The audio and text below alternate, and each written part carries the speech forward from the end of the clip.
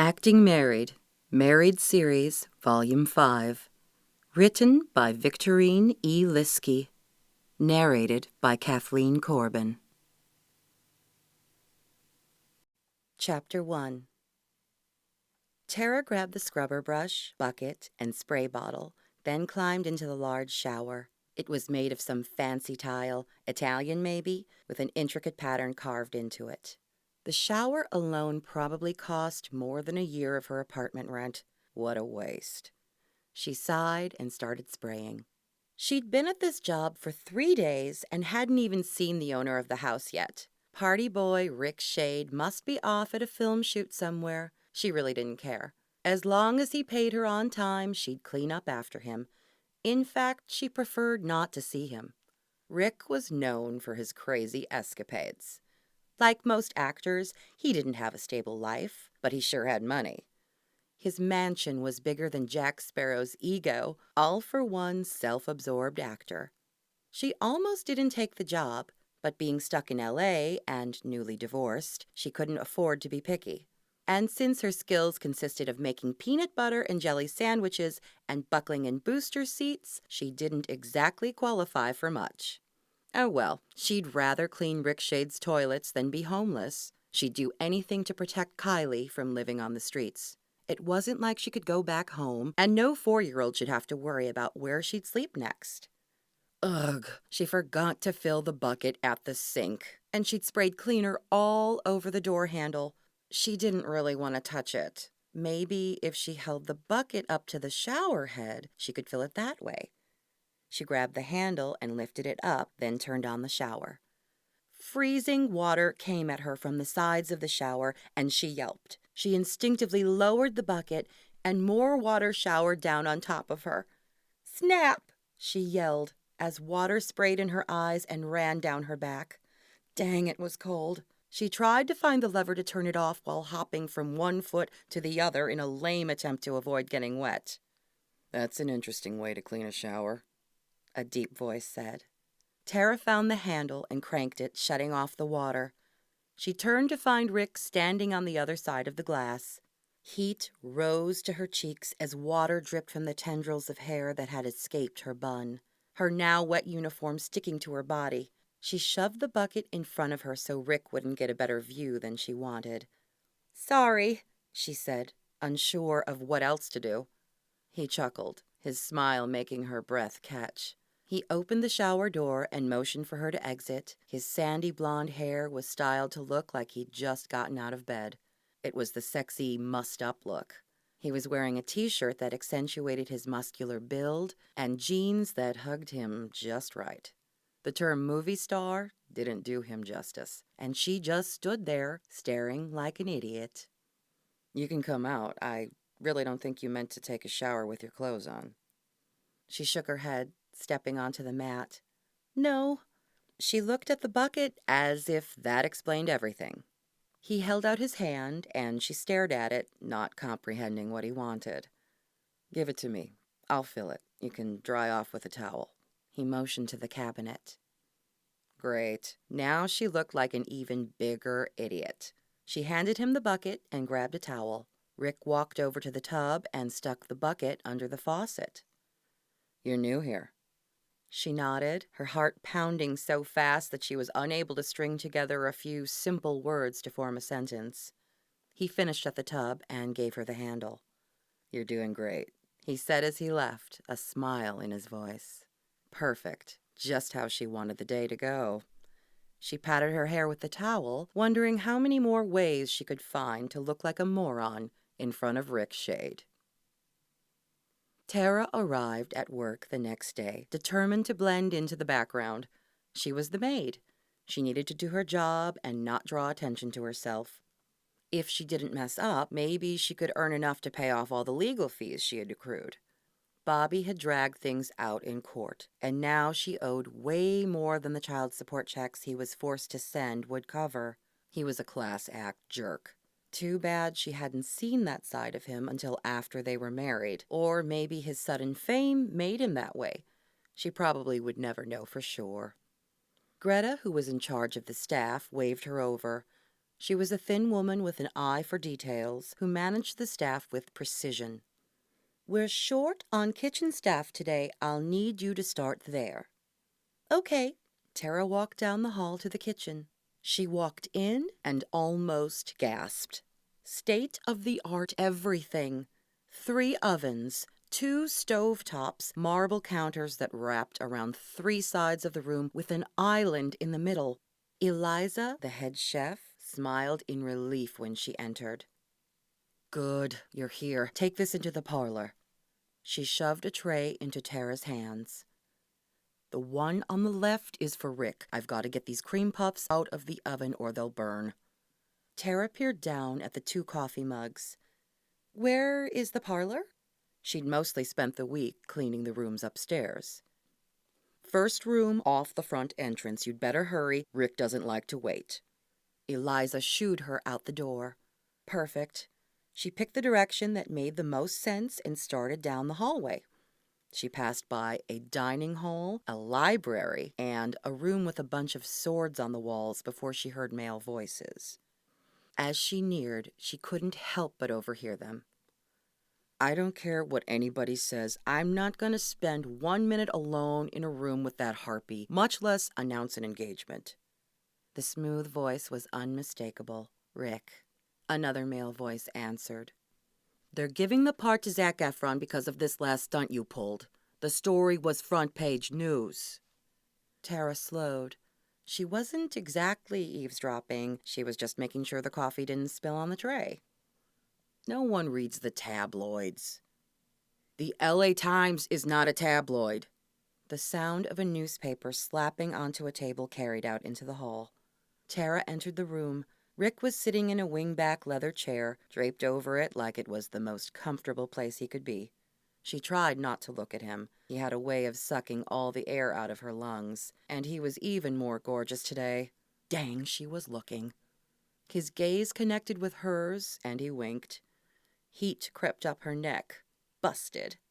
She stepped further into the room and couldn't help but notice the newspaper headline on the coffee table. Rick Shade caught skinny dipping. The article included a blurry photo.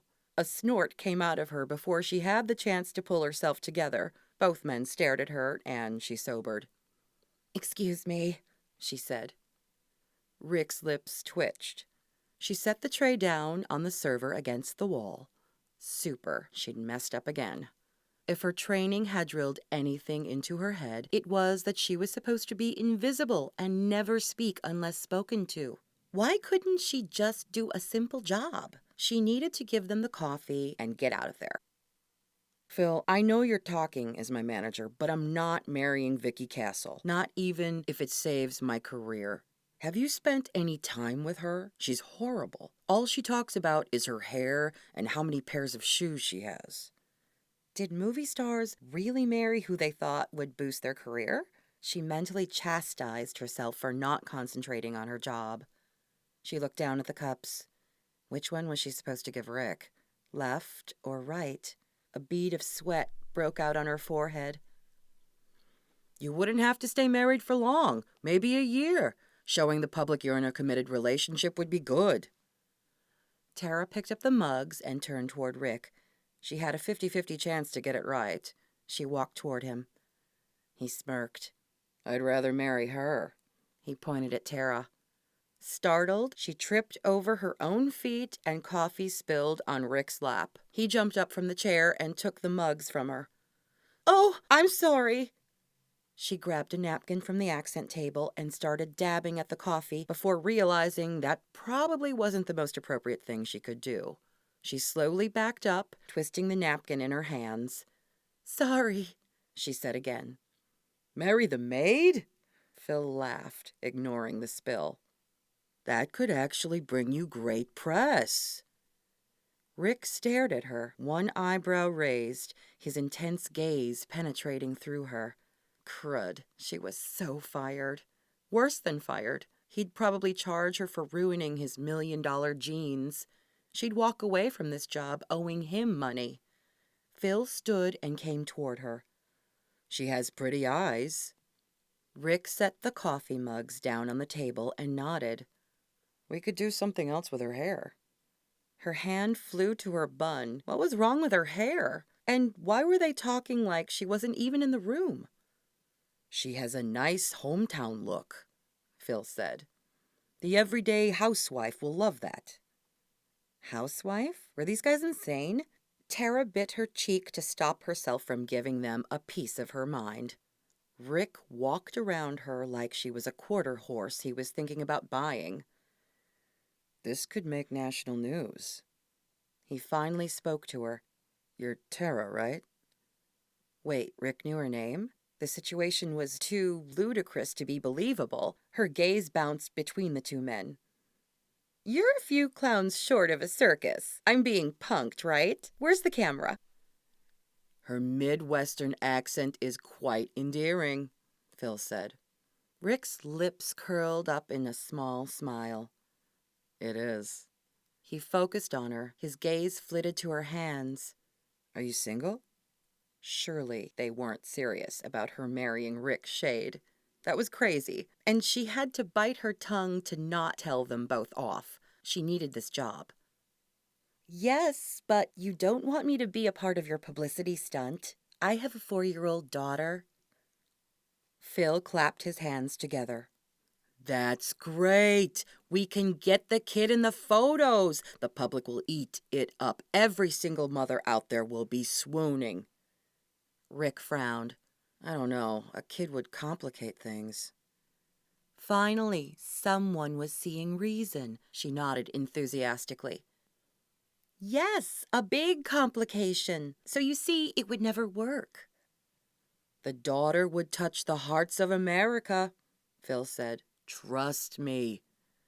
Rick shook his head. No, I don't want to do it if there's a kid involved. He sat back down on his chair and wiped at his jeans where she'd spilled the coffee.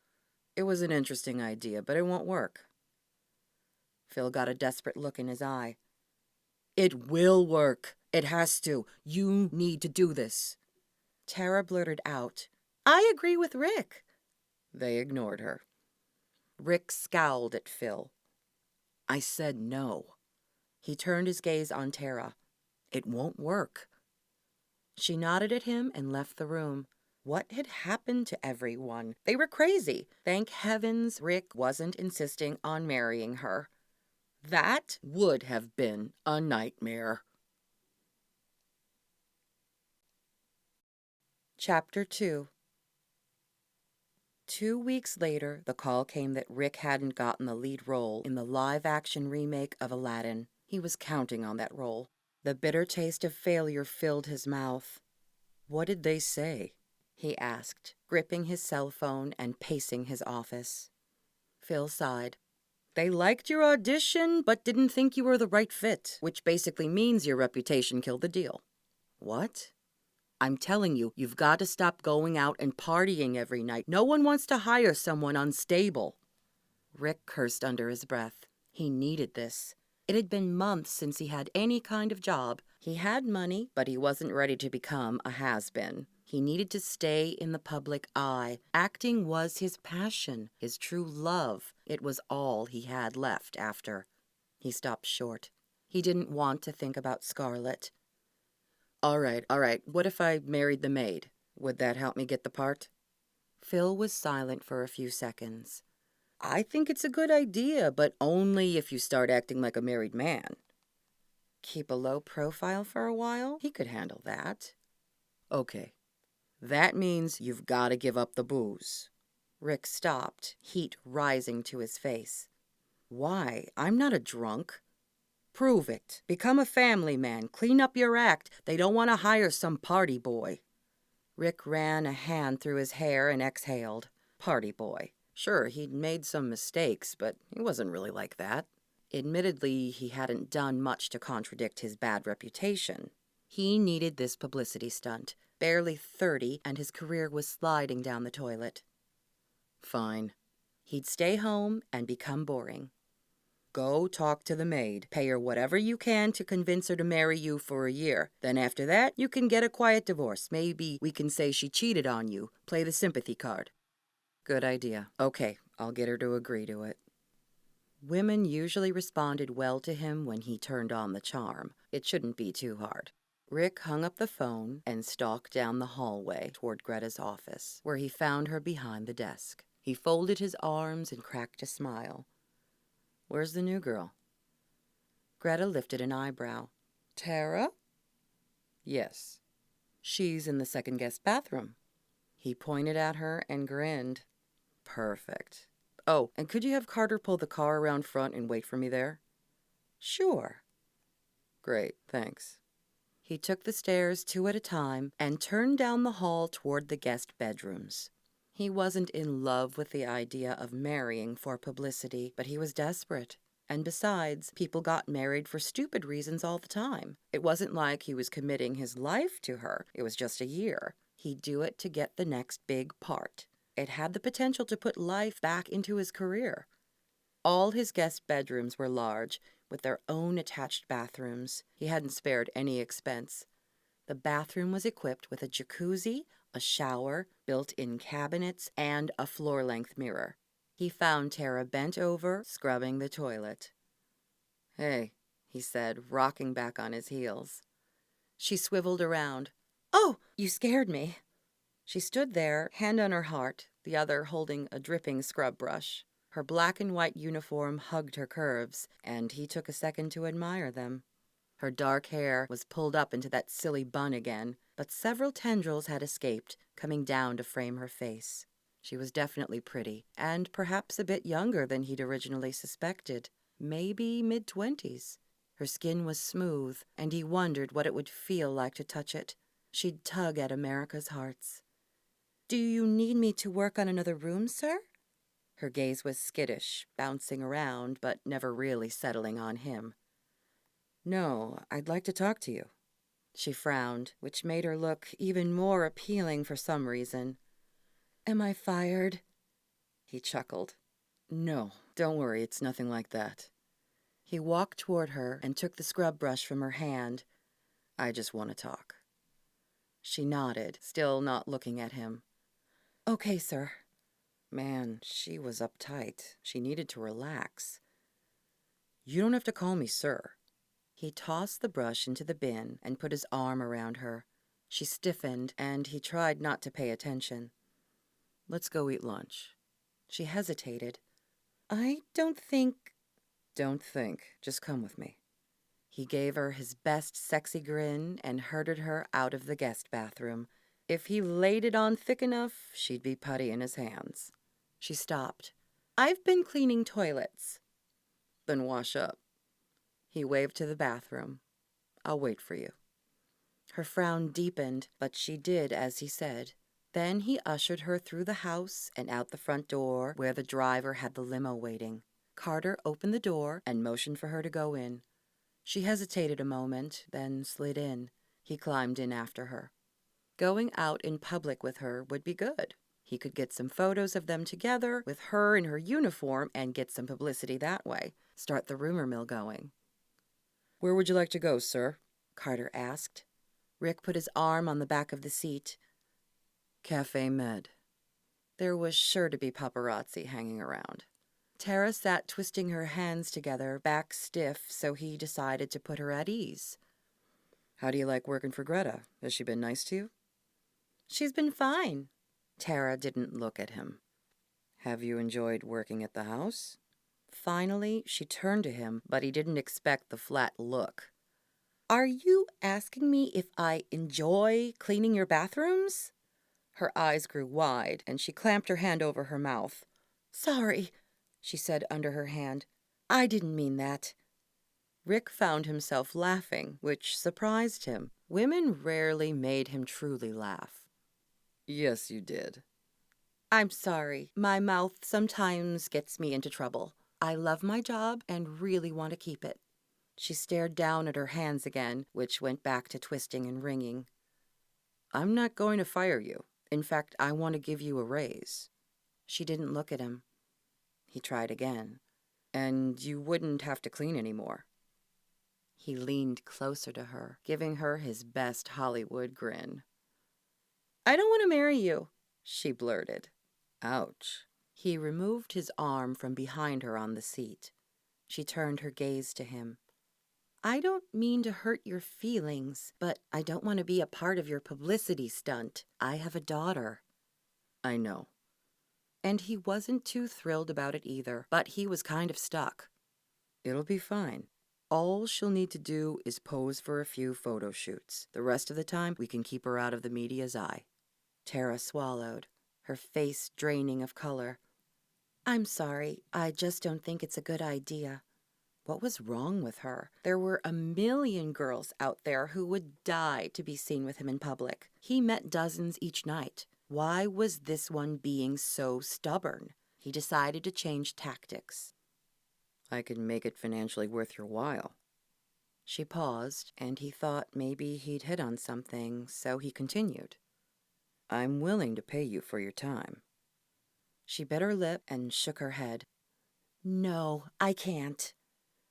$100,000, he blurted before he had the chance to think about it. Her eyes grew wide, and she went very still. What? She whispered. He hadn't meant to say that much, but for some reason, getting her to say yes had become a challenge, and he never backed down from a challenge. He was not used to losing. 100,000, and all you have to do is marry me. Her gaze lifted to his, and he was stunned by the beauty in her dark brown eyes. What happens if you don't get the part? If you fulfilled your end of the bargain, you'll still get the 100,000.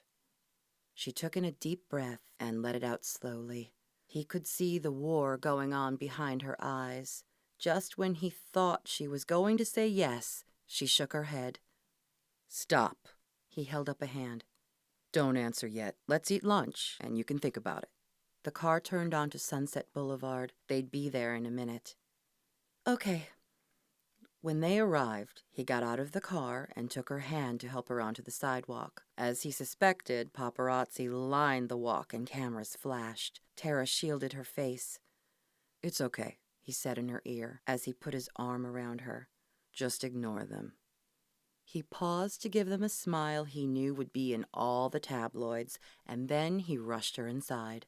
The server seated them, took their drink orders, and then left them to look over the menu. Tara fidgeted.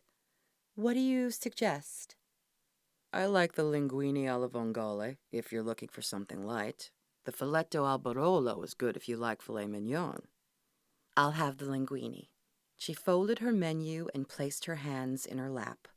He leaned back in his chair and took a good look at her. She was nervous, but something else lay beneath the surface, and he couldn't quite peg it. Where are you from? Iowa. He raised an eyebrow. What brought you to L.A.? She frowned. My ex-husband. Oops, maybe that wasn't the best question to ask. What are your plans for the future? Right now, I just want to pay off all the legal fees from the divorce. After that, I'd love to move back to Iowa, raise my daughter in the Midwest where they have good values. Her cheeks colored. I mean, no offense. He laughed. None taken. So doing this with me could help you reach that goal, right? Right, and that's the only reason why I'm considering it. She cringed. Again, no offense. He picked up his water and sobered. This girl wasn't into him at all, which was frustrating. He was used to being able to get what he wanted from women. I'm beginning to take offense. She didn't look him in the eye. I just want to live a quiet life. I'm all done with the limelight. He squinted at her. What do you mean? My ex is Bobby Goodwin. The unknown who landed the big role in that last James Bond movie? He's the one that...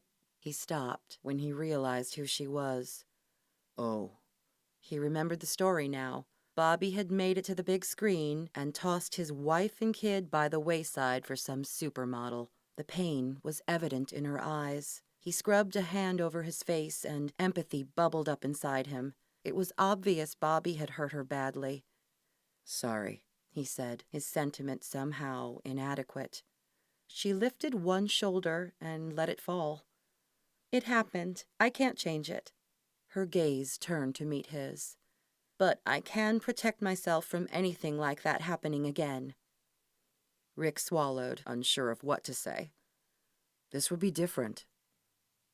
"Yes, it would," she whispered. The server came back and took their order. After she left, he tried again.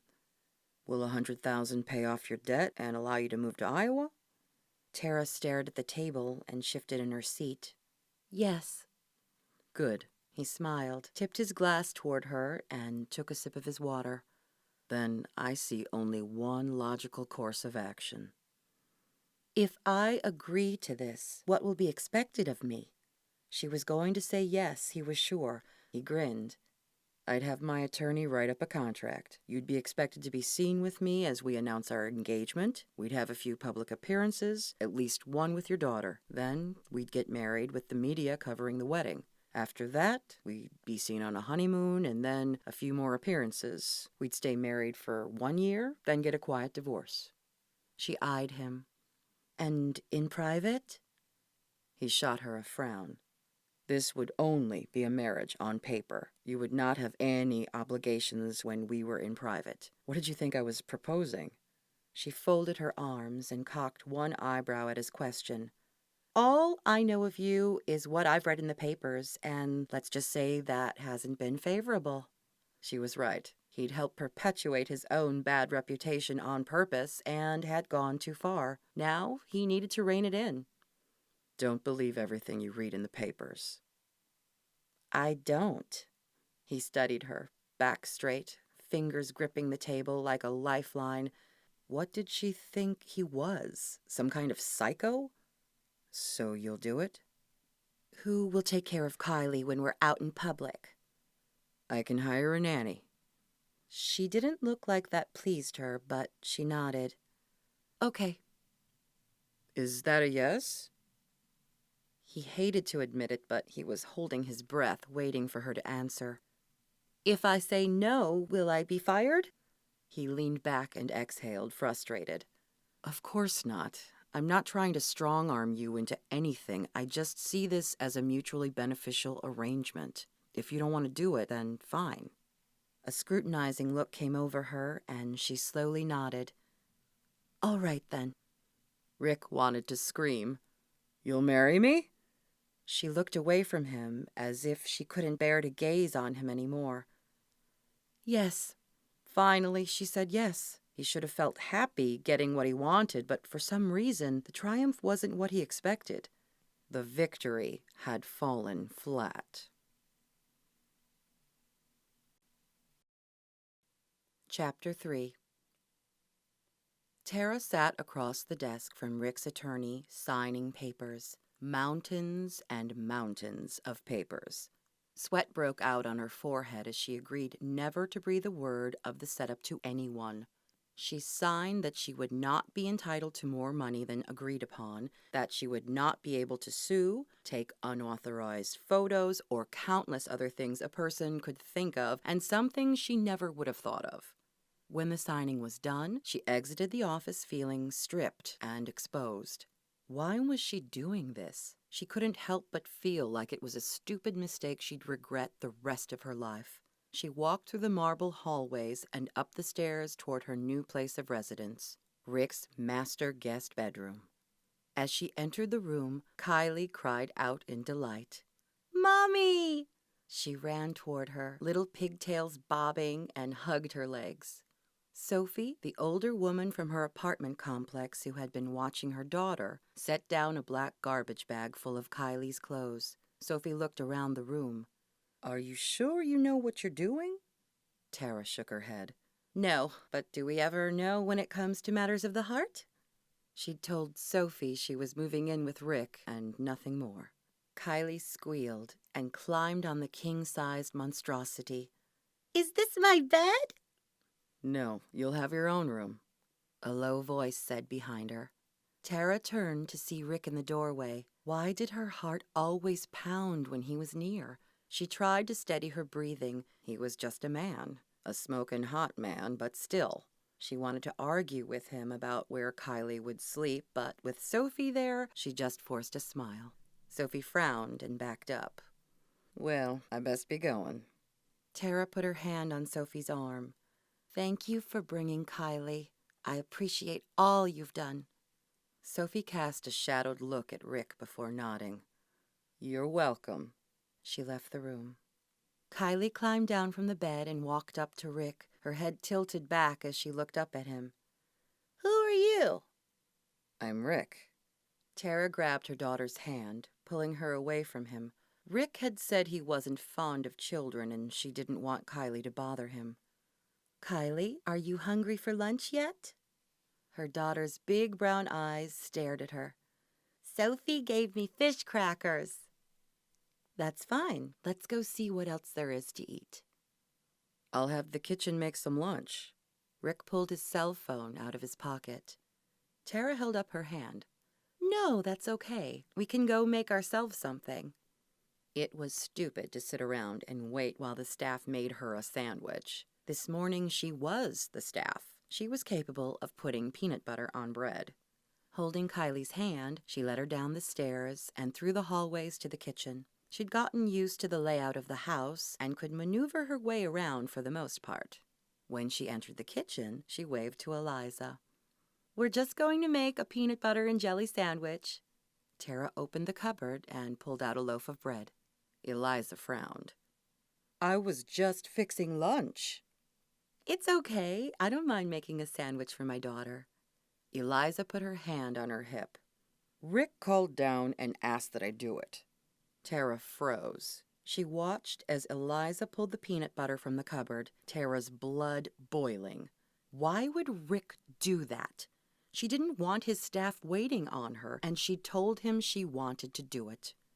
Could you watch Kylie for a moment? Sure. Eliza sat down on a stool next to Kylie and started spreading the peanut butter. Tara went to find Rick. If he thought he was going to push his rich person lifestyle on her, she'd have to set him straight. She found him sitting in his office chair, typing on his computer. He looked up when she entered the room. Hi. She narrowed her eyes at him. Why did you do that? He pushed his chair back. What did I do? You told the staff to make Kylie a sandwich. So? I said I would do it. He stood and came around the desk. You're going to be married to me soon. You can let the staff do things like that. She fought the urge to stuff her fist into his pretty face. I thought this whole thing was to show the public how down-to-earth you are, how you can mingle with the simple people. He seemed taken aback. You think I'm a snob? I think you're out of touch with reality. You have no concept of how people live. You've lived in privilege so long you don't even know what it's like to make your own sandwich. She turned to leave, but he grabbed her arm. Wait. She faced him, ignoring the tingling sensation of his skin on hers, and stared down at his hand until he let go. I'm sorry. I didn't mean to offend. Most people... He stopped and chuckled, taking a step back to sit on the edge of his desk. Well, most people aren't like you. What did that mean? You're right. I don't want to be waited on hand and foot. He held up his hands in a surrender motion. Fine. So, will you kindly tell your staff to treat me just how they used to treat me, and let me make the decisions for myself and my daughter? He nodded. Okay. She turned and walked to the door, but before exiting said, and it would do you some good, too. What? She cast a glance at him. You know, make your own lunch once in a while. She left before he could respond. Rick stared at the space where Tara had been, wondering what he'd gotten himself into. He wanted to see what she'd be like when she came out of her shell. Now he knew. She was pig-headed, strong-willed, and basically infuriating. And he was stuck with her.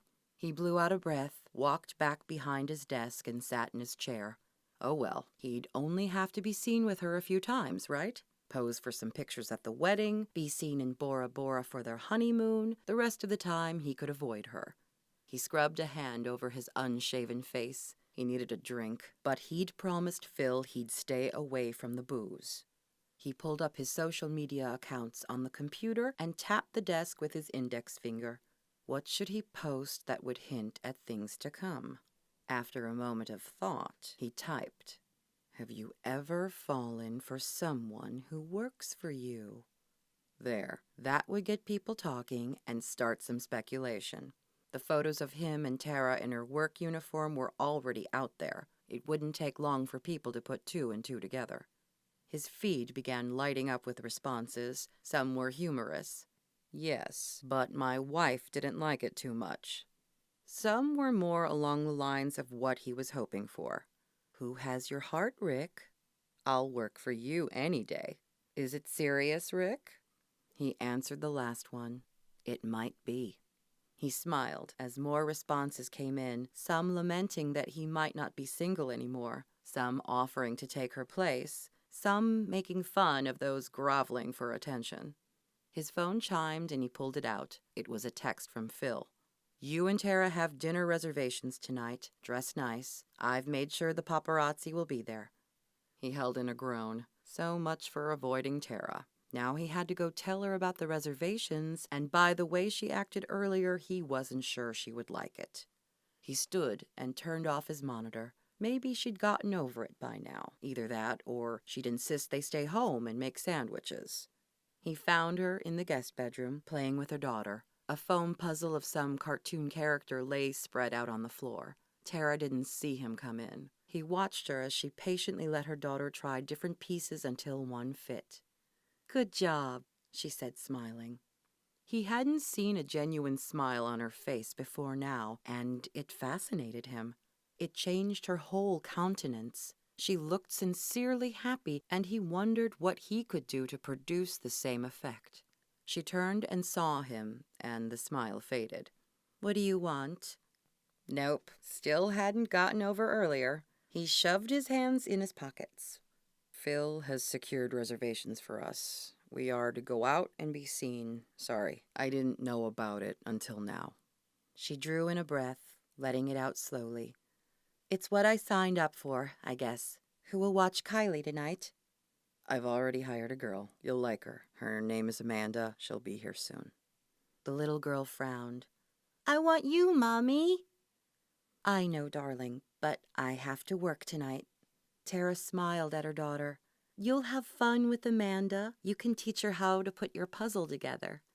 Kylie stared at the floor, and then big tears rolled down her cheeks. Rick was stunned. He'd never seen a kid silently cry. He'd seen plenty of temper tantrums, especially in public, the kind that grated on your nerves and made you want to toss the kid out the window. But this was different. She just stood there, fat tears streaming down her face, and it was breaking his heart. He knelt beside her.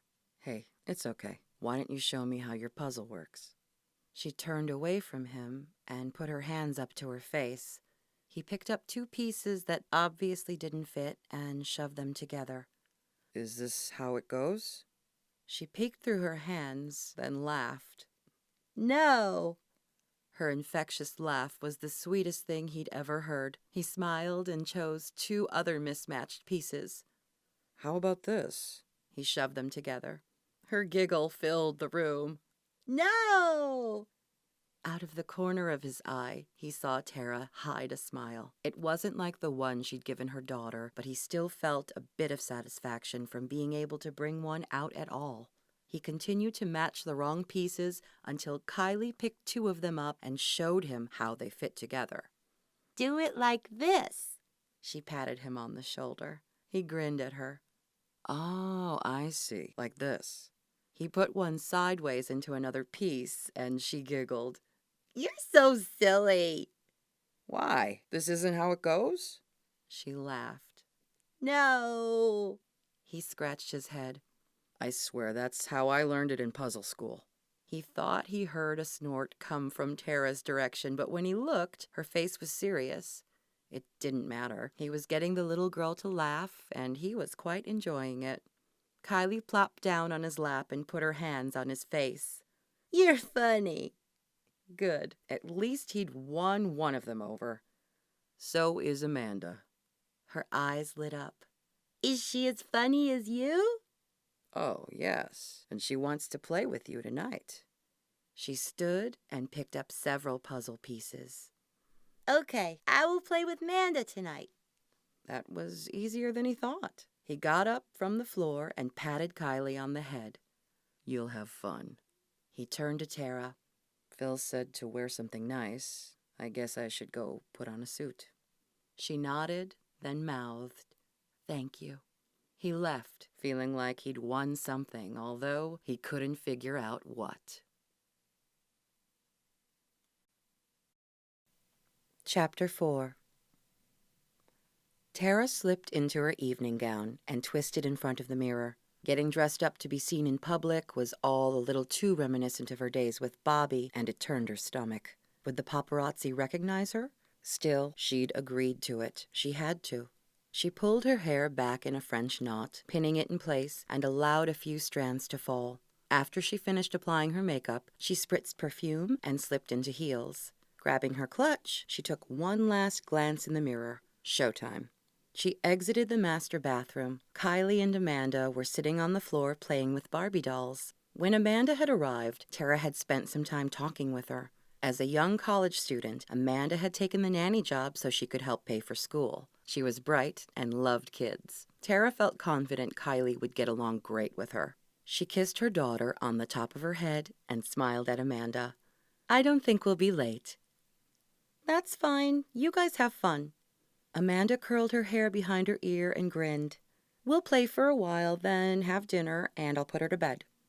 See you later, Pumpkin. Bye, Mommy, Kylie said, not even bothering to look up.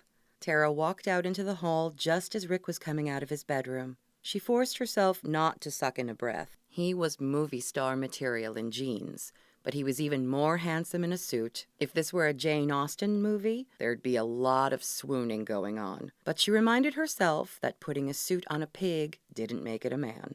He looked her over and smiled. Hey. Suddenly self-conscious, she tightened her hold on her purse. Are you ready? Yes. He placed his hand on the small of her back, and tingles ran up her spine. She hurried ahead of him, out of reach. It was best to stay in a business arrangement with Rick Shade. They got in the limo. The conversation was all surface as they rode, and soon they pulled up in front of a restaurant. Paparazzi waited along the sidewalk. Rick climbed out first and took her hand. Flashes of light blinded her as she stumbled out of the car. Someone shoved a microphone in front of Rick's face. Is it true you're dating your maid? Rick put his arm around her and pulled her close. I met this lovely young woman in a rather unusual way, yes. Is this the girl that will tame your wild side? Is it serious, Rick? How long have you been dating? Rick put his hand up. Not long enough. I'd like to continue dating, if that's okay with you. He gave them a drop-dead gorgeous smile and then ushered her into the building. They were led to a secluded part of the restaurant and were seated at a table near a large window where the paparazzi could take photos of them while they ate. Tara felt like an animal at the zoo. This was worse than anything she'd endured while married to Bobby. His fame had been brief. Rick Shade was in a whole different category. Don't be nervous. Rick reached across the table and took her hands in his. Just keep looking at me. It will make it easier to pretend they aren't there. He smiled at her, and she realized he was a fantastic actor. Anyone outside on the sidewalk would see a couple being affectionate. She tried to smile back. Okay. The server brought them water and menus. Tara's stomach was tied in so many knots, she wasn't sure how she would choke down a meal, but when he came back, she ordered anyway. It was expected of her.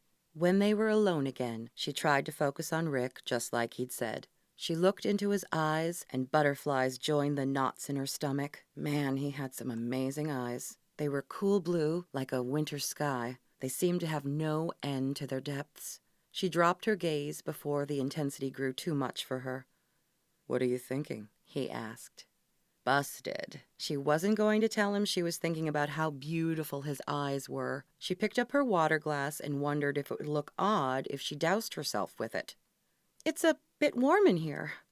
I'll have them adjust the temperature. He started to stand, and she put up her hand. No, don't. I'm fine. He sat back down and peered at her curiously. You are an enigma. She made a face. What do you mean by that? They would cool the room if we asked, but you insist on remaining uncomfortable. She didn't want to admit that his intense gaze was the source of her discomfort. "I don't want to trouble anyone." "It's no trouble. People like doing things for me." He seemed sincere. Did he not realize people bent over backwards for him because he was famous? Did he think he was just naturally liked by everyone? "Well, aren't you all that in a bag of chips?" She clamped her lips together. What was she doing? "I'm a realist, and the reality is people want to make sure I'm happy." "And why do you think they do that?" Tara couldn't believe the words coming out of her mouth. She needed to shut up now before Rick changed his mind and tossed her out on the street. He shot her a cheesy movie grin. "They like me." She wanted to say, "They like your money," but had the presence of mind to keep that to herself. "You're right. You're irresistible." She couldn't quite keep the sarcasm from her voice, though, and Rick's grin slowly faded. Deciding it was best to change the subject, Tara asked, "How did you get into acting?" "My father's in theater. Stage acting. I grew up on stage." "He must be very proud of you." A look crossed his face, but he didn't say anything. Instead, he fiddled with his silverware, unwrapping it and placing his napkin on his lap. Okay, maybe talking about his father wasn't the best idea. She tried a different approach. "Was it difficult to break into the industry?" He shook his head. "Not really. I was in a stage play and someone saw me, asked me to audition for a movie. Things just exploded from there." "How old were you?" 21. Old enough to hire full-time and still young enough to pass for a teen on screen. He looked uncomfortable talking about his early acting career, and she wasn't sure why. He squirmed on his chair. "And what about you?" What about her? What did he mean? "How did I get into housekeeping?" She raised an eyebrow at him. He waved a hand in the air, looking around for the server. "Sure, fine, if that's what you want to talk about." The man rushed over to their table. "What can I get for you, sir?" "I'd like a Johnny Walker Black. Neat." "Yes, sir." The server left and returned with his drink faster than Tara had ever seen. Rick picked it up and downed half of it. He turned back to her. "So, what led you to your fine career?" Why was he asking her about this? "After graduating from medical school, I decided I didn't want to be a brain surgeon. I realized cleaning toilets was my passion." Rick threw his head back and laughed. "Okay, so that was a dumb question." His gaze rolled over her, a slight smile on his lips. "Did you go to school?" "Bobby and I married right out of high school. He went to college, and I worked so we could pay the bills." She swallowed back the sting that always came when she thought about missing out on college. "And then the kid came along." She bristled. Her daughter had a name. Why wouldn't he use it? "Yes, Kylie was born, and I struggled to take care of her and pay the bills while Bobby finished with school. But then he graduated and landed an agent right away. I thought things would get better. He got the part in a big movie, and well, things went downhill from there." "But the money helped, right?" She held in a snort. "The money ruined my marriage." Rick raised an eyebrow and picked up his glass, the amber liquid swirling. "I have a suspicion that Bobby had a little something to do with that." He took another drink. "The instant fame changed him. I married a sweet man from the Midwest. I divorced a jerk who no longer cared about family values." "He was what, 19 when you got married? How's a 19-year-old kid supposed to know what he wants out of life?" Tara didn't want to admit they were 18 when they got married. "You're right. We were too young. I shouldn't have married him." "And now you're stuck with the kid." He finished his drink and raised his hand to signal for another one. Fury swept through her, and she fought to control her face so no one got a photo of her in an outrage. "Listen, Kylie is the one bright light in all of this. I am not stuck with her. She is my whole world, and if you don't stop calling her the kid, I'm going to cram that fork so far down your throat you won't see it until next year." Rick's eyes grew wide. "I'm sorry, I didn't mean anything by it. You're just young, and now you're saddled with—" "Don't even say it." Tara held up her hand to silence him, then sat back in her chair and tried not to scowl. The server brought them their meals, which was a good interruption because she didn't want to listen to Rick anymore. He took a bite of whatever it was he ordered and smiled for the cameras outside. "Let's call a truce. I won't mention your daughter again, and you won't sock me when we get back in the limo." Sounded good to her. "Fine." She picked up her fork and pushed the food around her plate. Her stomach now burned, and there was no way she'd be able to eat anything. After a few minutes, Rick pointed to her plate. "You don't like it?" "I'm not hungry." "Then we'll take it home. I'm sure you'll want to eat it later." He went to raise his hand, but she stopped him. "I'm fine. Let's just sit here and eat. It's what we came to do." She forced herself to smile. He shrugged. "Okay." He ate his dinner in silence. When he swallowed the last of his drink, he signaled the server. "I'll take another. Make it a double." Tara frowned. "If you don't stop, I'm going to be carrying you home." His laughter rang out loud and boisterous. "You're funny." He ignored her warning and downed his third drink. A slow panic started to build in her. What if he got drunk and embarrassed himself? Was she supposed to stop him? He looked at her with interest. "What are you thinking?" She wasn't sure what she was supposed to say to that. "I'm worried about you." His face screwed up in puzzlement. "Me?" "You're drinking too much." He waved his hand. "You're too uptight. Relax a little." He sat back in his chair and draped his arm over the back. "I think you're a little too relaxed." "Life isn't meant to be taken so seriously."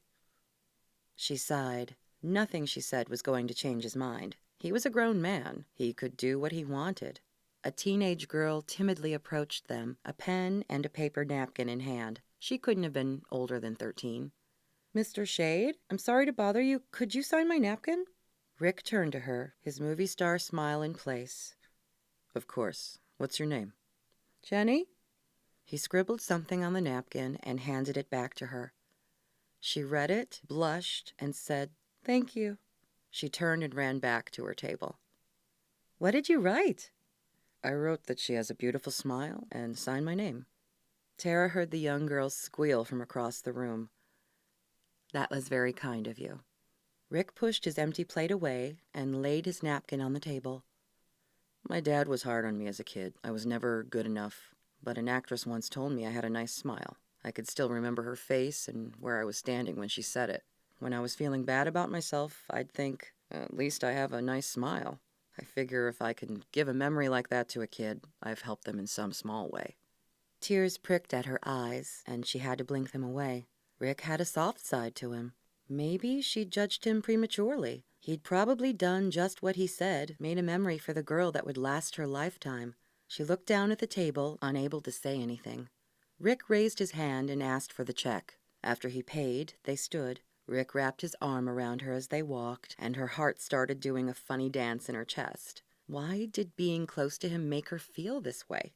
Cameras flashed in their face outside. Rick ignored the reporters asking more questions about their relationship and just gave them another stellar smile.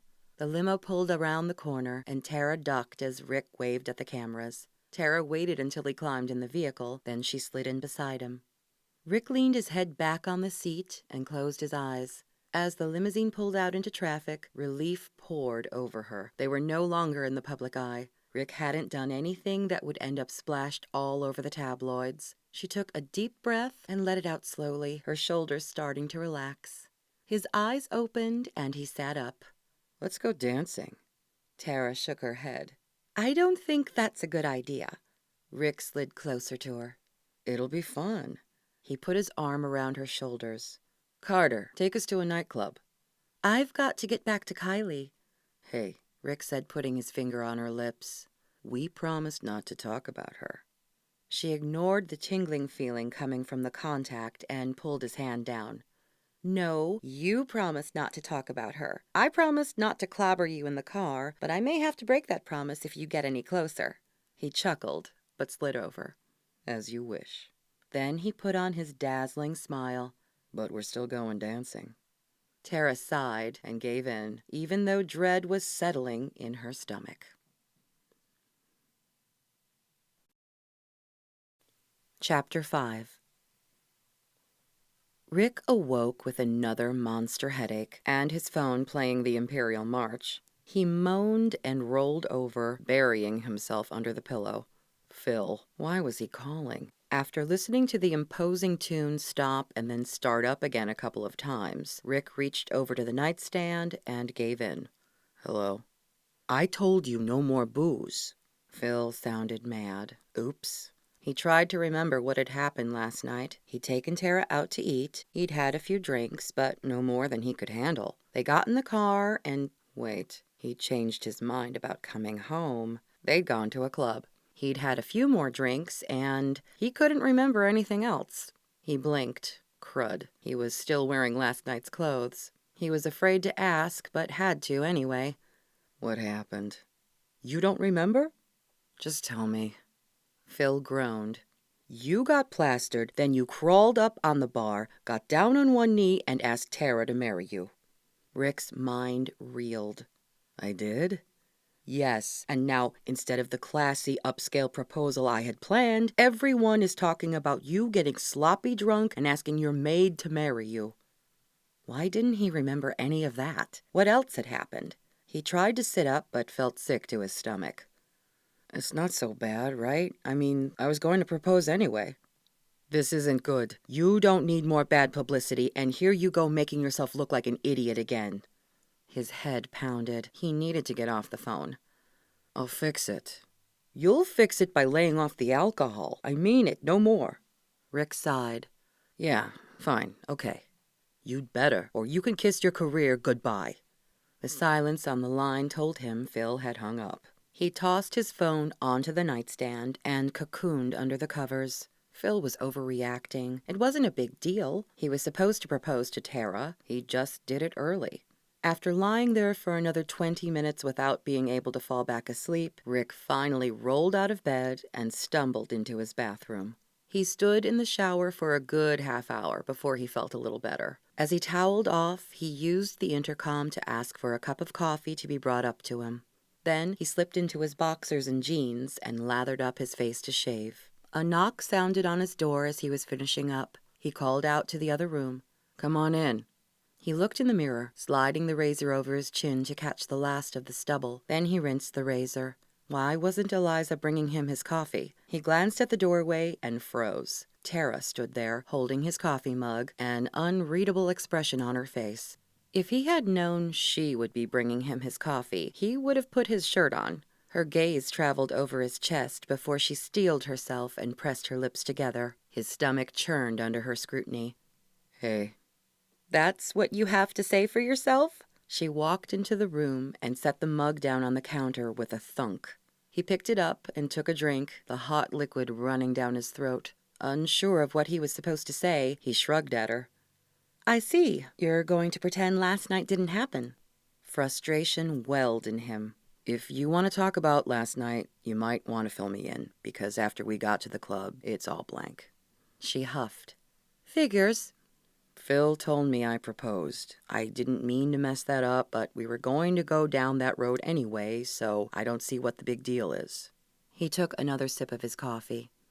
I'm not upset about the proposal, she said quietly. Oh no, what else did he do? Guilt surged in his chest, tightening his stomach. He reached for his t-shirt and pulled it on, giving him time to think of what he wanted to say. I shouldn't have had that much to drink. She frowned. Yes. He ran a hand through his wet hair. Why was she staring like that? If you're not going to tell me what I did, then why are you here? I thought maybe you'd know, but it looks like you were so plastered that you blacked out, so I guess we are where we are. What did that mean? He wanted to shake her and make her tell him, but he took a step back. And where's that? Engaged. She turned and walked out of the room.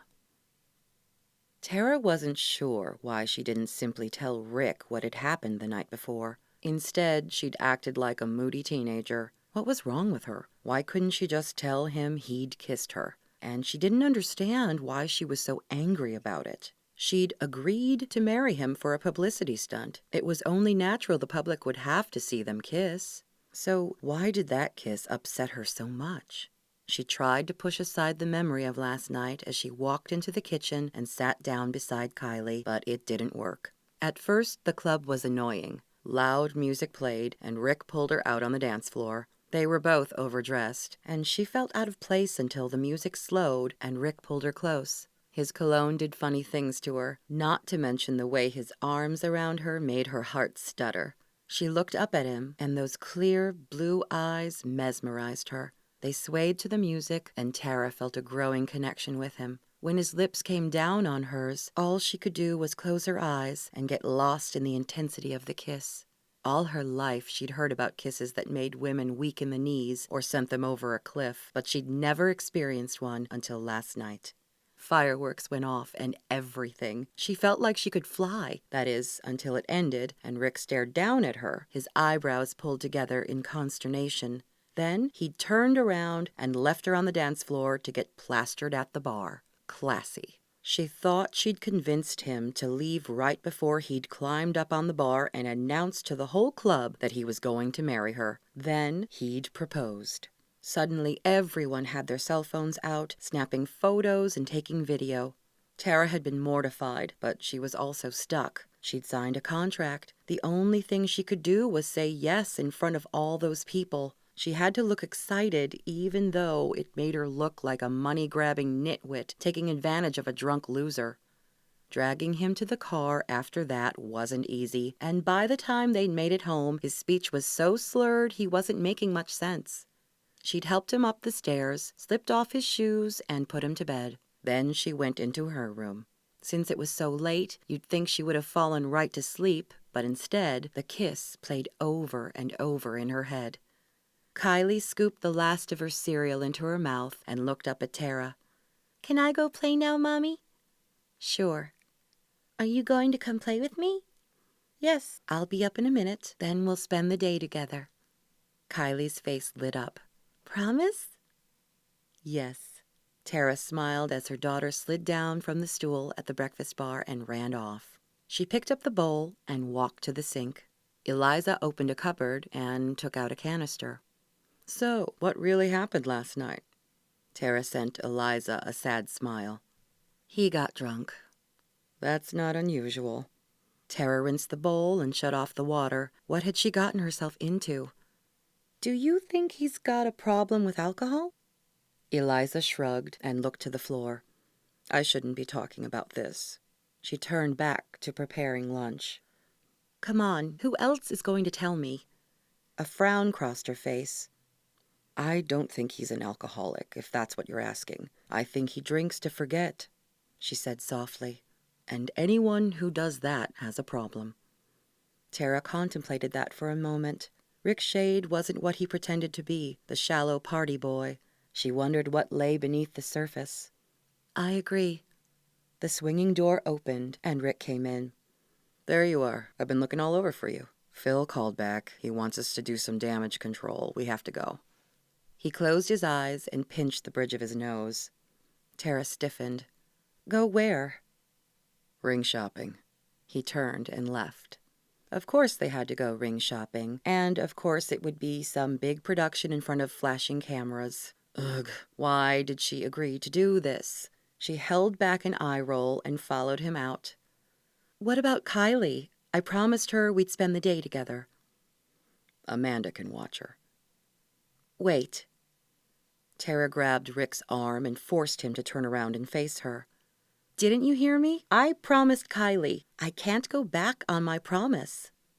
He pulled his eyebrows together. "It's not a big deal. It'll just be an hour." What was wrong with him? "I am not about to go back on my word to my daughter. She's at a very fragile place right now." After what Bobby did, the little girl needed stability. She needed to know she could trust her own mother. Rick closed his eyes and rubbed his temples. "Please stop yelling," he said, his voice low. "I'm not yelling. You're hungover." He opened his eyes and looked at her. "Then bring her with us. It won't be a big deal." Dread tightened in her chest. "But I don't want her in front of the cameras." A sympathetic expression filled his eyes. He reached out and took her hand in his. Warmth enveloped her.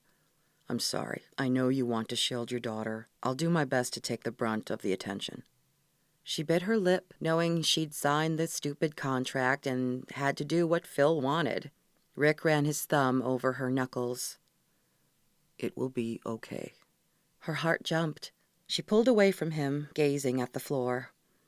"Hey," he said, putting his hand on her shoulder. "The kid, Kylie will be fine. I won't let them harass her, okay? She looked up at him, knowing she was stuck. She had to.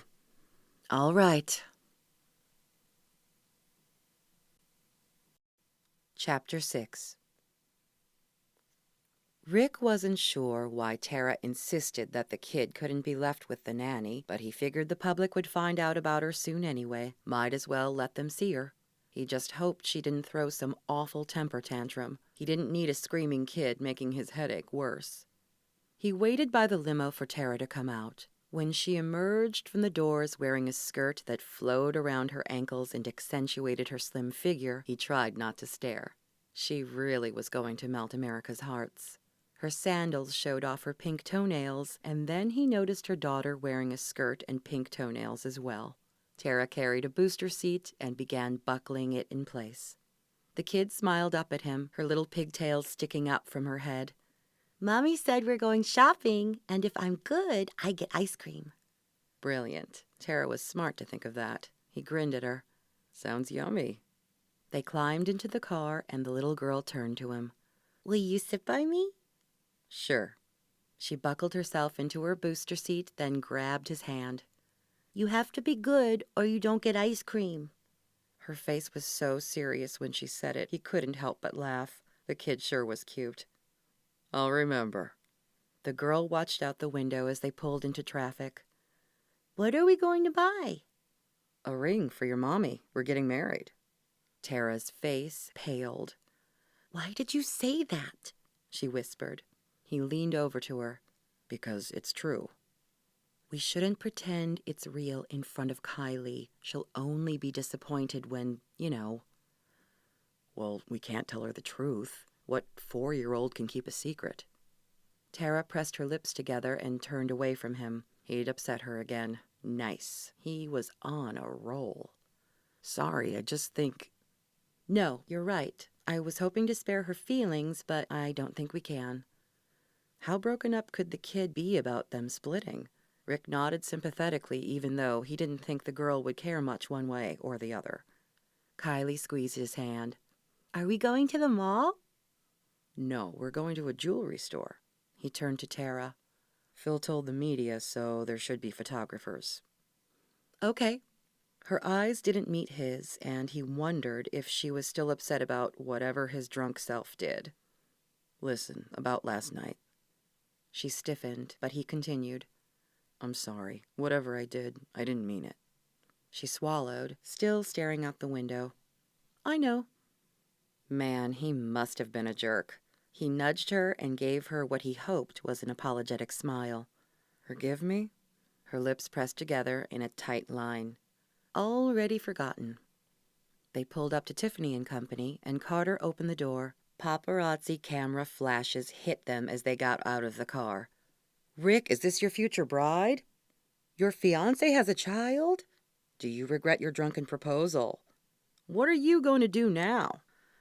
Kylie hugged her mother's leg and buried her face in the fabric of her skirt.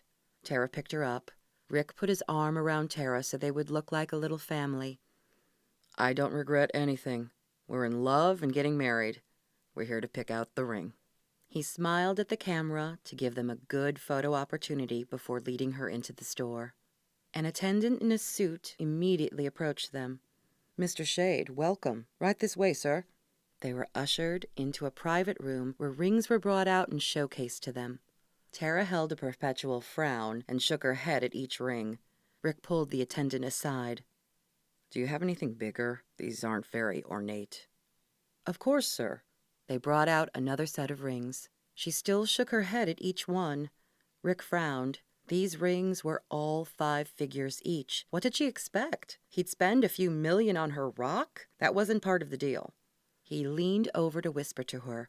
What's wrong? Don't you like anything they have? They're all too big, gaudy looking. Don't they have anything simple? Rick stared at her. She wasn't fishing for a bigger ring. She wanted something smaller. He could barely believe it. I'll ask. He pulled the attendant aside again and apologized, explaining what Tara wanted. The man nodded, happy to oblige. He brought in another set of rings, this time much smaller. The man picked up one with his gloved hands.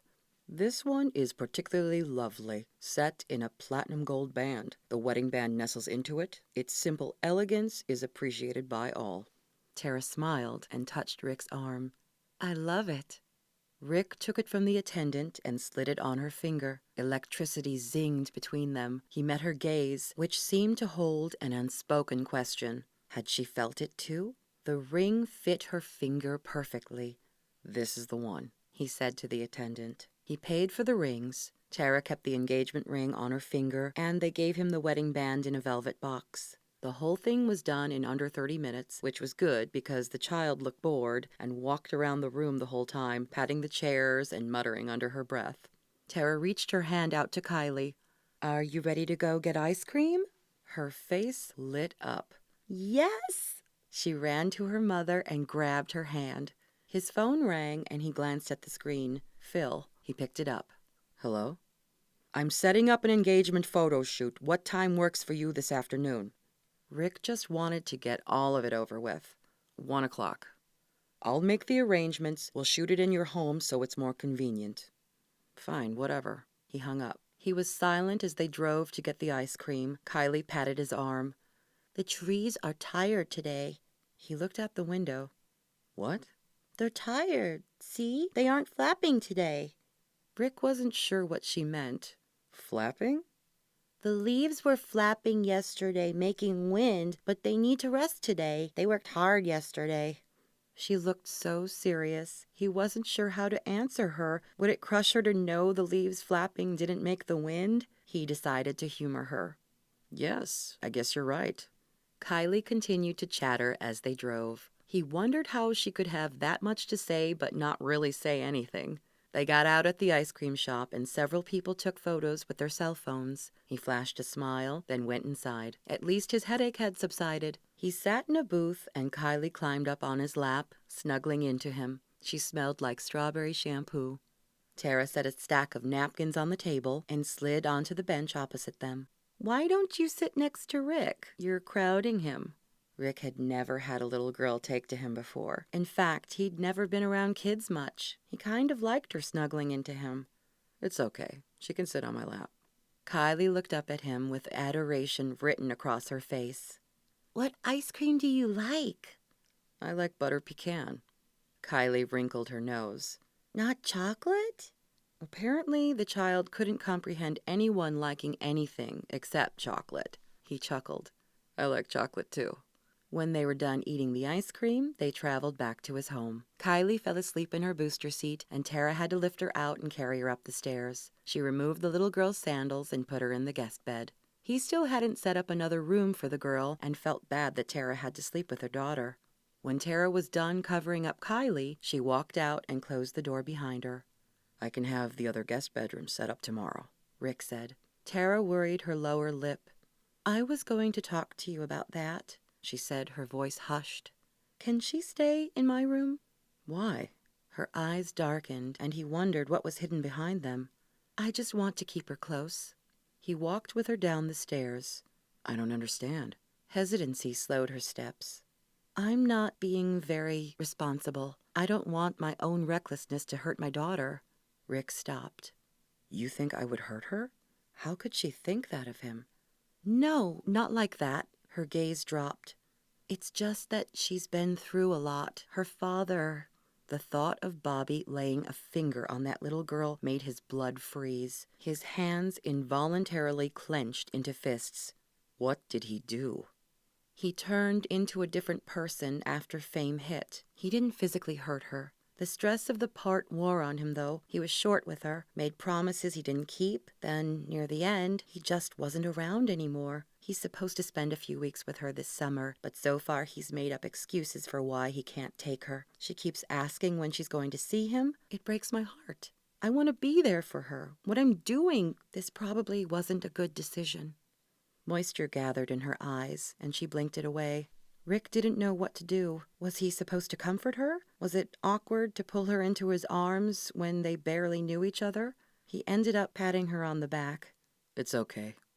No, I don't think it is. Her father abandoned her, and she's going to go through that again when we separate. I don't know what I was thinking.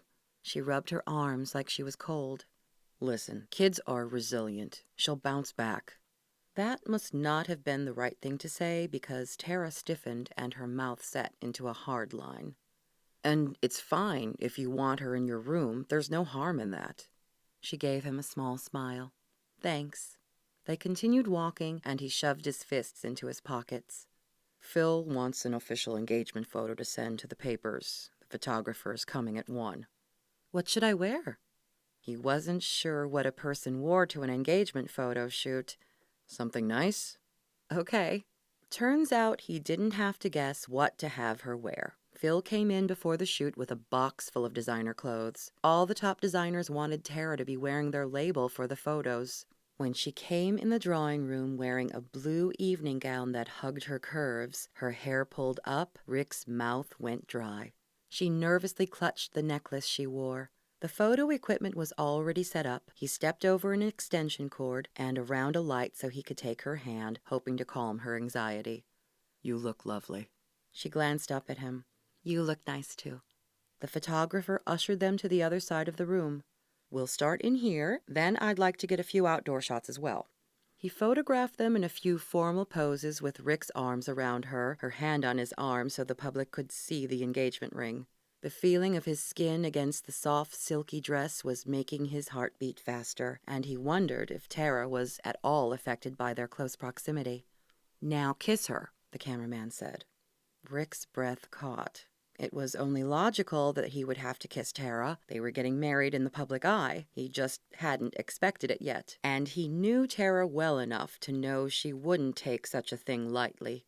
He raised one eyebrow to silently ask her approval.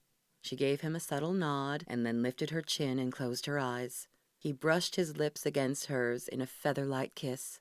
The softness of her lips, combined with the feel of her in his arms, created an intoxicating effect, and he inched closer. His heart raced, and he was sure Tara could feel it under her fingertips, which were pressed to his chest. He kissed her again, this time more slowly, and his head began to spin.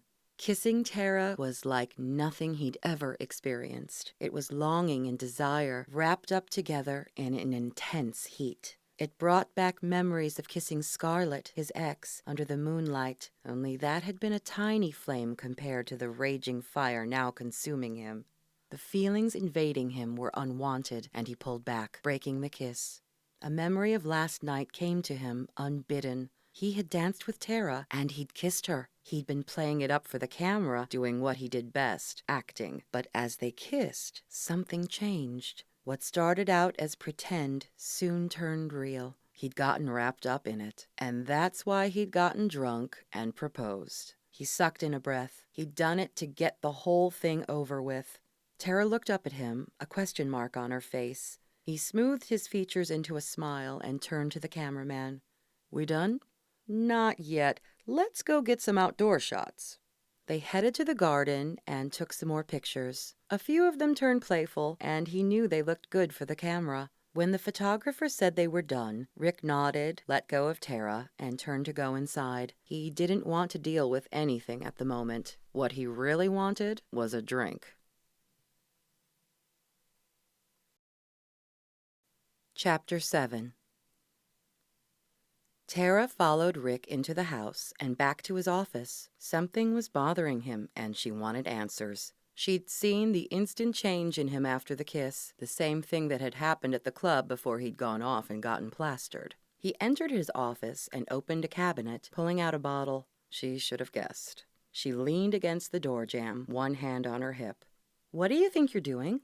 He turned to her with a start, guilt showing on his face. He didn't say anything, so she continued. You shouldn't be drinking. I promised Phil I wouldn't drink in public. She raised an eyebrow. Phil? What did he say about it? The guilty look intensified, and his hand wavered. She crossed the room, not brave enough to take the bottle from him, but hoping she could talk him out of it. Look, it's none of my business what you do after I leave, but while I'm here with Kylie, I think it's best if you put away the alcohol. He stared at her, his expression clouded. Then he nodded and put the bottle back. He closed the cabinet. They stood there for a couple of seconds, neither one speaking. Tara wasn't sure how far she should push him. Would he talk about it if she asked? She mulled over what she should say. Finally, she gathered up her courage to speak. "I've upset you." "No, it's not you." Tara allowed another few seconds to tick by. "Did you love her?" A sad smile flitted onto his face. "Yes." "Unrequited love is the worst." His gaze hardened. "Yeah." The way he said it meant that wasn't it at all, but she wasn't going to pry. He'd tell her if he wanted to. As he turned to leave, she stepped in front of him, an idea popping into her head. "Kylie was asking if we could watch a movie tonight. Want to join us?" If she kept him busy, maybe he'd forget about whoever broke his heart. He paused and then nodded. "Sure." "Okay, I'll feed her and we can watch it after that." Rick stepped toward her hesitantly. "You could eat dinner with me. I could tell Eliza to make enough for all of us." He was reaching out to her, and she knew she should take hold of it, but she didn't want to back down from her principles. She wrung her hands, indecision running through her. "I don't want the staff waiting on me." One side of his mouth pulled down into a frown. "You don't mind going to a restaurant, do you?" "No." "Why is this different?" She was about to say that running a restaurant was their job, but she clamped her mouth shut. He paid the staff here, too. But for some reason, it felt odd to have someone wait on her at home. She finally settled with a lame, "It just is." He looked like he was trying not to smile. "Okay, fine. I'll make dinner." Her gaze snapped up to his. He was going to cook? Just to please her? The thought warmed her. "That would be nice. I can help." "I'll give Eliza the night off." That made her even happier. "I'm sure she would appreciate that." Rick smiled and loosened his tie. "Then I'll go get changed into something more comfortable." She nodded, delighted at the turn of events. "I'll meet you in the kitchen in a few minutes." Tara changed into jeans and a comfortable shirt. She brought Kylie down to the kitchen. When she walked in, Rick was opening and closing cupboards, rifling through them. Kylie climbed up on a bar stool, clutching her favorite Winnie the Pooh stuffed animal. Eliza stood against the far counter, her arms crossed over her chest, frowning. "What are you looking for?" Tara asked. Rick continued his rampage. "I found a recipe online for garlic chicken. Thought I'd make it, but I can't find the..." He looked down at his iPad. "Cornstarch. And Eliza's not being helpful." "You want to make it, then you can find the ingredients." Eliza tapped her foot impatiently. "We just thought it would be nice to give you the evening off," Tara said. "I don't want the evening off. I've got a kid in college and tuition is due soon." Rick glanced at her, a pained look on his face. "I'll make it a paid night off if you tell me where the cornstarch is." She raised her eyebrows, then walked over to a cupboard he'd already rummaged through and grabbed a box. "Here." She shoved it at him, took off her apron, and hung it on a hook. "Have fun." After she left the room, Tara turned to Rick. "Why was she upset? What did you say to her?" He made a face. "Why do you assume she's mad at me?" "Well, obviously she's not happy about something. And who gets mad about not having to serve you dinner?" "Apparently Eliza," he said under his breath. "Something else must be upsetting her. I'll talk to her later." Tara picked up his iPad and read the rest of the recipe.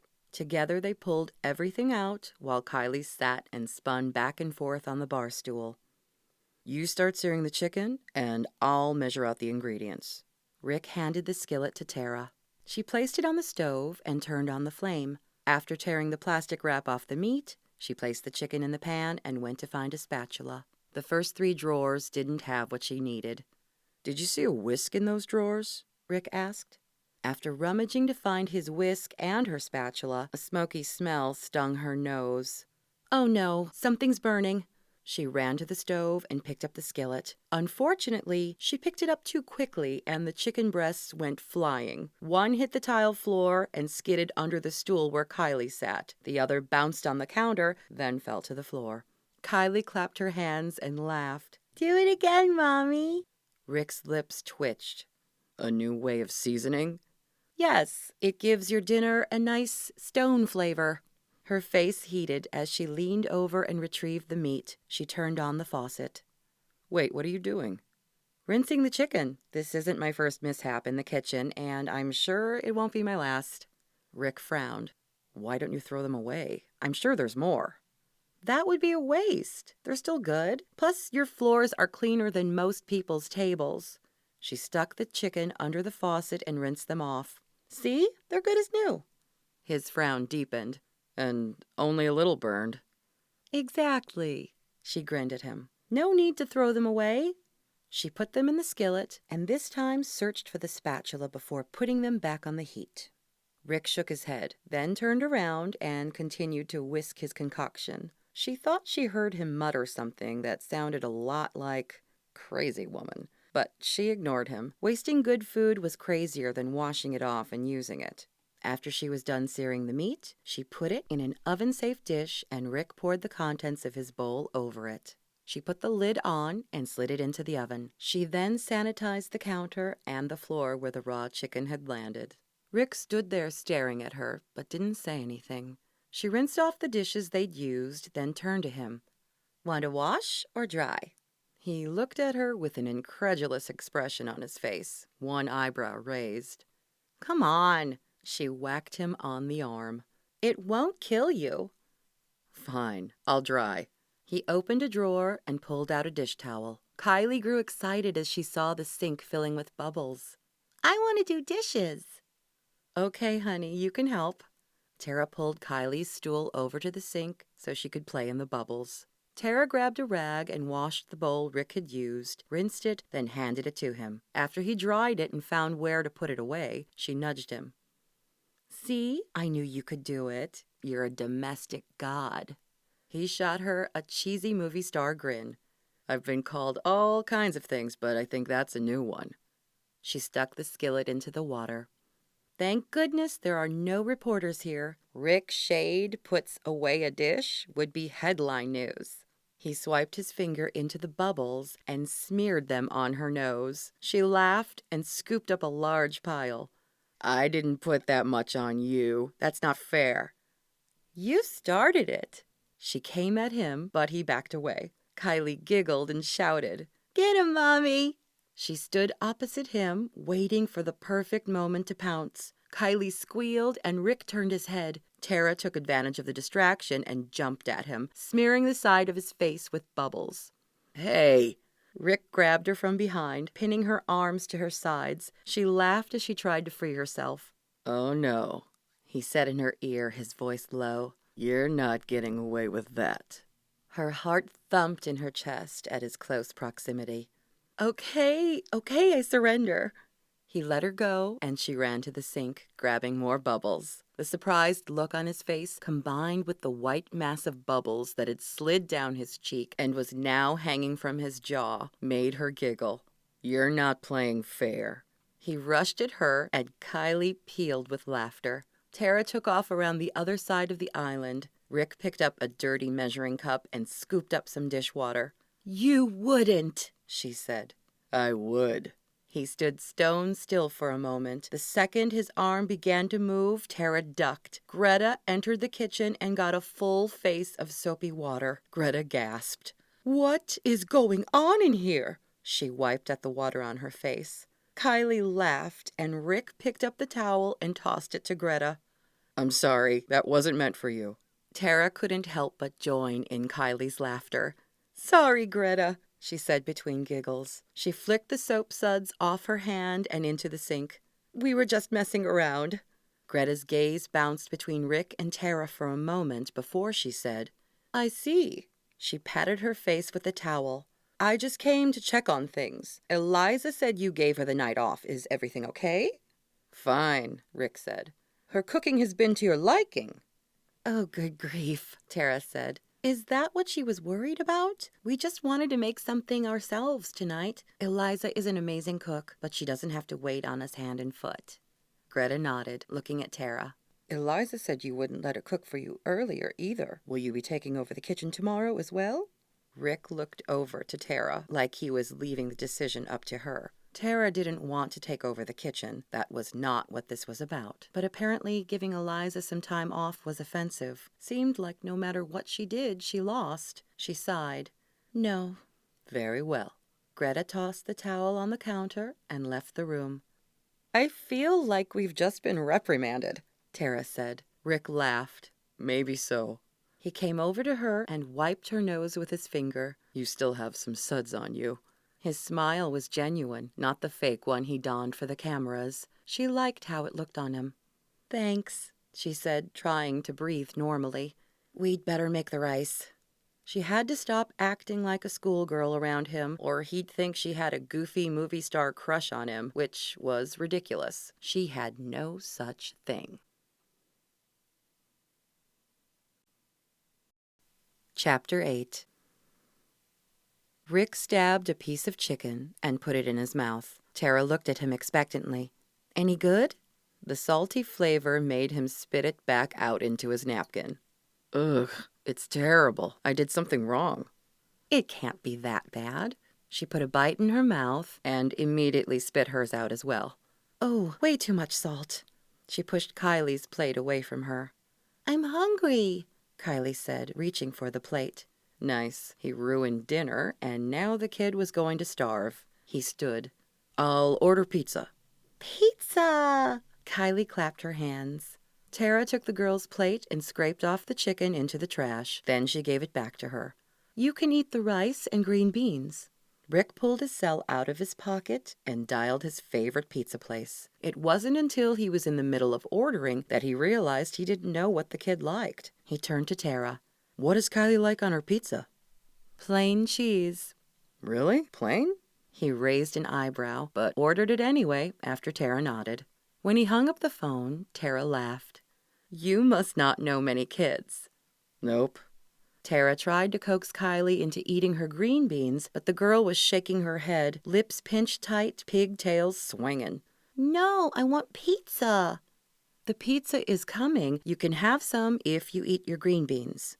Kylie clamped a hand over her mouth and shook her head again. Rick held in a smile. There was no way Tara was going to get her to eat them. Tara blew out a frustrated breath and wiped her forehead with the back of her hand. When she wasn't looking, Rick reached over and snatched a green bean and plopped it in his mouth. Kylie dropped her hand and her mouth formed a little O. Rick winked at her and put his finger up to his lips while chewing up the bean. Kylie giggled and Tara looked between them. What did you do? He swallowed, put on an innocent face, and shrugged his shoulders. I didn't do anything. Tara looked away again, and he plopped another bean in his mouth, exaggerating his chewing. Kylie laughed hysterically, and Tara snapped her head around, her hands on her hips. Now I know you're doing something. He swallowed and shrugged again. What? She looked down at the plate. What are you doing with the beans? There were 7. Kylie must have eaten them. Tara gave him a flat look, while Kylie shook her head and pointed at Rick. He ate them. He opened his mouth in mock shock. You told on me. She giggled, and Tara whacked him on the arm. You're undermining my parenting. He shot her an apologetic look. Then he got an idea. Hey, Kylie, if you eat one, I'll eat one. And we can keep doing that until they're gone. And then your mom won't be mad at me anymore. Her pigtails bobbed as she nodded and stabbed one with a fork. She popped it in her mouth and mimicked his exaggerated chewing. He chuckled. Very good. He ate another one and waited for her to do the same. They took turns until they were gone, and Tara smiled. Thanks. He liked the way she looked when she smiled at him. He vowed to make her do it again. You're welcome. Tara washed the rest of the dishes. He dried and put them away. The pizza arrived, and they ate it in the kitchen. When they were done, Tara wiped the sauce off Kylie's mouth. You ready to see my theater? He asked Kylie. You have a theater in your house? Her eyes grew big. Yep, come on, I'll show you. He reached his hand out, and Kylie hopped down from the stool and took his pinky finger. His theater was down a set of stairs, and he turned on the floor lighting when they got to the bottom. The room had an aisle down the middle, leather recliners in rows on either side. He led them to a cabinet in the back of the room. What do you want to watch? He opened it to show them his collection of DVDs. Tara frowned at his case. Not many kid-appropriate movies in here. He pointed to one. Wizard of Oz? Too scary. The Avengers? She wrinkled her nose. Too violent. He lifted one shoulder. We could stream something. Good idea. That's what I was going to do on my laptop. She pointed to the giant screen. But this will be fun for Kylie. They went to the front row where his leather couch sat. Rick picked up the remote and scrolled through the kids' movies until Kylie pointed and grew excited. That one! Tara sighed. You want to watch that one again? She was obviously displeased with the choice. Yes! Kylie crawled up on Rick's lap. Please? Rick leaned over and whispered in Tara's ear. What's wrong with Frozen? Nothing. The first 20 times. She gave him a tired smile. But that's okay. Go ahead. He clicked on the movie and it began. He had the strangest urge to put his arm on the back of the couch, like an awkward teenager watching a movie with his crush. What made that pop into his head? Was he thinking he'd put the moves on Tara? Sure, she was pretty, beautiful even, but she'd made it clear their relationship was not to be physical. Kylie snuggled into his chest, her head tucked under his chin. He put his arms around her, mostly to keep them occupied and away from back-of-the-couch urges.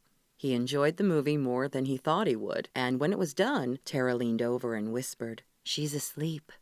He peered down, and sure enough, Kylie had fallen asleep curled up on his lap. She looked like an angel, all sweet and innocent. Tara stood, and he followed suit, cradling Kylie to his chest. Tara reached out for her daughter, but he shook his head. I'll carry her, he whispered.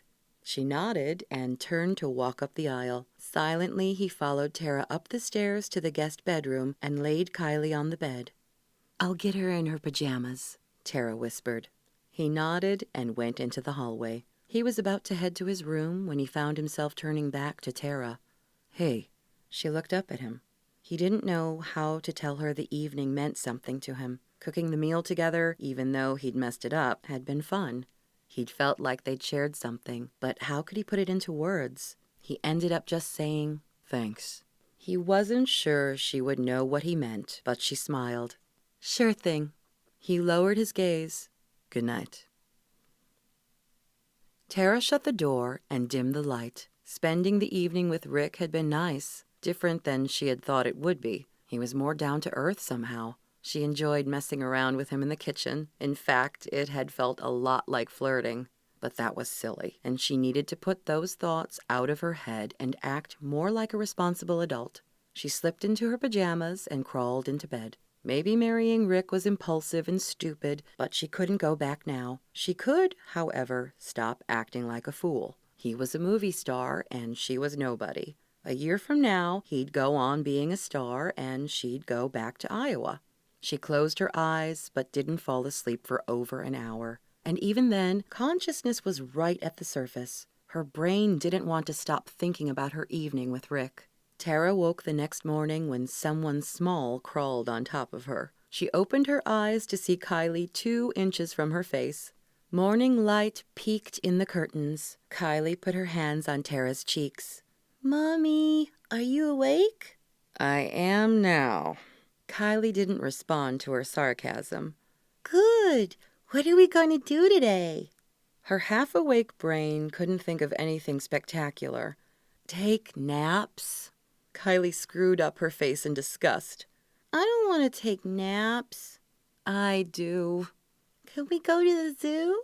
The thought of walking around the zoo in the summer heat didn't appeal to her. I don't think so. The Children's Museum? Indoors. That had more promise. Maybe. Yippee! Kylie jumped down from the bed and ran into the bathroom. When Tara set out her clothes, Kylie frowned. I want to wear my ladybug shirt. That's fine. Go get it out of the drawer. Kylie ran to the dresser and pulled the bottom drawer out and grabbed her favorite red shirt with black polka dots. It was getting small on her, but Kylie loved it, and Tara didn't have the heart to give it away just yet. When they went down for breakfast, Kylie ran up to Rick, who was sitting on a kitchen bar stool. We're going to the Children's Museum. Tara folded her arms. I said maybe. Rick smiled down at Kylie. Ooh, that sounds like fun. Can I come? Yes, you can play on the boat with me. Tara sighed. I guess we're going. Rick turned puppy dog eyes on her. Sorry, didn't mean to undermine you. That seems to be happening a lot lately. She couldn't get angry, though, and she smiled to show him she wasn't upset. With Rick going along to help her with Kylie, the Children's Museum sounded like it might actually be fun. Her phone chimed, and she pulled it out of her purse. A text from Bobby showed on the screen. She opened the text. "I want to see Kylie today. I have the day off. Call me." She gritted her teeth. What was he doing? He couldn't text out of the blue and demand to see Kylie. He was supposed to take her last month so she could train for her new job. He hadn't had any time then. What made him think she would drop everything and rush Kylie over to him today? Rick must have seen the look on her face because he hopped off his bar stool. "Everything okay?" "No, I have to make a phone call." Chapter 9.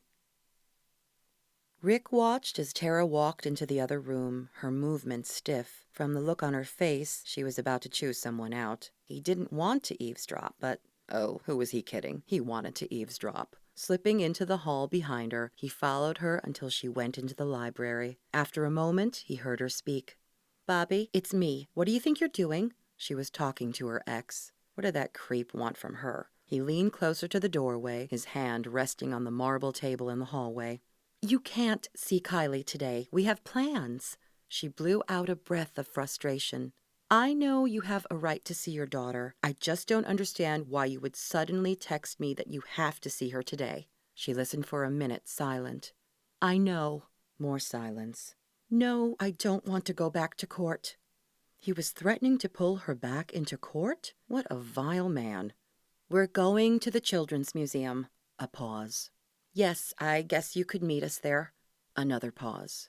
"Okay, we'll see you." She sounded like she was getting done with the call, so he turned to go back. A pair of large brown eyes peered up at him. "What are you doing?" Kylie asked, her head cocked to the side. He put his finger to his lips, then picked her up. "I'm just making sure this is stable," he whispered as he tapped the table. "You can't be too careful with tables." "Yes," Tara's voice said behind him. "It could tip over and hurt someone." He turned around and put on a sheepish grin. "It might." She gave him a flat look, but then turned to Kylie and forced a smile. "Your daddy is coming to play with you at the Children's Museum." Kylie squealed.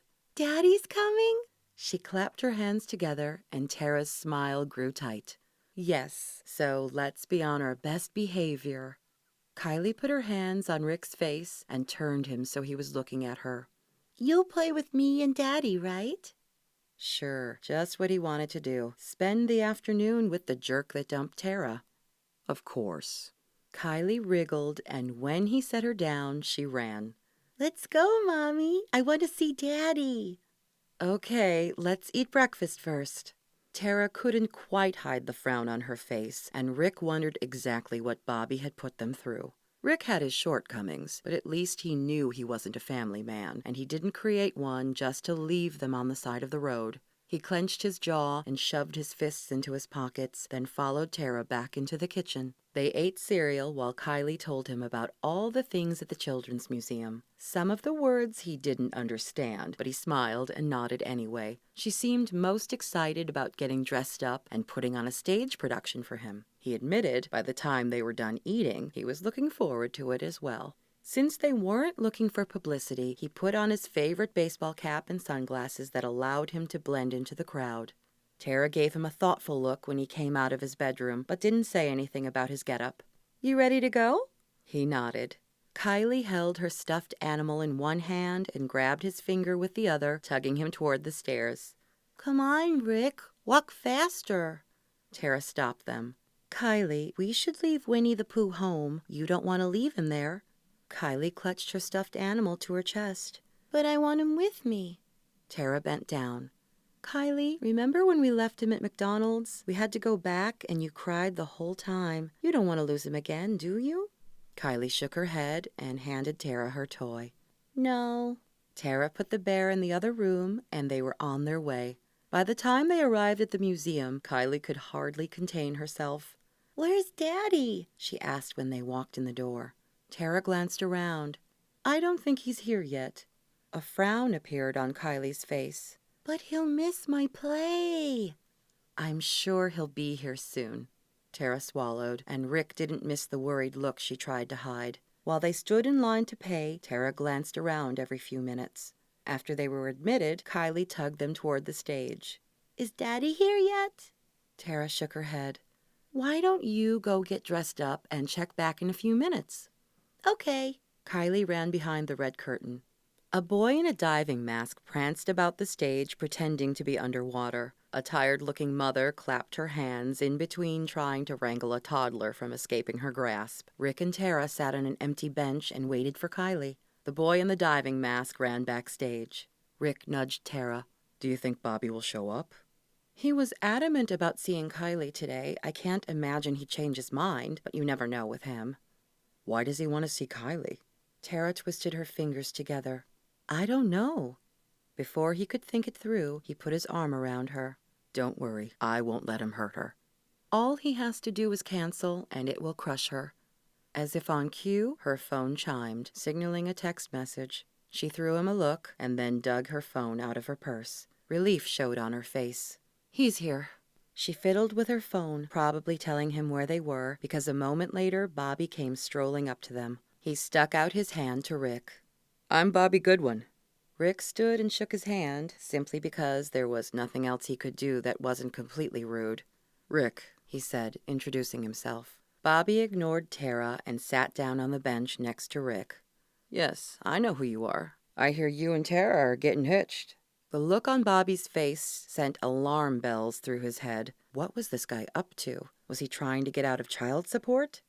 "Yes." At that moment, Kylie came rushing out on stage wearing a tall princess cone on her head and a pink gown that was 2 sizes too big for her. When she saw Bobby, she squealed, "Daddy!" Kylie ran to Bobby and embraced him. "You get to see my play." Bobby nodded. "Course, go up on stage." He shooed her away. Kylie's smile looked like it would stretch off her face.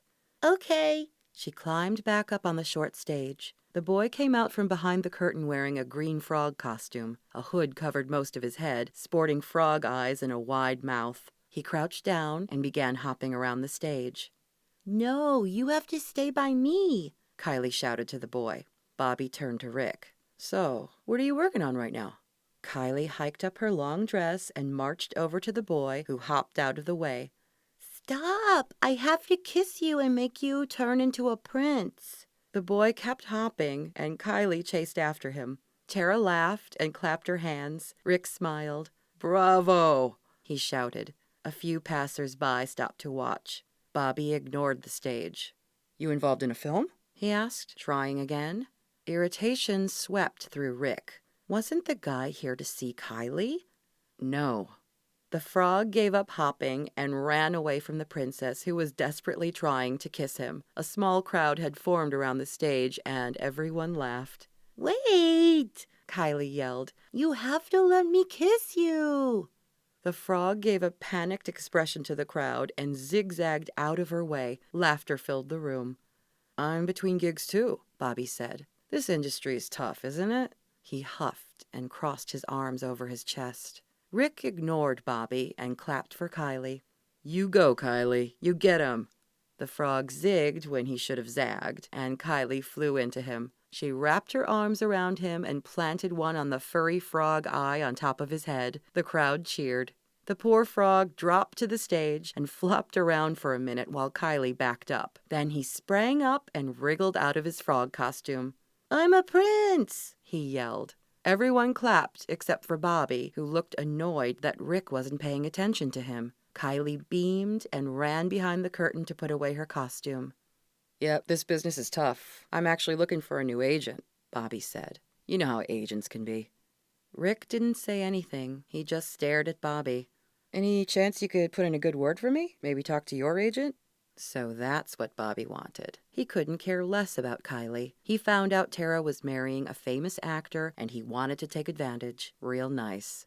Rick glared at Bobby but didn't answer. No way was he going to help this idiot. Kylie burst out from behind the curtain and ran to her father. "Daddy, did you see my play?" "Yes. Now go put on a costume and do another one." He gave Kylie a little shove and turned back to Rick. Tara frowned, and her lips pinched like she wanted to say something but was keeping her tongue in check. Kylie tugged on her father's hand. "But I want to go play on the boat now." Bobby put his finger to his lips. "Hush now, the grown-ups are talking." A frown pulled Kylie's lips down, and she blinked back tears. Rick stood, controlling himself so he didn't punch Bobby in the face. "I think we're done talking."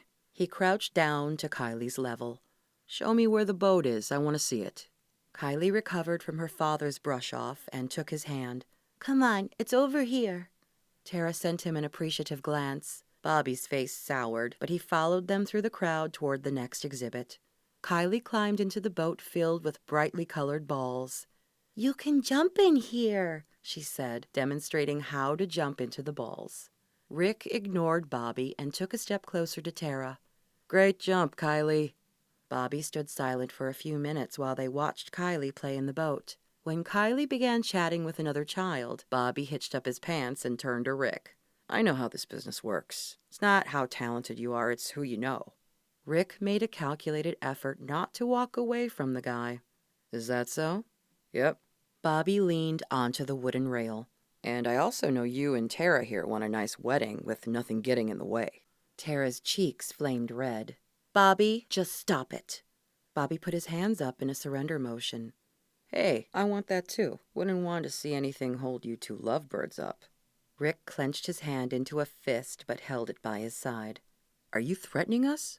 Bobby's eyes widened. "Threatening? I think you misunderstood me." He smiled, and an intimidating gleam came into his eyes. "I just want what's best for the two of you." He looked over at his daughter. "And Kylie." The way he said Kylie's name with menace made Rick's stomach flip. Tara's eyes grew fierce. "You stay away from Kylie," she hissed, her voice low. Bobby's smile took on an evil glint. "Now, how can I do that when she's my daughter? I have a right to see my own daughter." Tara's hands shook, and Rick pulled her close to his side. "But like I said, I only want what's best for her." Bobby shoved his hands in his pockets. "And I hope you want what's best for her, too." He shot a meaningful glance at Rick before turning and walking away. Tara's face drained of color, and she looked up at Rick. "What's he going to do?"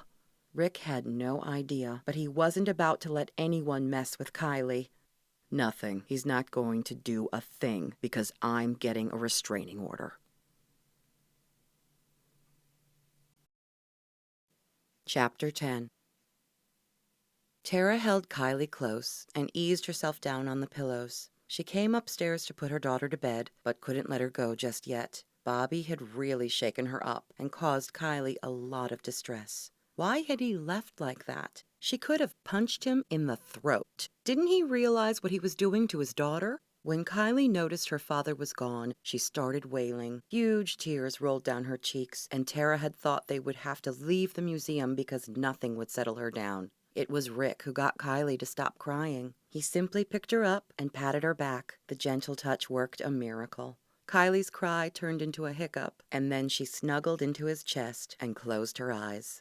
After that, he distracted her by asking her to show him the rest of the museum. He was such a sport. He let Kylie drag him all over the place and acted interested in everything she showed him. When they went into the miniature grocery store, he helped her fill her cart and check out. He made her laugh when he tried to climb into the small airplane, obviously made for kids. She was delighted when he danced to her music that she played on the instruments.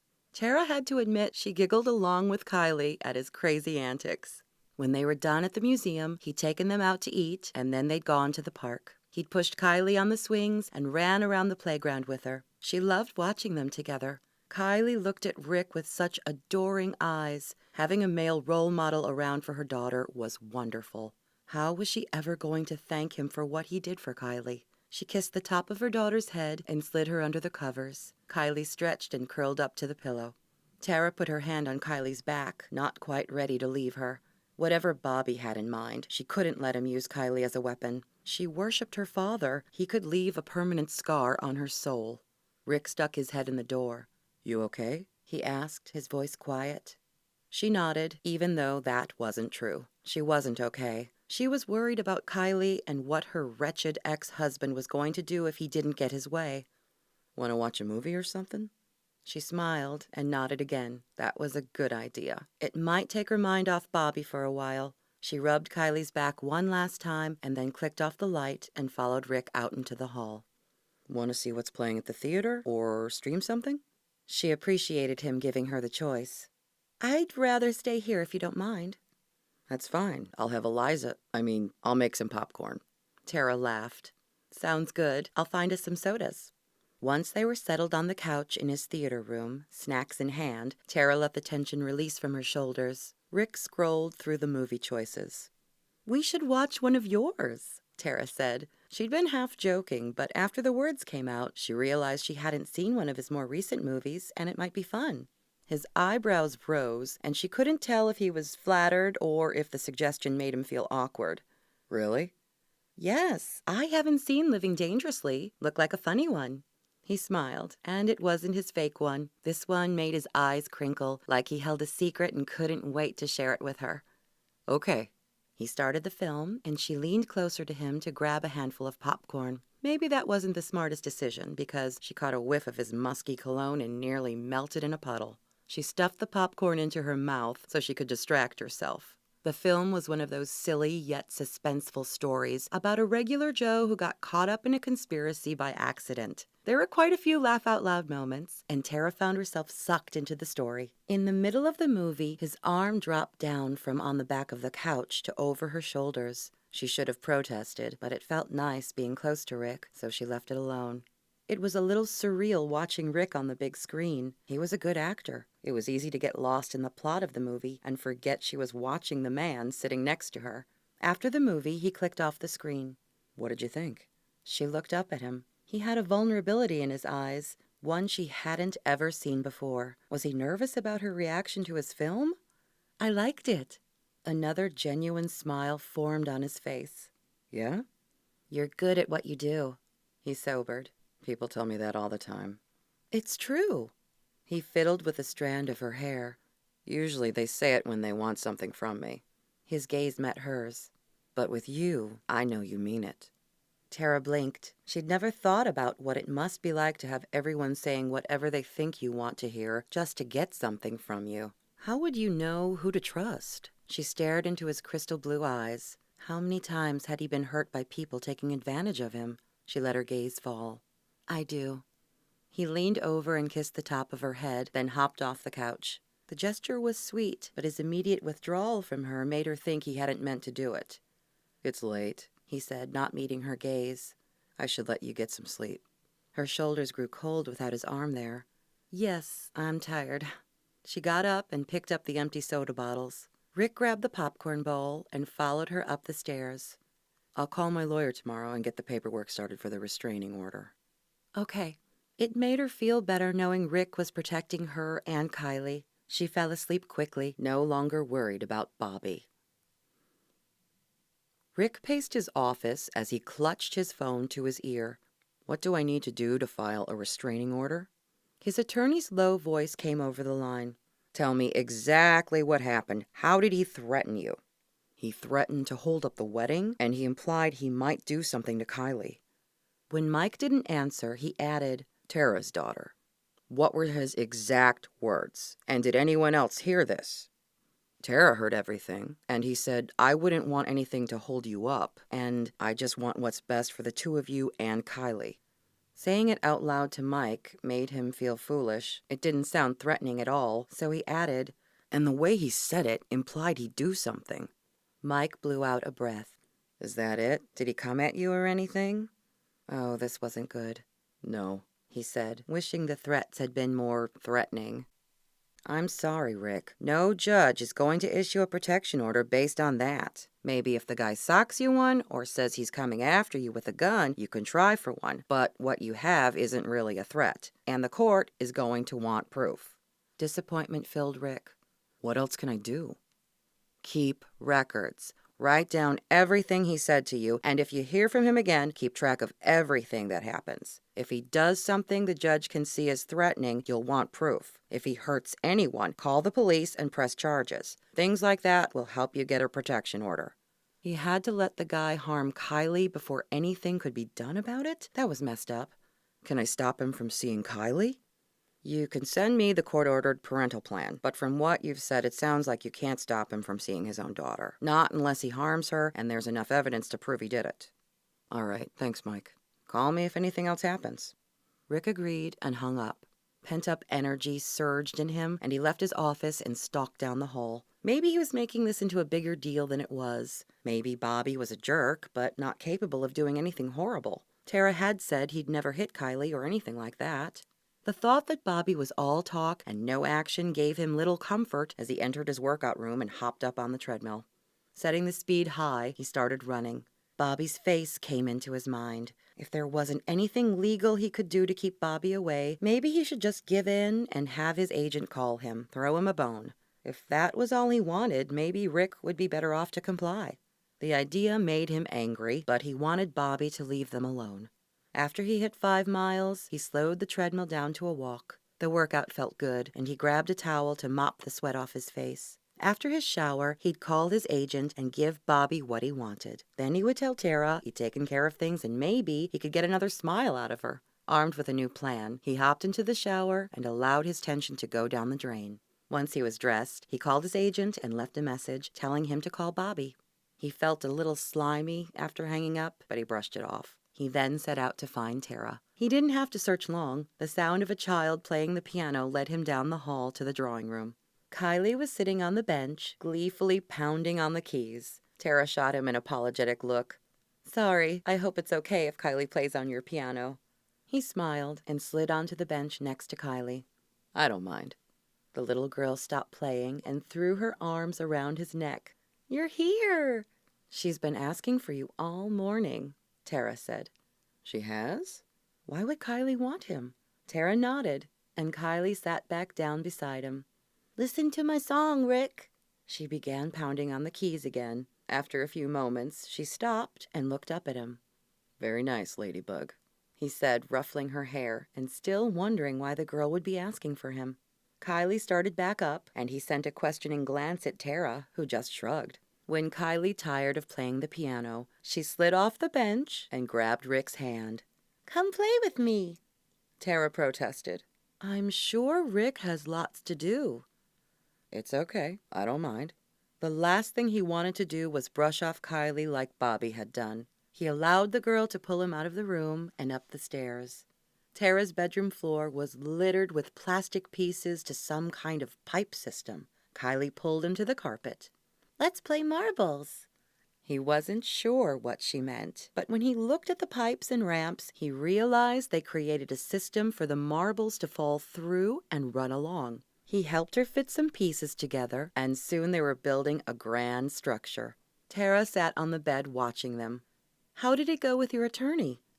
"There's a slight snag. We can't get a restraining order, but I think I've taken care of things." She lifted one eyebrow, but didn't ask him about it further, which was good. He didn't want to tell her he'd pretty much given in to Bobby. Chapter 11. Tara could tell Rick was hiding something by the way he sidestepped her question, but she didn't want to pry. There wasn't much they could do, anyway. If Bobby wanted to make trouble, he would. A restraining order wouldn't stop Bobby from messing with their lives, especially since he was due 3 weeks with Kylie, and he could take her back to court if she didn't give it to him. She didn't need any more court costs piling up. She watched Rick build the marble maze structure with Kylie, her heart going out to him. He made Kylie giggle, endured her hugs, and let her climb all over him. It was endearing how he patiently helped her put the pieces together. He probably had no idea what he was doing for her. She needed male bonding, especially after her father withheld that from her for so long. But what would happen when she and Rick went their separate ways? The thought made her stomach sour. Maybe it wasn't smart to let her daughter bond with Rick. Was she just setting her up for more heartbreak later? Tara pushed the thought out of her head. She couldn't dwell on that. Kylie needed Rick right now. Rick's phone played the Star Wars Darth Vader tune. She gave him a quizzical look, and he just shrugged and answered it. "What's up, Phil?" His mouth pulled down into a frown. "Which website?" Rick stood and paced the room. Tara's throat tightened. What was wrong? She watched the tense expression on Rick's face. All right, we'll take care of it. Issue a statement or something." He paused. "Why wouldn't that work?"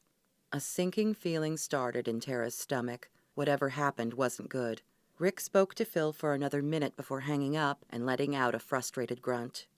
"We've got to go make another appearance tonight." "Why? What happened?" "Someone snapped a photo of us yesterday at the museum. I'm glaring at you, and Bobby is behind me grinning. It looks like we're having a fight. A website ran a story about how we're breaking up and you're going back to Bobby." Tara snorted. "That's ridiculous." "Well, I know that, and you know that, but people believe what they read online, even if it's a stupid celebrity site. 2 other sites already repeated the story." "What did Phil say about issuing a statement?" Rick frowned and scrubbed his hand over his stubble. "Statements don't mean anything. The damage is done. The only way to combat the rumors is to go out and be seen together." He gave her an apologetic look. "Guess we're going out tonight." Tara sat down next to Kylie. All right. If she had to leave Kylie with Amanda again, she'd spend as much time as she could with her during the day. Kylie climbed up on her lap and chattered about the marbles. Rick hesitated, a look on his face telling her there was something else. "What?" she asked him. "Phil thinks we should go to the screening for the new Bradley Cooper film, then be seen together at the Celebrity Bash afterward." She still didn't understand the look on his face. "Okay." "It's in Las Vegas." Nice. Just what she wanted to do. Run off to Vegas and leave Kylie with the sitter for who knows how long. "When do we need to leave, and when will we be back?" "We'll take my jet. We'll probably need to get ready to go now. The party will last well after midnight. We'll get a hotel so we can get some sleep and fly back tomorrow." Tara stroked Kylie's hair. She'd never been away from Kylie overnight before. Would she have trouble falling asleep? Would she cry? Tara steeled herself and slowly nodded. "All right, I'll get ready." Tara's heels clicked on the concrete as she walked with Rick toward his plane. Heat rose off the pavement and stung her eyes, blurring her vision. Or maybe it wasn't the heat. Maybe it was the fact that she was leaving Kylie with a babysitter she barely knew for an overnight excursion. Whatever the cause, she blinked the moisture back. Rick glanced at her. "You okay?" "Fine." She ran a hand down her little black dress. It was one she'd bought back before Bobby had made it big. They hadn't had a lot of money, but she'd splurged so she could look nice for the shindigs Bobby wanted to take her to. The closet in Rick's guest room had magically been filled with designer outfits. Some of them came from the photo shoot. Others Rick had his assistant pick up. She swallowed her annoyance and just wore what she was comfortable in. Rick was only trying to be helpful. He couldn't understand that she didn't want anything to do with the lifestyle Bobby left her for. Rick slid his hand down her back, sending involuntary shivers through her. "Kylie will be fine." How did he know what she was thinking? She nodded and took a calming breath. "I'm sure you're right." He stopped at the steps and held out his hand. She grasped it and he helped her up the stairs. The plane looked small on the outside, but she was amazed at how much room there was when she boarded. 2 leather couches faced each other along the sides, a coffee table in the middle. A bar with 3 mounted bar stools took up the back wall, and a small hallway led further back, where she supposed the bathroom was situated. Rick motioned to a couch. "Have a seat." She slid onto the chair and almost moaned at the way the soft leather conformed to her body. Rick sat next to her, his arm on the back of the seat behind her. "You look tense. Want a drink?" "No." She gave him a flat look, which he ignored. "The screening starts at 6. There will be a red carpet outside the theater. Don't worry about it. Just stop and smile for the cameras before heading in the door." Cameras, lights, glamour, shallow people. All things she despised. She focused on a mental image of Kylie and pushed the rest out of her head. Kylie was the reason she was doing all of this. Nothing else mattered. "Sounds good." Rick eyed her. "Is being with me really that terrible?" His voice was soft, almost raw. She looked into his eyes, and her world tilted. She needed to remember not to do that. She couldn't fall for Rick. "Of course not. I'm just worried about Kylie, that's all." He squinted at her. "It's more than that." How did he do that? She brushed a strand of hair back from her face, trying to decide if she wanted to spill her guts to him. "You wouldn't understand." "Try me." She picked at her fingernail. "Nothing against you or whatever, but I can't stand the Hollywood glitz." The putting on a show for others, the shallowness of it all. I really hate it." He nodded. "I get it." "Do you? Because you sure seem to love it all." Rick looked down at the carpet. The engines on the plane came to life, and surprisingly they were quieter than she expected. Rick's fingers grazed her shoulder, and he looked into her eyes. "I don't think it's the glamour as much as it's the memories it brings you." "What does that mean?" "Your husband left you for the Hollywood life." He spoke so quietly she almost couldn't hear him. "That had to hurt you deeply. You loved him." He stared at her, his gaze penetrating. "With all your heart."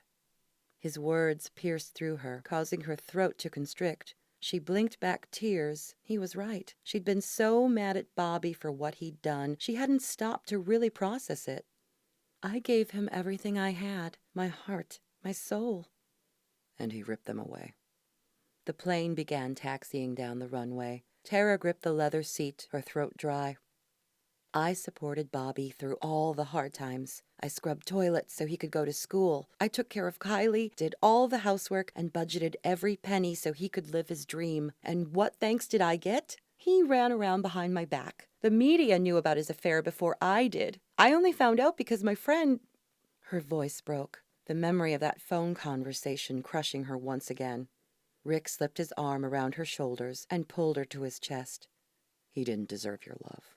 A choking sob escaped before Tara could rein in her feelings. Rick reached behind her and procured a tissue from somewhere hidden to her view. She grabbed it and dabbed at her eyes. She didn't want to smear makeup all over his white shirt and tie. Rick rubbed her back, his warm hands making her feel things she didn't want to feel. Why did she have to have a crush on her employer? Their stupid plan would be so much easier if she could distance herself from him. But no, she had to erupt in tingles every time he touched her. And he had to go and turn into a nice guy who listened to her. She leaned her head on his shoulder and let him comfort her, even though it wasn't a good idea. But it felt too good not to allow the one small luxury. "Not everyone is like your ex," he whispered in her ear. Pain stabbed through her at his words. What was he implying? That he wouldn't cheat on her with their fake marriage? That he wouldn't have left her had he been in Bobby's place? Or was he simply trying to console her? She pulled away from him and blew her nose. "Thanks," she said, no other words coming to her.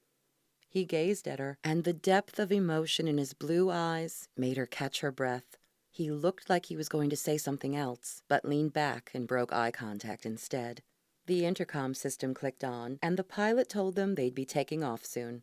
Rick motioned for her to buckle her seatbelt. She hadn't even noticed the couch was equipped with them. She drew in a deep breath and let it out slowly. Well, now what should she say after that sorry display? Maybe keeping her mouth shut from now on would be a good idea. Rick ran a hand through his hair. "Do you want a bottle of water?" He motioned to the cabinet behind them. "There's soda, too, if you prefer." Glad for the change in subject, she nodded. "I'll have a water."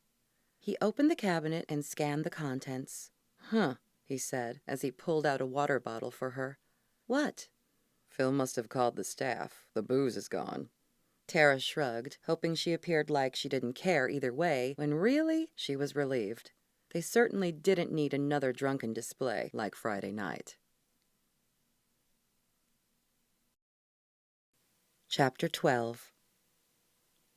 Rick unabashedly stared at Tara as the plane took off, studying her face and the way a few tendrils of hair curled down by her ears. He wanted to pull the silver clip out of the back and let her hair spill down around her shoulders. Actually, what he really wanted to do was kiss her again, but that was a bad idea. He didn't want to get all tangled up in a relationship with her. She wasn't like the other girls. Tara's heart ran deeper. Tara shot him a questioning glance, and he turned his gaze away. It was for the best anyway. He shouldn't be thinking about her. He should be focusing on his career and how to get it back on track. He'd make small talk to pass the time. "Have you ever been to a special preview screening before?" "Yes." She twisted her hands in her lap. "Bobby's film." Of course. Why did he ask her that? Stupid. Should he ignore her stricken look or apologize? He decided to move on. "Would you like to FaceTime with Kylie when we land?" Her eyebrows shot up. "I'd love that." "We should have enough time before we need to be at the theater." She smiled at him, and he marveled at the way it made her eyes light up. They chatted about nothing important for the rest of the flight, Rick keeping to subjects he figured wouldn't have Bobby memories attached to them. After they landed, he pulled out his cell and called Amanda. When they had Kylie on FaceTime, Rick put his arm around Tara so Kylie could see them both. "Rick," Kylie squealed, "Amanda and I made cookies." "Sounds delicious. What kind?" he asked. "Chocolate chip. And tonight we're having a sleepover party. I've never had a sleepover before." Kylie's little cheeks were pink with pleasure. Tara smiled. "I'm so glad you're having fun with Amanda." "We're going to the park." "Nice. You be good and listen to Amanda, okay?" "Okay, Mommy. When are you coming home?" "Tomorrow. Amanda will be with you until I get there." "Okay. Bye." Kylie handed the phone back to Amanda, and Rick hung up. "Feel better?" Rick squeezed her shoulder. "Yes, thanks." Tara gave him a smile that made his heart beat a little faster in his chest. Rick stood and helped Tara off the plane. A chauffeur opened the door to a limo, and Rick motioned for Tara to slide in first. He joined her, and they took off for the theater. 30 minutes later, they arrived. The chauffeur drove slowly, waiting in a line. When it was their turn to get out, the driver hopped out and opened the door. Rick stepped onto the sidewalk and reached out to Tara. He slid his arm around her as they walked along the red carpet, cameras flashing and reporters calling out questions. "Rick, when is the wedding? Can we see the ring? Where are you going to get married?" Rick smiled and pulled Tara closer. "We haven't picked a date yet. Everything is still in the planning stages. I'm just happy she was sober enough to say yes." He'd meant it as a joke, but Tara's face drained of color, and her smile turned stiff. He waved at the crowd. "Thank you for your well wishes." He ushered Tara into the building. She turned to look up at him, a frown pinching her lips together. "Classy." "I was joking." "With the way the proposal went down, we probably shouldn't bring attention to it." She pulled away from him and walked into the second set of doors. She was right. He rushed to catch up to her. "I'm sorry," he whispered. She nodded politely and kept going. Nice. Now she was mad. He should have kept his big mouth shut. Rick tried to catch up to her and act like nothing was wrong as they made their way into the pre-screening gathering. He put his hand on her back, and she gave him a frosty nod. "Well, look who's here." Rick knew that voice, and he cringed before he turned around to smile at Vicky Castle. Her platinum blonde hair fell to her shoulders. Ruby red lips pouted at him. Rick braced himself. "Hello, Vicky." Tara turned to see who he was talking to. Vicky grinned and grabbed his arm, practically purring. "I didn't know you were going to be here. What a treat. We should do something after this. What hotel are you staying at?" A startled look came over Tara's face. Rick wiggled out of Vicky's grasp. "I'm sorry, Vicky. You must not have heard. I'm getting married. This is my fiancée, Tara McDermott. Tara, Vicky Castle. We worked on a film together." Tara stuck out her hand, and Vicky stared at it like it was covered in pig's blood. Vicky didn't say anything to Tara, just turned back to Rick.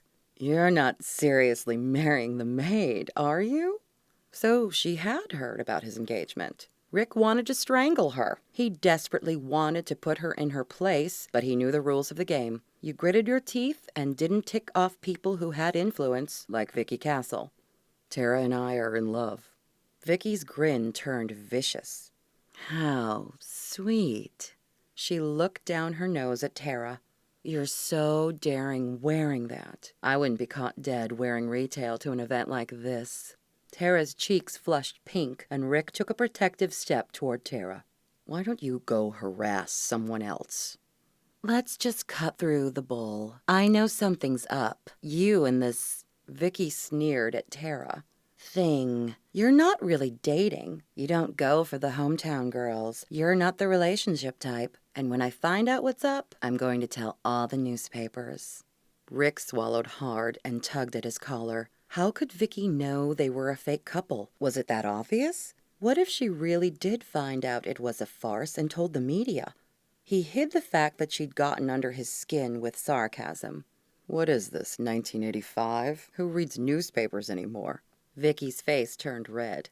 "You don't want to mess with me, Rick. That's career suicide." He took a step back and put his arm around Tara, forcing a smile. "Nice to see you again, Vicky. Tara and I hope you find the happiness we have." He ushered Tara in the other direction. When they were out of earshot, Tara gripped his arm tightly. "She knows. How can that be?" Her face turned white. He patted her hand, trying to calm her down. "She knows nothing. Vicky's been trying to get her hooks in me. Maybe she thinks it would help her reputation or get her a better role. I don't know." He glanced behind them to make sure Vicky hadn't followed them. "But honestly, she's just a big windbag. Ignore her." Tara clenched his arm tighter. "Are you sure?"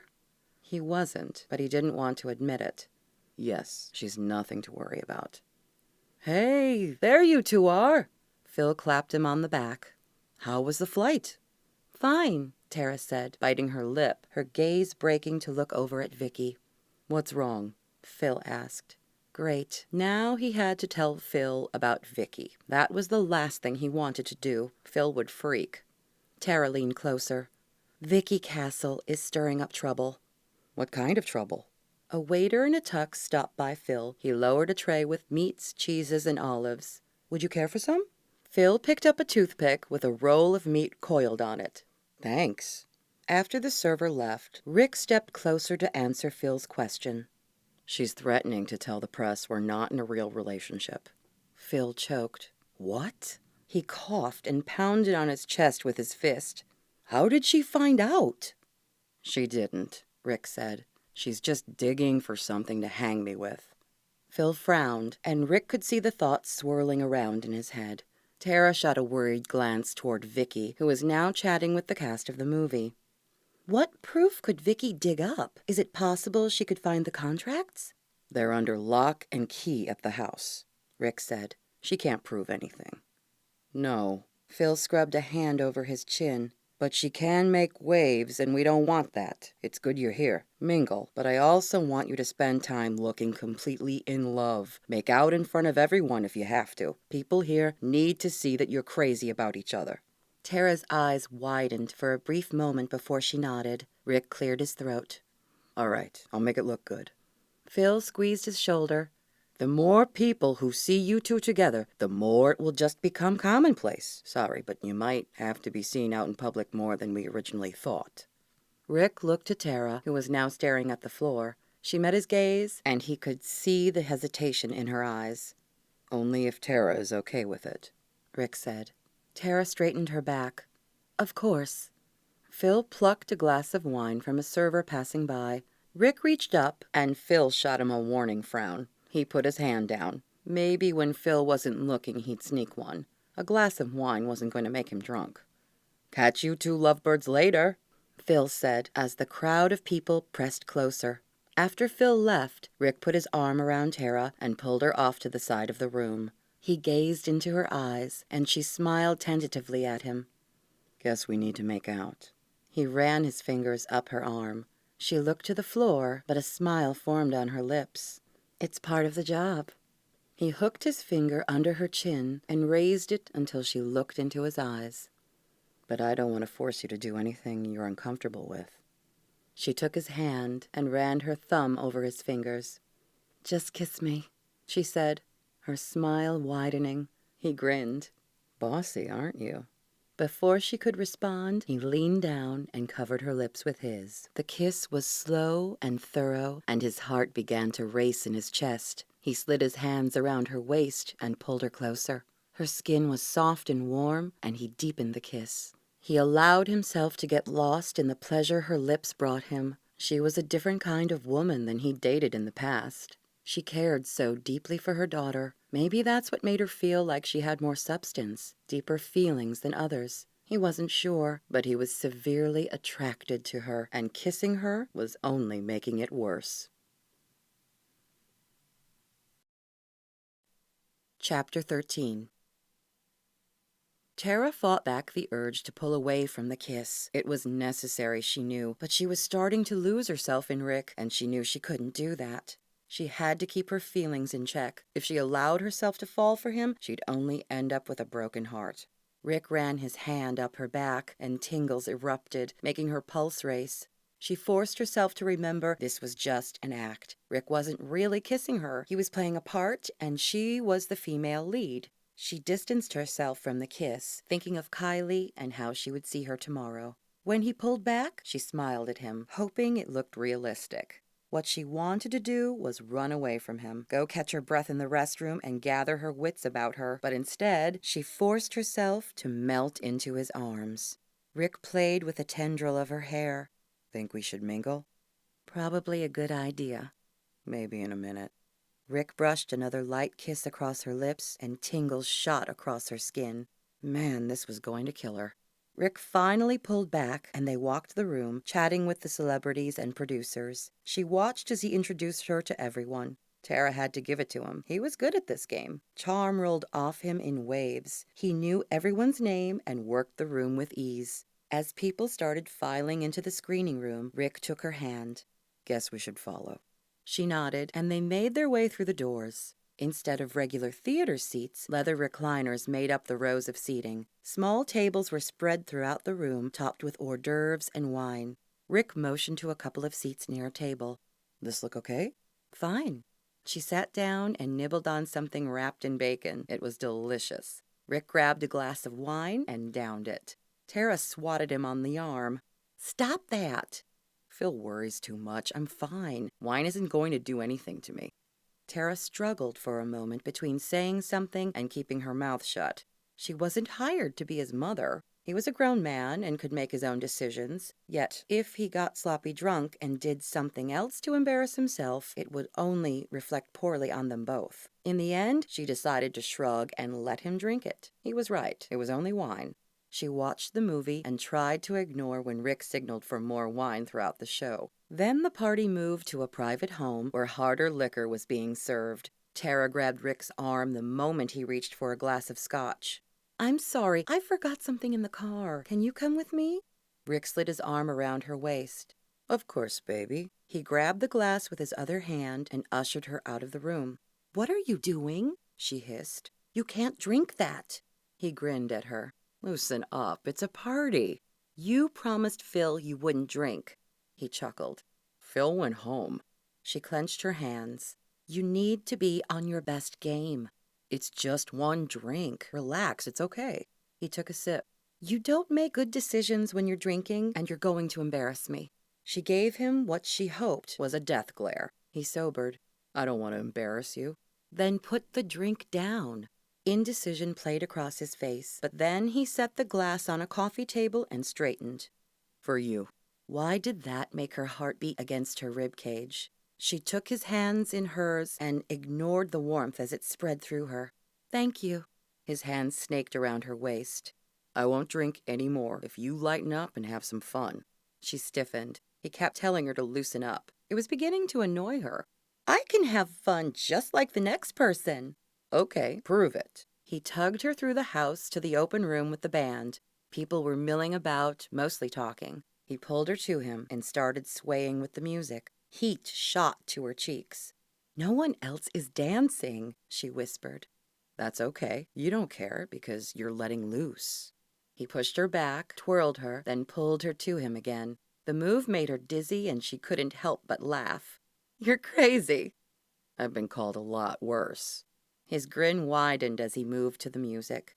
She followed his dance steps, keeping up with him. Everyone in the room was now looking at them. Maybe that's what Rick was after. If he wanted people to talk about them, he was sure getting the attention. Someone whistled after he twirled her a second time, and Tara noticed another couple had joined in the dancing. She couldn't help but smile. Dang, Rick was a good dancer. The music ended, and the band played a slow song. Rick pulled Tara close, and her knees went weak. He placed his hand on her upper back, just below her shoulder blade, and took her hand in his. She made the mistake of looking up into his blue eyes. They seemed to hold an unspoken question. "You look flushed." His voice was low, and she leaned forward a little to hear him better. "You're a good dancer." "And you're a good kisser."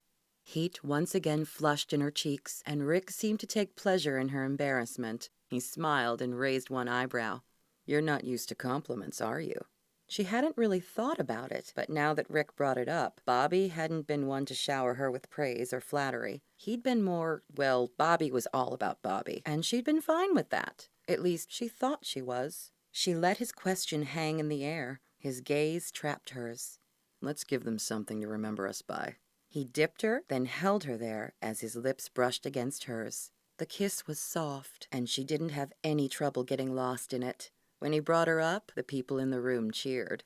Tara's heart thumped wildly in her chest. Rick wanted attention, and he'd gotten it. She had to keep reminding herself this was all just for show. They danced through another song. By the time they left the room, there were a dozen couples dancing. Rick had successfully livened up the party. She picked up a glass of water off the serving table and motioned to the double doors that led outside. "I think I need some air."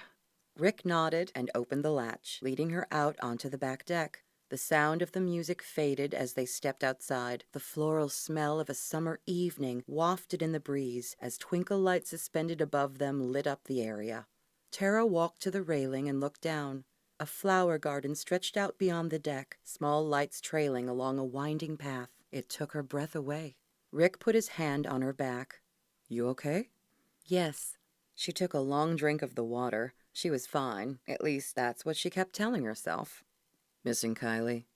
Guilt surged in her throat. Yeah, that's what she should be upset about, wasn't it? She actually hadn't thought about her much of the evening. Most of her thoughts were centered on how Rick's touch was sending her body into some kind of hyper-alert state, how he smelled like musk and citrus, and then there were the thoughts of his lips on hers. "Yes," she lied. "We'll see her tomorrow. In fact, it's almost here." He showed her his watch, 11:30. She smiled up at him. He really was a nice guy under the exterior he put on. Why did he have to be so nice? Why did her heart have to speed up like it did? She turned away. "Did you date Vicky Castle? Is that why she's out to get you?" She cringed as soon as the words were out. She hadn't meant to ask that. Rick shifted his weight.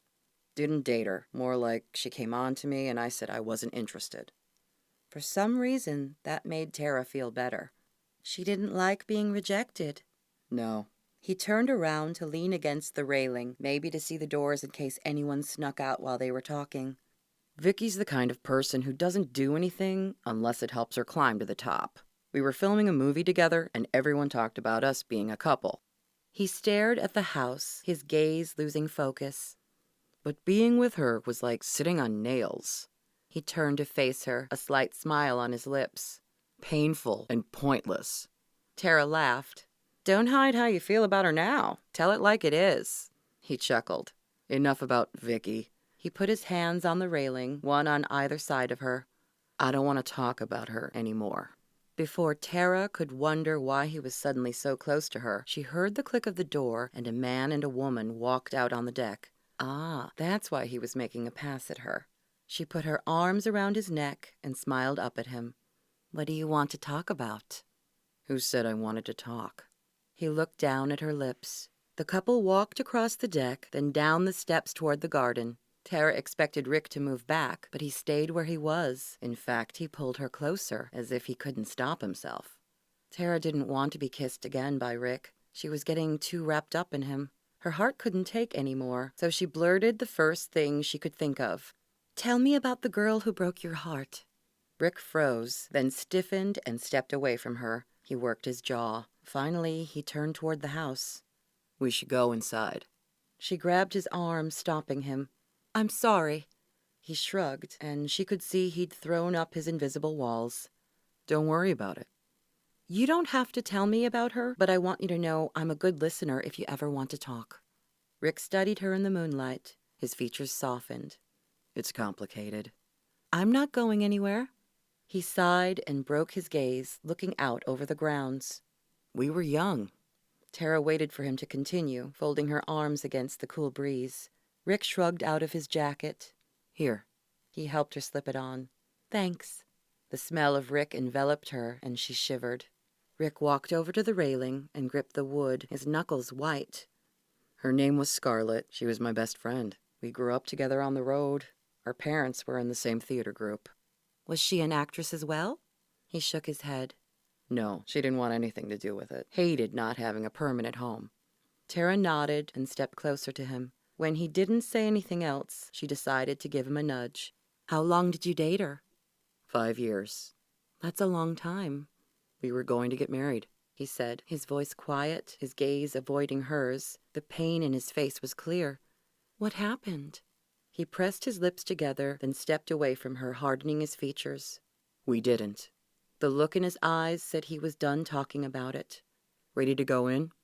She wrapped her arms around her middle. Yes.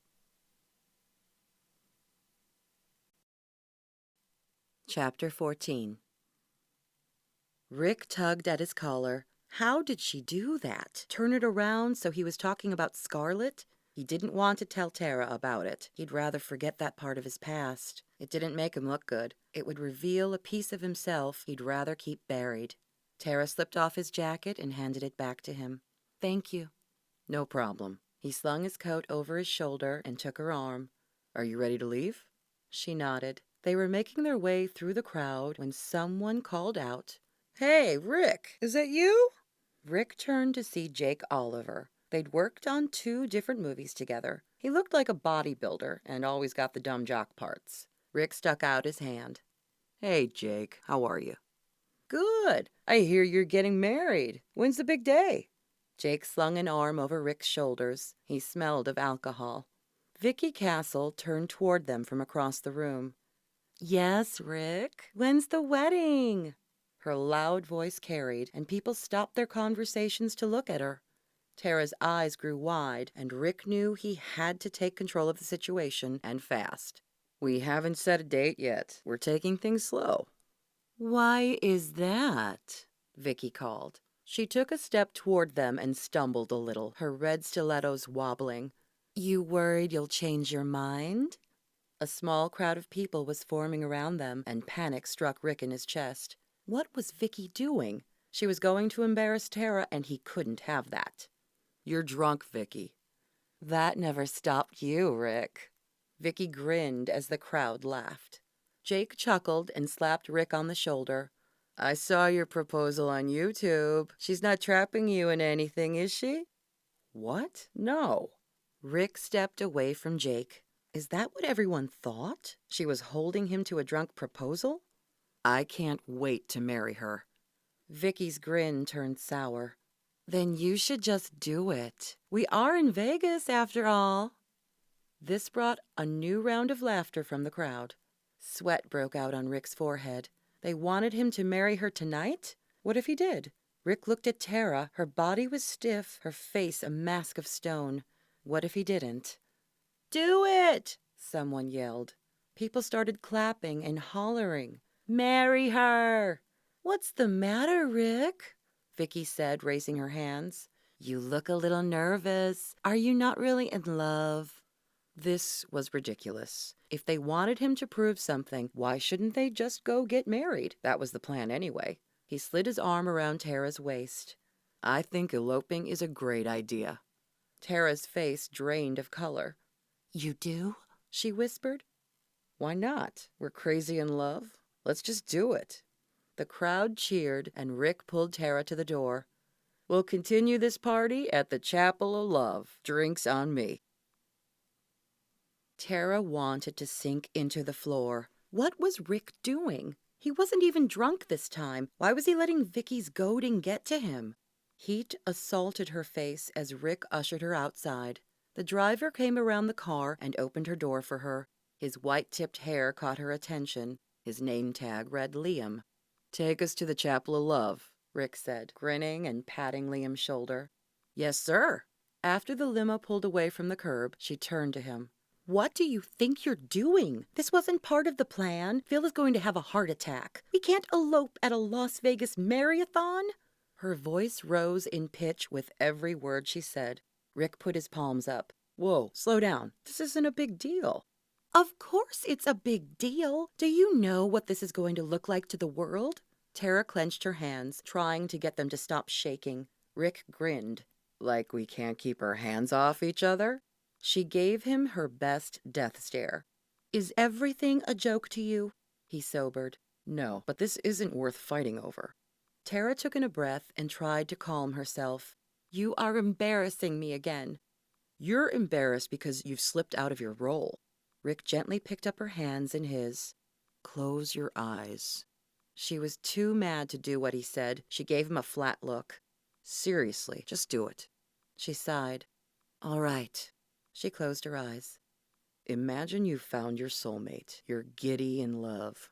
As he spoke, he stroked her hands, which sent crazy tingles through her. It was making it hard to concentrate, especially in conjunction with his low, masculine voice and his intoxicating smell.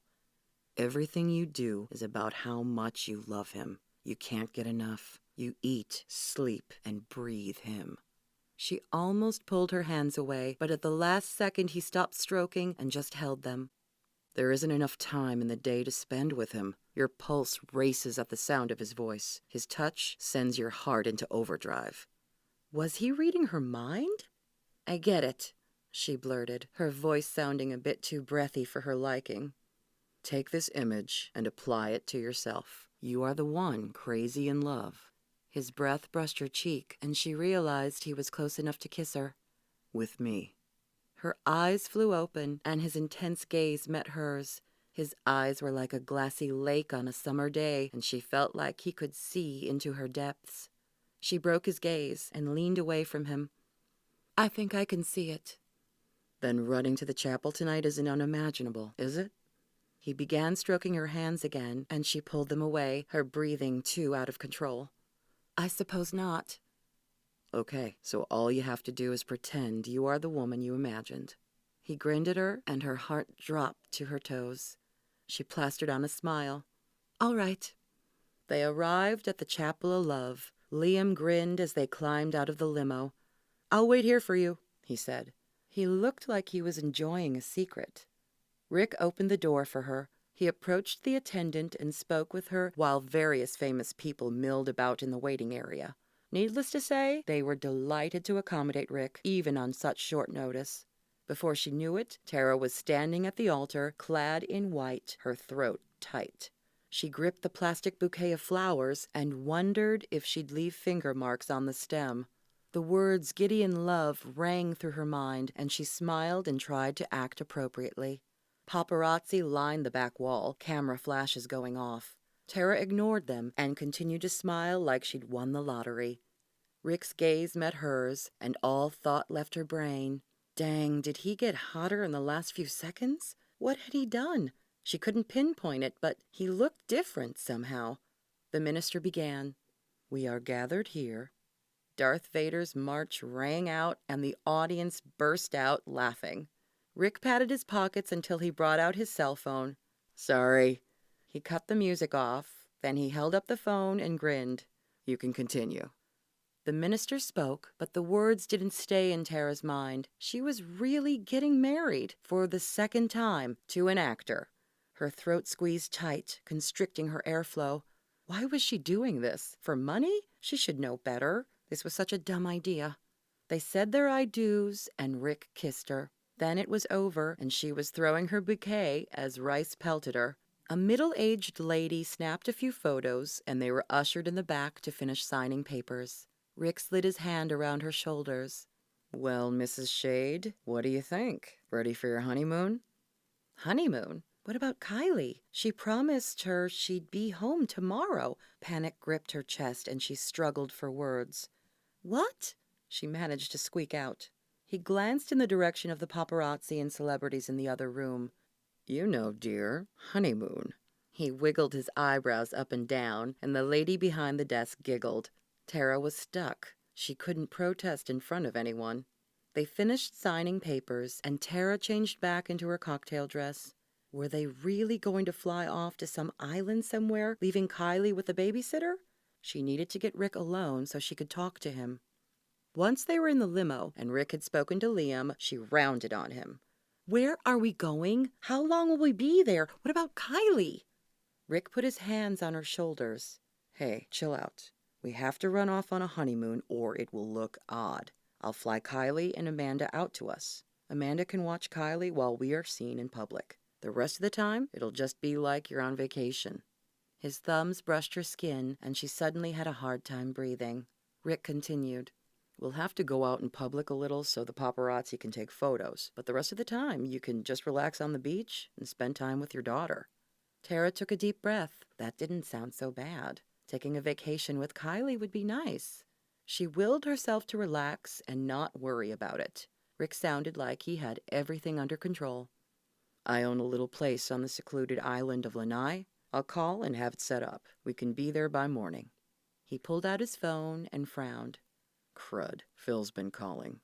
Tara held her breath as Rick punched in Phil's number. Hey, he said, like nothing important was going on. Phil's voice came through the line, hollering, "What did you do?" Rick made a face and pulled the phone away from his ear. Phil continued to shriek.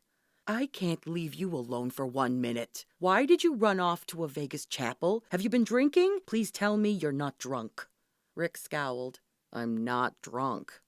Then why did you elope? We had this all planned. You've ruined everything. I've got it covered. We were forced into the situation. Phil lowered his voice so Tara couldn't hear him anymore, but she watched Rick nod. Yes, it was Vicky. Tara glanced out the window as they sped down the highway. Nothing had gone as planned. Would Phil wash his hands of the whole thing? Rick kept speaking, his voice calm. It's okay. This doesn't mess up our plan. No one knows we're just doing this for publicity. We're still on track. Everything will be fine. When he hung up, Tara raised an eyebrow. What did Phil say? He agrees that we did the right thing based on the circumstances.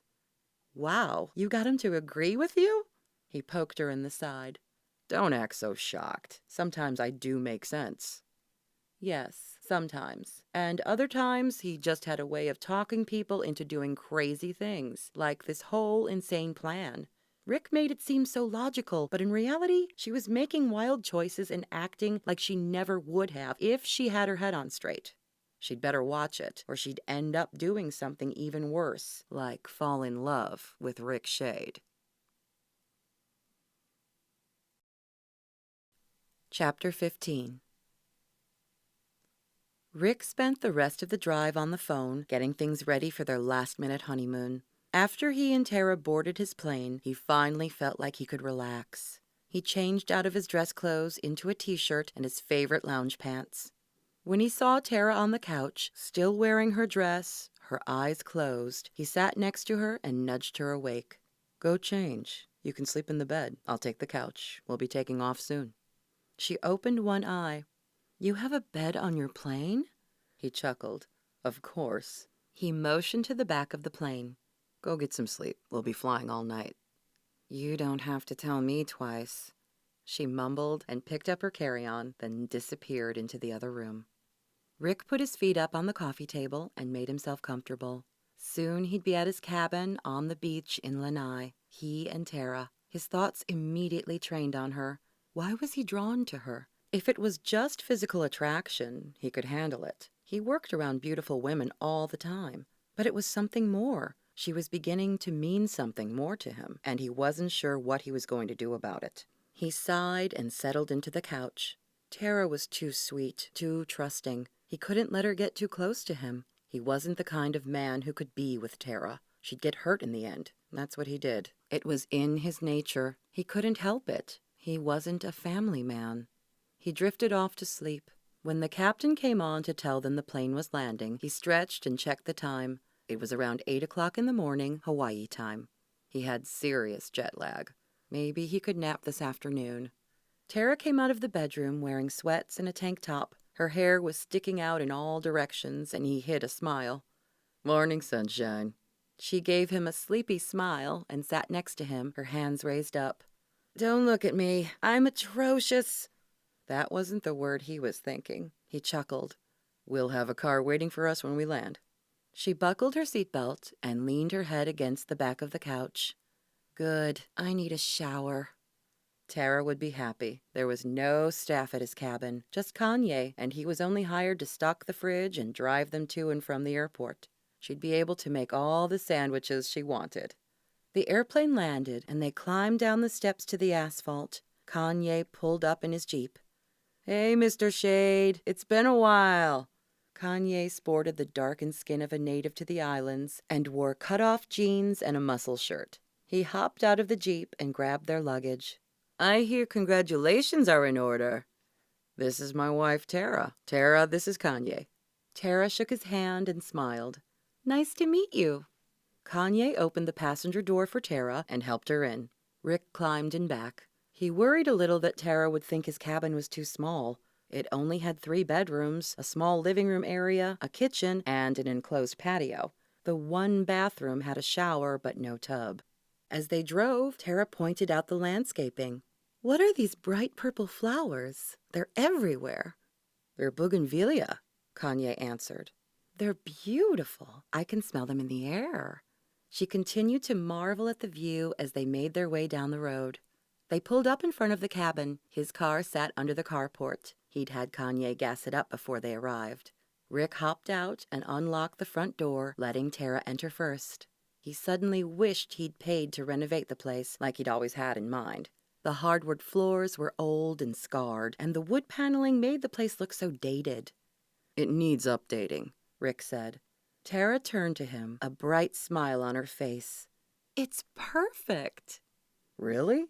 He looked around the living room. "It's not too small?" Tara walked over to the stairs that led to the upstairs bedrooms. "No, it's great. Mind if I check it out?" "Be my guest." Kanye walked in and set the luggage down. He grinned at Rick and slapped him on the back. "Enjoy your stay." He ducked back out before Rick had a chance to say anything else. Rick peered out the window and watched the Jeep take off down the road. Tara came to the railing upstairs. "This is great. There's so much character." "I bought it for the view out back." Tara came down the steps. "Can I see?" "Sure. There's a small deck and a trail that leads down to the beach." Tara walked through the enclosed patio and opened the back door. She gasped. "Rick, this is heaven." He smiled to himself. The cabin wasn't much, but the backyard was spectacular. "I like to sit out here and watch the sunset." Tara walked to the edge of the deck and put her hand up to shield the sun from her eyes. "What's that bit of white down there in the trees?" "A hammock." "Are you kidding me? I can't wait to try it out. This is so peaceful here." He was thrilled she liked the place. "It is." She turned back toward the cabin. "I'm in desperate need of a shower. Do you mind?" "Go ahead." "Thanks." She headed toward the door. "If you want to make a list of items you need from the store, I'll text it to Kanye." Tara's steps slowed. "Why don't we run to the store together after I shower?" "Yes, that's fine. We can go after you clean up." He'd just put on a baseball cap. Most of the time that worked, and no one recognized him. Rick changed into one of the outfits he had in his closet and left the scruff on his face. While Tara showered, he scrounged around in the kitchen. By the time she was done, he'd cut up some fresh fruit and had the yogurt dip open and ready. Tara came in the room, her phone pressed to her ear. She had her hair pulled up again, and he wished she'd left it down. "Did you have a good sleepover, sweetie?" She pointed to the spread of fruit and gave Rick a thumbs up. He motioned for her to sit down and eat with him. "Which movie did you watch?" "That one again?" she mouthed. Poor Amanda. Rick popped a grape in his mouth and took a second to admire Tara's sundress. It had little purple flowers on it, and it hugged her curves. She finished up her call with Kylie, then hung up and set her phone on the table. Her gaze traveled over him. "What are you wearing?" "What?" "You look like a tourist." "I'll blend in." She bit into a strawberry, not quite hiding her smile. "Okay." "You don't like the flowered shirt?" "It's bright." She turned away from him, and he had a sneaking suspicion she was laughing at him. "I'll have you know the flowered look is very popular here." He said it with a straight face, but he couldn't help the smile in his voice. "Really?" She turned back around. "Well, I won't lose you in a crowd, that's for sure." He laughed. "Want me to change?" "No way. I want to see you out in public like that." Almost without thinking about it, he swiped his finger into the fruit dip and wiped it on her nose. She jerked back, and her mouth fell open, a gasp escaping. "Oh, no! Now you've done it." She dipped her finger in, and he hopped off his chair before she could come at him with it. She leaped forward, but he was too fast and moved out of the way before she reached him. He sidestepped around the table toward the sink. She came at him again, this time successfully smearing dip on his nose. He grabbed her wrists while she laughed at him. "I'm funny, huh?" he asked, out of breath from goofing around. You sure look funny to me, she grinned at him. He stared into her eyes, and suddenly the mood shifted. His gaze traveled down to her lips. What would she do if he kissed her? Would she stop him, or would she allow it? It seemed as if he had no willpower to stop himself. He slowly moved closer to her. Her phone chimed and broke the spell. He let go of her hands and wiped the yogurt dip off his face. Tara turned around and grabbed her phone off the table. She stared at the screen. "It's Bobby." He picked up a napkin and handed it to her. "You've still got—" He motioned to his nose. She wiped it off. "What does he want?" She closed her eyes and shook her head. "He's mad. Said something about us not holding up our end of the deal." "What? Give me that." Tara seemed surprised, but she handed her phone over to him. He read the text. "I don't like being played a fool. Your husband better hold up his end of the bargain, or I'll become the nuisance you don't want." There it is, a threat in print. But was it enough to issue a restraining order? Rick doubted it. Threatening to be a nuisance isn't much. Rick typed in a response. "This is Rick. I did what you asked. Now leave us alone." His response came back quickly. "Your agent told me to take a flying leap." Rick swiped his hand over his face. Crud. He'd told his agent to call. He didn't specify what he wanted his agent to do. "I'll talk to him." "You'd better. I don't like being jerked around." Rick wanted to answer with something about being a jerk, but forced himself to calm down. "I'm on my honeymoon. I'll talk with him as soon as I can." Maybe that would buy him some time. Bobby answered back. "Oh yeah, congratulations." Rick changed the screen and handed the phone back to Tara. "I took care of it." She eyed him skeptically. "What did you do?" He sighed. "I told him I'd talk to my agent." "Wait, you're trying to help Bobby?" Rick folded his arms. "No, I'm trying to appease Bobby. We can't get a restraining order until he hurts one of us, and I'd rather not have that happen." She seemed to take in what he said, then nodded. "You're right. I don't want to risk anything happening to Kylie." "Me neither." He motioned to the table. "Are you done eating?" "Yes, I am, Magnum P.I. Let's go shopping." She tossed him a snarky grin and put the lid on the yogurt. He wanted to swat her behind, but kept his hands to himself. "Whatever. I'm cool, and you just can't stand it." Her laughter bounced off the walls, and he couldn't stop himself from grinning.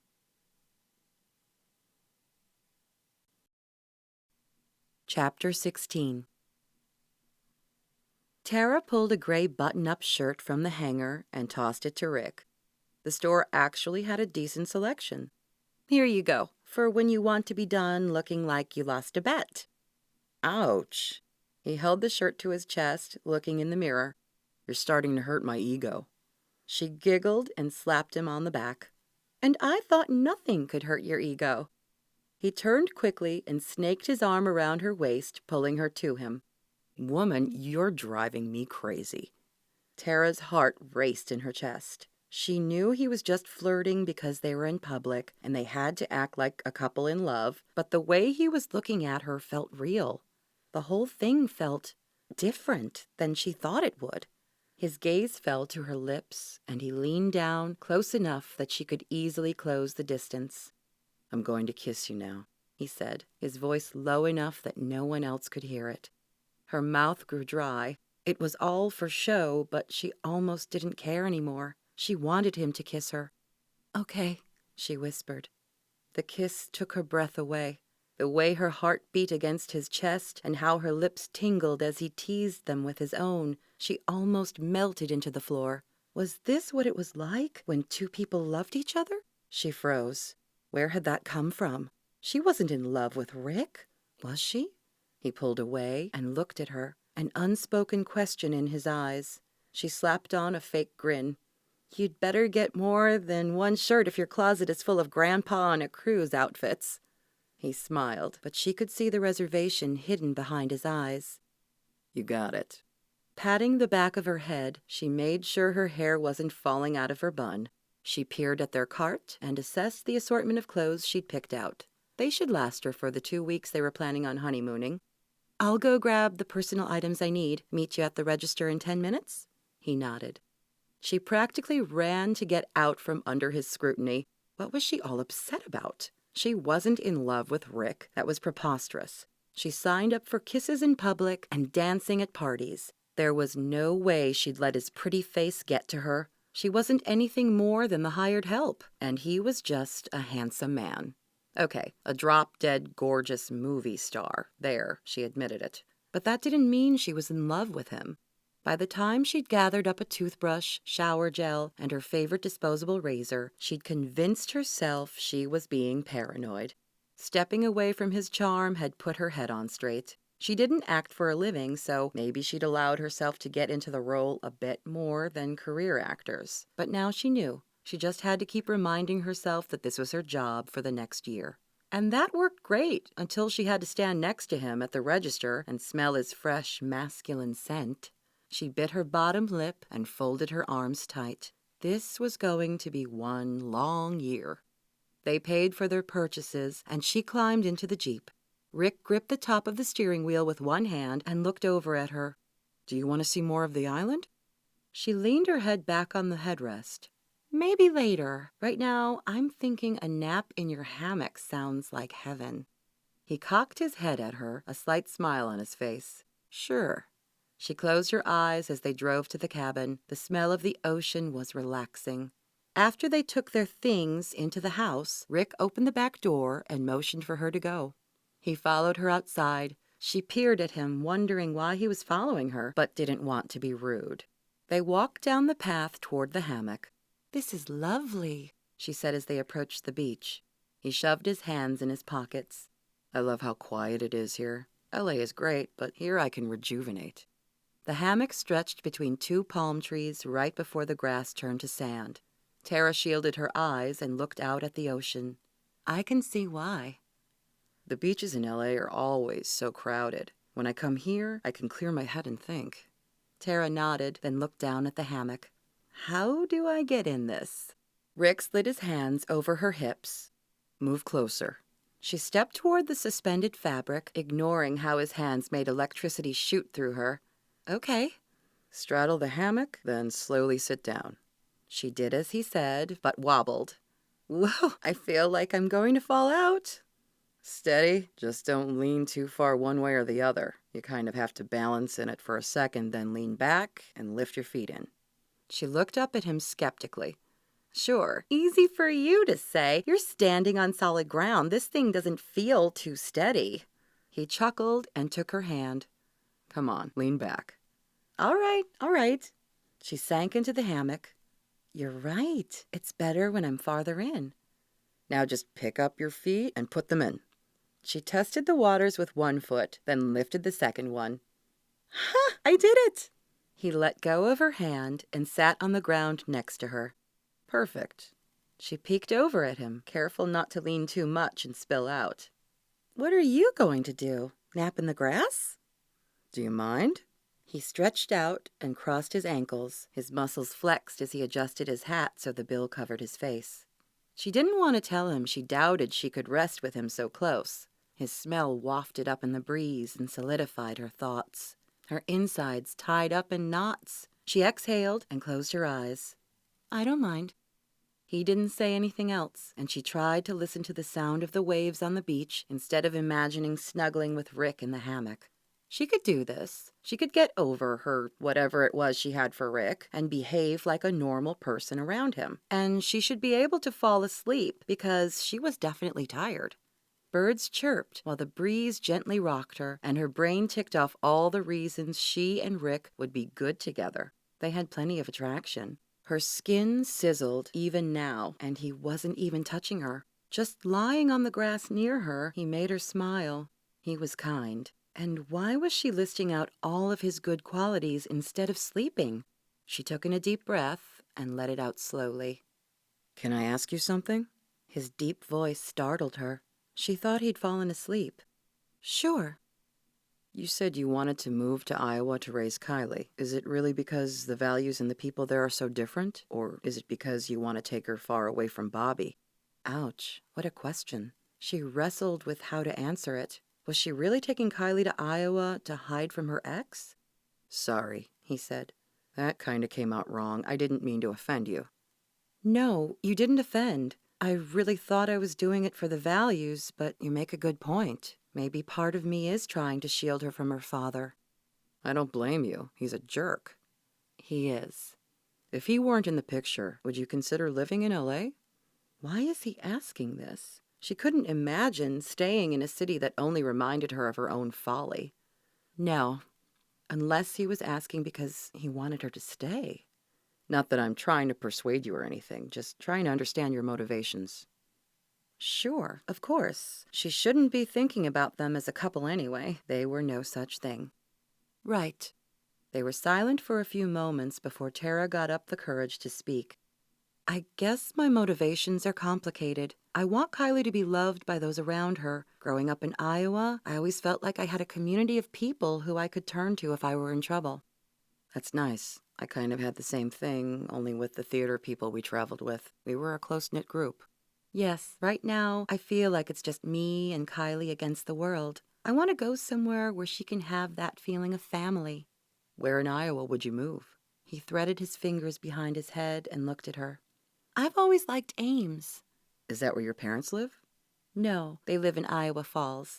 She stared up at the wispy clouds, hoping he wouldn't ask. Why wouldn't you want to move to Iowa Falls then? He asked. She sighed and shifted to get more comfortable. My father disowned me when I married Bobby. The words brought up all the pain and suffering from the past, the yelling, her father telling her never to speak to him again. Why? He thought we were too young. The ironic thing is, his attitude just pushed me to marry faster, instead of making me come to my senses. He was right. We were too young. She swallowed back the hurt. She'd made the best of the situation. What about your mom? More pain swelled in her chest. We haven't spoken since that day. Casualty of war, I suppose. Rick adjusted his cap and looked at her. How can a parent disown a child for making a choice? It's just going to push them away. My thoughts exactly. I may not always like what Kylie wants to do, but I will never shove her away. I know how that feels. My father never disowned me, but I had a similar experience when I decided to go into screen acting. Why did he have a problem with that? He said it was beneath me. Stage acting is art, at least in his eyes. Making movies is selling out. Tara looked over at him. That's hogwash. I've seen what you can do. It takes a lot of talent. He grinned at her. Are you calling me talented? Don't get all egotistical on me. She rolled her eyes. He squinted. You've got something on your face. He motioned to her cheek. She swiped her hand over her skin. Did I get it? No, it's still there. He reached up as if to wipe it off, but his hand wasn't close enough. I can't reach. She leaned closer, and suddenly the hammock twisted and threw her off balance. It flipped, and she landed on top of Rick. Oh! His laugh echoed through the palm trees. She tried to roll off him, but his arms held her tight. She shoved his shoulder. You did that on purpose. Of course I did. His smile crinkled the skin around his eyes. A few strands of hair had come loose, and they hung down as she stared at him. He slowly reached up and removed the clip that held her hair up. It spilled down over her shoulders. There, he said quietly. I've been wanting to do that. She slid off and lay in the grass beside him, gazing up, her heart beating wildly. Why did you want to do that? Don't know, just did. He rolled onto his side and leaned on his elbow. She self-consciously touched her hair. It's easier to get work done when it's up and out of the way. He picked up a strand of her hair and fingered it. I think it looks nice down. Not everything you do has to be practical. She drew in her courage and gazed into his mesmerizing blue eyes. Marrying you wasn't practical. His grin widened. Now we've been over this. It was very practical. That's how I convinced you to do it. He was right. Him and his stupid logic. She was pretty sure he'd somehow charmed her or tricked her in some way. When she was in her right mind, she knew their plan was insane. But when she was around Rick, he did something to her. Messed with her head. That and the healthy sum you're paying me. As soon as the words were out, she regretted them. His smile faded and he nodded, inching away from her. Yes. He laid back down and put his cap over his eyes. She could feel him withdrawing from her. The money. She climbed back into the hammock, careful not to tip it, feeling terrible. Why had she brought up the money? Was it to disguise the fact that she had a crazy crush on him? She closed her eyes, not wanting to think about it anymore. Sleep came to her then, and when she awoke, Rick was gone.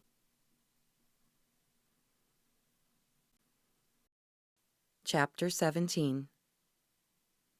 Rick shoveled rice into his mouth, trying to get through the dinner as fast as he could. He'd taken Tara out to a local restaurant, but things had turned quite awkward since she spelled out to him her motivations for being with him. Money. Why had he thought she might actually like him? Maybe because his attraction for her had grown, and he thought she might feel something similar? Stupid. Why was he doing this to himself? He should know better. He and Scarlett dated before he grew famous. He had known she didn't have ulterior motivations, but after that, he hadn't met anyone simply interested in him. His money or fame was what attracted them now, and he was fine with that, right? It's the life he chose. He just needed to remember no falling in love. He had flings. He didn't have real relationships. Tara pushed her food around with her fork. "Not hungry?" he asked. "Just worried. I hope Kylie isn't frightened by the plane ride." Rick glanced at his watch. "They should be arriving in an hour. Would you like me to text the staff to see how things went while we were gone?" "I'd like that," she said, her shoulders lowering. "Will do." He reached into his pocket and brought out his phone. Her gaze softened, and she reached across the table to touch his hand. "Thanks." He pulled away from her touch. "Sure." She leaned back and studied him. She looked like she was going to speak, but changed her mind and lifted her fork to her mouth. His phone chimed right away. Everything went smoothly. Kylie was excited to get on the airplane. Rick showed the text to Tara, who smiled. "I'm glad she wasn't upset. Thank you for texting." "No problem." The waitress stopped by. "How was everything tonight?" "It was perfect." Tara's smile seemed forced. The waitress set the check on the table. "You can pay whenever you're ready." Rick took care of the bill, and they left. The night air felt good, the breeze blowing as they bounced along the dirt roads in his car. Tara inhaled.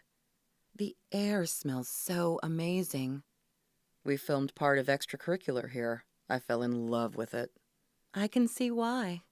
Rick parked the car at the airport. Tara turned to him. "I think I owe you an apology." He raised his hand. He didn't want any sympathy from her. "No need." "Yes, I messed things up between us. I didn't mean to imply the only reason I married you was for the money." A slow anger burned in his gut. "That is why you married me, though, isn't it?" "It's true. I originally said yes for the money." Her gaze dipped. "But I've gotten to know you since then." "And now you're in it for my winning personality?" He laughed, but it came out harsh. "Don't try to flatter me. I'm paying you to help my career. Let's not try to pretend it's anything else." He gripped the steering wheel and scanned the skyline for his jet. Tara pressed her lips together tight. The air between them grew heavy. The seconds ticked by as neither of them spoke. A few minutes later, he spotted the plane. Soon it landed and taxied to their area. The crew pulled the steps down. Tara got out of the car and waited by the bottom of the stairs. Kylie appeared, and Tara's countenance transformed. She smiled, and Kylie squealed. "Mommy!" Amanda held the little girl's hand as she clambered down the steps, clutching her Winnie the Pooh bear. Tara crouched down and hugged her daughter. "I was above the clouds," Kylie shouted. "You were? Did it scare you?" Kylie's nose wrinkled. "It was fun. It made my tummy feel funny. Can I do it again?" Rick chuckled. "Sure, when we go back to L.A." "Rick!" Kylie ran to him. He crouched down like he'd seen Tara do. Kylie threw her arms around his neck, so he picked her up. She weighed almost nothing. He felt an urge to protect her for some strange reason. He held her tight. "Are you my new daddy?" He looked at Amanda, who blushed. "Sorry, it was all over the news. She kept asking about it, so I told her you guys got married." Tara didn't look amused, but she stayed silent. Rick patted Kylie on the back. Sure, Ladybug. You can call me Daddy if you want to. Tara's frown deepened, and Rick hoped she wouldn't argue with him in front of Amanda.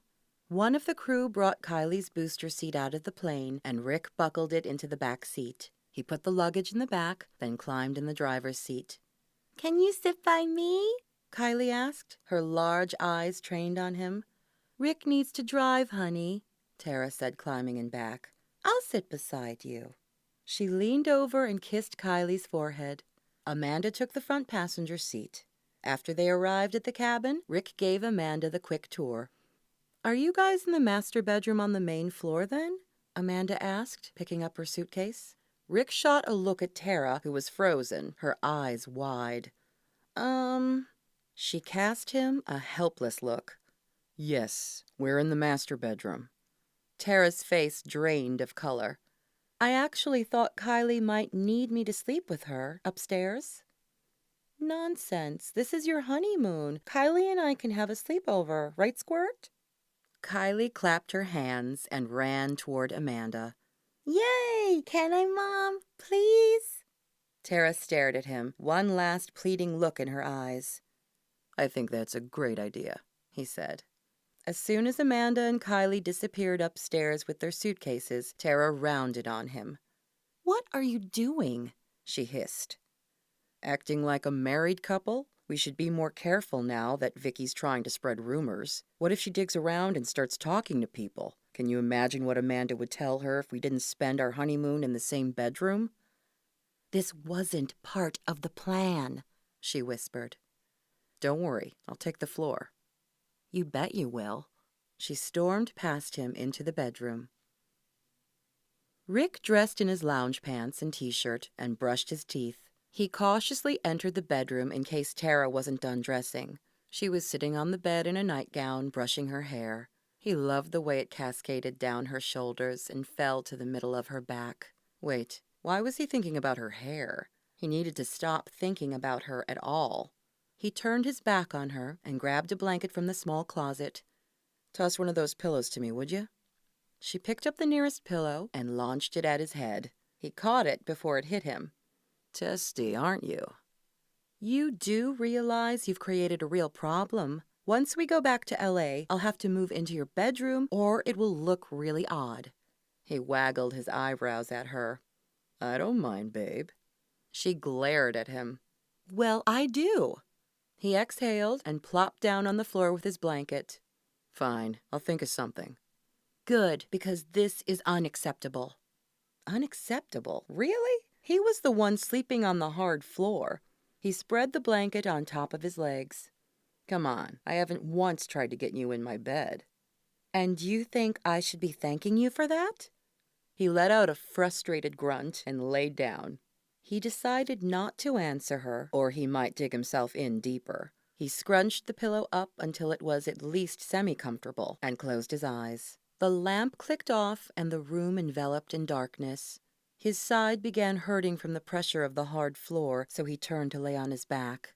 After a few minutes, his back hurt, and he rolled to his other side. This was going to be a long night. Tara sighed. "I'm sorry. I shouldn't have gotten so mad." What should he say to that? For some reason, he couldn't think of anything that might not get him into further trouble, so he stayed silent. The bed rustled. "Rick," she whispered, "you awake?" "Yes." "You still upset with me?"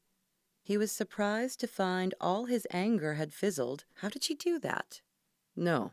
She was quiet for a few moments before she spoke again. "I feel stupid in this king-sized bed while you sleep on the floor. That can't be comfortable." He scratched his chin. "What are you saying? You want me in the bed?" "I overreacted. You were right. You've been a perfect gentleman. If you want to sleep in the bed, I trust you." "Good, because the floor is making my butt go numb." He climbed onto his side of the bed and fluffed the pillow. "Much better." In the dim light of the bedroom, he could see Tara looking at him. After a minute, when she didn't look away, he grew curious. "What?" he asked. "What happened with Scarlett? Why didn't you get married?" He drew in a deep breath. He shoved his hands under his head and stared up at the ceiling. He might as well tell her. If he didn't answer, Tara would just ask again another time. She should know what kind of a person he truly was. Scarlett wanted a family. Most girls do. Yes, but she also wanted a stable husband, someone who held a boring office job. Clock in at 9, get off at 5, home for the weekends. Tara slowly nodded. And you were just getting your acting career started. Yes. I understand. He blinked back the emotions swelling in him. No, I don't think you do. She asked me to leave with her, go move to somewhere like Iowa and start a family. I thought about it, I really did. But in the end, I chose my acting career over her. You wanted to follow your dreams. He narrowed his eyes, his own self-loathing making him shake. No, I gave up the woman I loved for money and fame. Tara was silent, so he continued, making sure she understood what he did. She gave me a choice, and I chose me, not her. She shouldn't have forced you to choose, Tara said quietly. No, she was right. It made me realize I'm not cut out for settling down. I'm too concerned with my own self-interests. Rick, don't you see? I loved her, and I ripped her heart out and sent her packing, all because I wanted to further my career. He didn't mean for his voice to crack, but the image of Scarlett standing outside his apartment, tears streaming down her face, came into his mind, and his throat closed. He'd slammed the door in her face. Who does that to the woman they love? Tara laid her hand on his arm. You blame yourself. He jerked away. Of course I blame myself. Haven't you been listening? I am to blame. I loved her, and I let her go. All of the feelings he'd been burying over the years surfaced, and he couldn't speak anymore. Guilt and remorse suffocated him. She should have supported you in your career choice. Like you did with Bobby? Yeah, that sure worked out. He fired the words off like bullets and regretted it the moment they were out. More guilt surged in him, making it hard to swallow.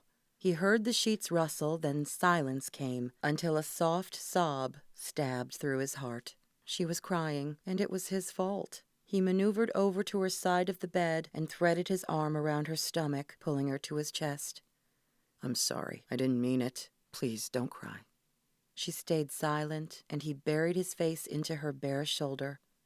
I'm such a jerk. She wiped at her eyes and took in a steadying breath. You lashed out at me because you feel guilty for what happened with Scarlett. Her words sliced through him, and he realized she was right. Guilty, yes. He forced himself to continue. I hate myself for what I did. He whispered, his gut clenching. He blinked back the emotion. She rolled over to face him and placed a hand on his cheek. Don't be so hard on yourself. I'm a terrible person. No. Tara's thumb caressed his cheek. You love acting. I've seen it on your face. She didn't truly know you if she thought you'd ever be happy stuck in an office job. He let her words sink in. She was right yet again. He lived for the thrill of nailing a scene. He loved it when he got so into character that he had a hard time separating himself. It exhilarated him. How do you do that? What? How do you see me like that? She smiled, her eyes glistening. Like I said, I've gotten to know you. His gaze landed on her lips. The desire to kiss her hit him in his chest. He pushed the thought from his head. It wouldn't be a good idea to start something like that. Instead, he took her hand in his. You're a beautiful person. You may not realize it yet, but so are you. She kissed the tip of his nose and then rolled away from him. It took all his willpower to move to his side of the bed. He lay on his back and listened to her even breathing until he fell asleep.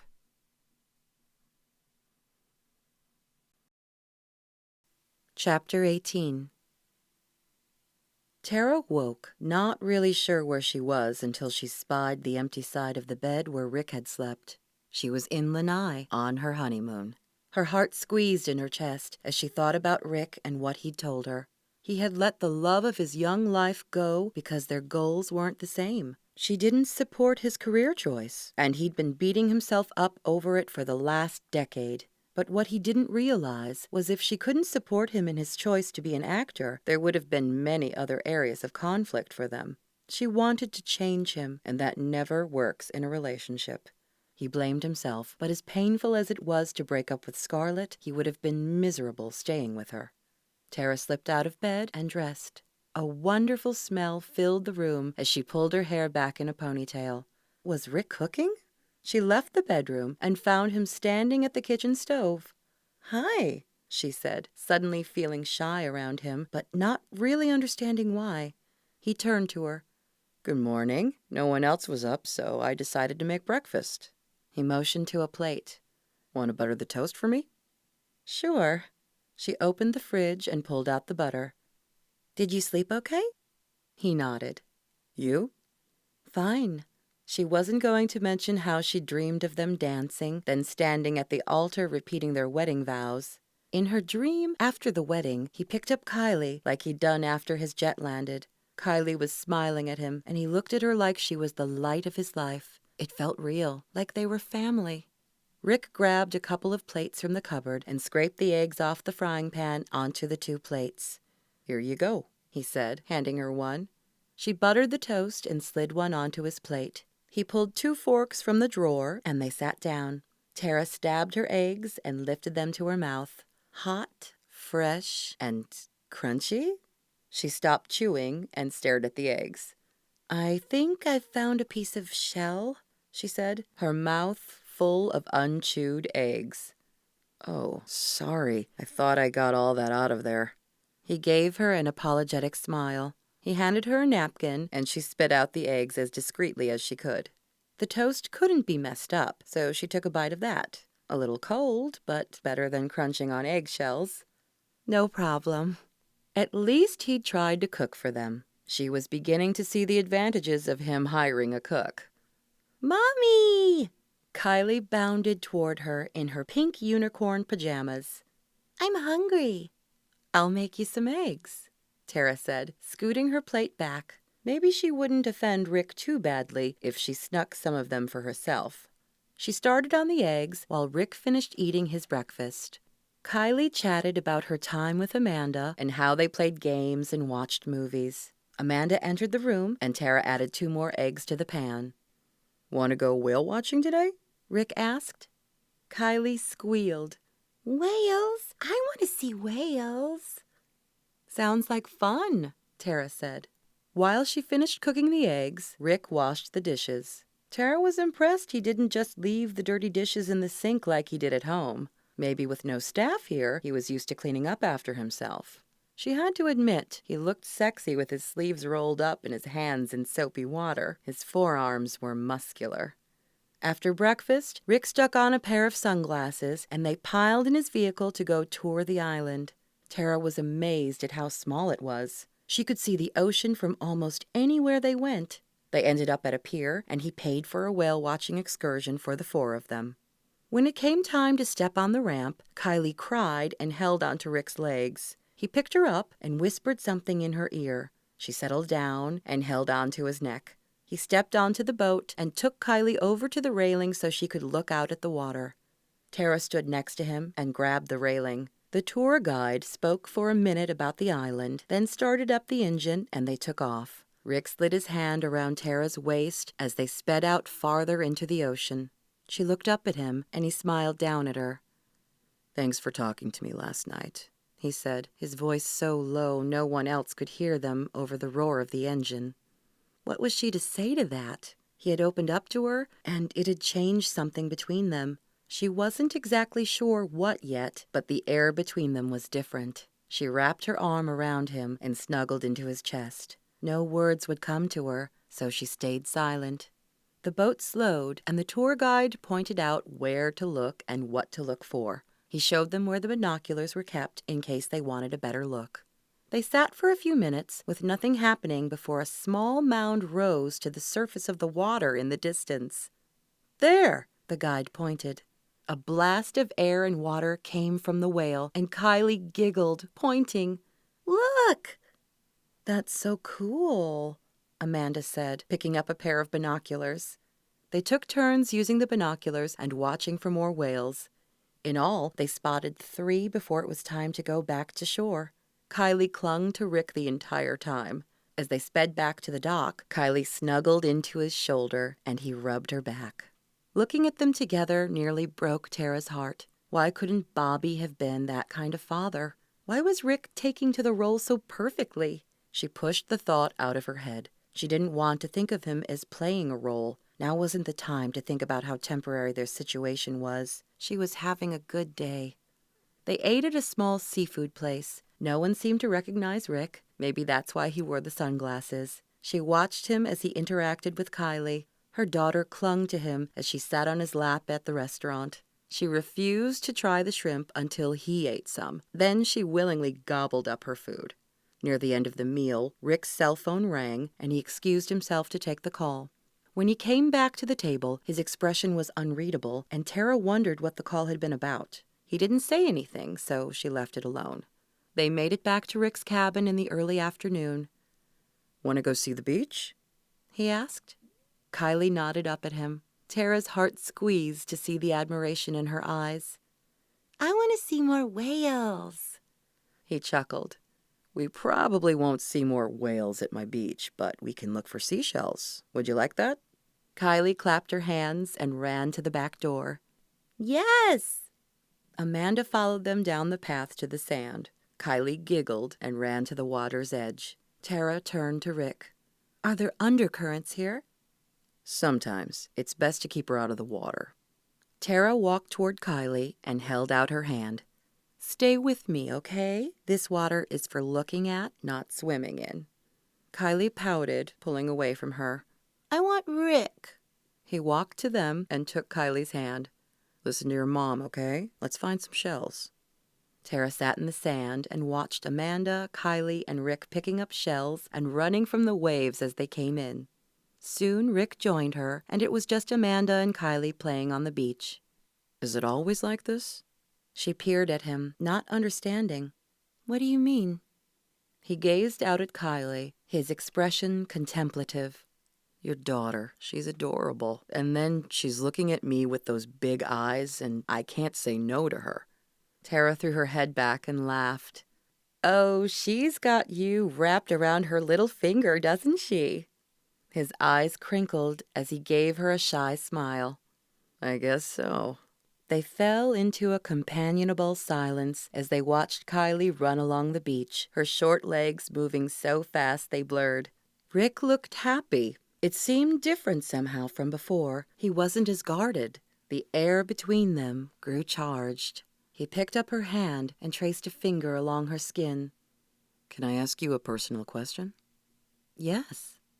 "Would there ever be a time when you would want to see your father again?" She eyed him suspiciously. "Why?" He didn't look up at her, just continued to stare down at her hand, his touch sending little zaps through her. "Maybe Kylie should know her grandparents." Tara's gut instinct was to pull away, but she forced herself to remain still. Rick didn't know her father. He couldn't know the pain her father caused her the day he forced her out of his life. Tara took a steadying breath. "My father wouldn't want me contacting him. He made that clear." Rick's gaze connected with hers. "Time can change people, and other things too." Something in his eyes made Tara aware that this wasn't just a simple conversation. "What happened?" He looked down at their hands, still touching. "Your father called." "What? He called you?" Too many questions swirled around in her head. How did her father get Rick's number? Was that the phone call from earlier? What had he wanted? "My number isn't published. He called around until he got Phil on the phone." Her throat constricted. Why was her father trying to get a hold of Rick? Was something wrong? What did he want? "He wants to see Kylie." Chapter 19. Tara's throat closed up. Why would her father even care? She pulled her hand away from Rick. "I don't think that's a good idea." Rick peered down, a guilty look on his face, and his fingers absently drawing in the sand. "What did you do?" "I said we'd make a trip out to Iowa." He met her gaze. "I'm sorry. I should have talked to you about it first." Heat flushed through her. "Yes, you should have. Now you have to call back and tell them we're not going." He blinked at her. "Look, I know it's none of my business, but just hear me out." She didn't want to listen. She wanted to punch him, but her rational and less violent side won out, and she nodded. "Your father had no idea you and Bobby had a baby. When he saw his own granddaughter on television, he was shocked." A little bit of guilt wormed its way into Tara's chest, but she fought back with her justification. "He'd told me never to contact him again."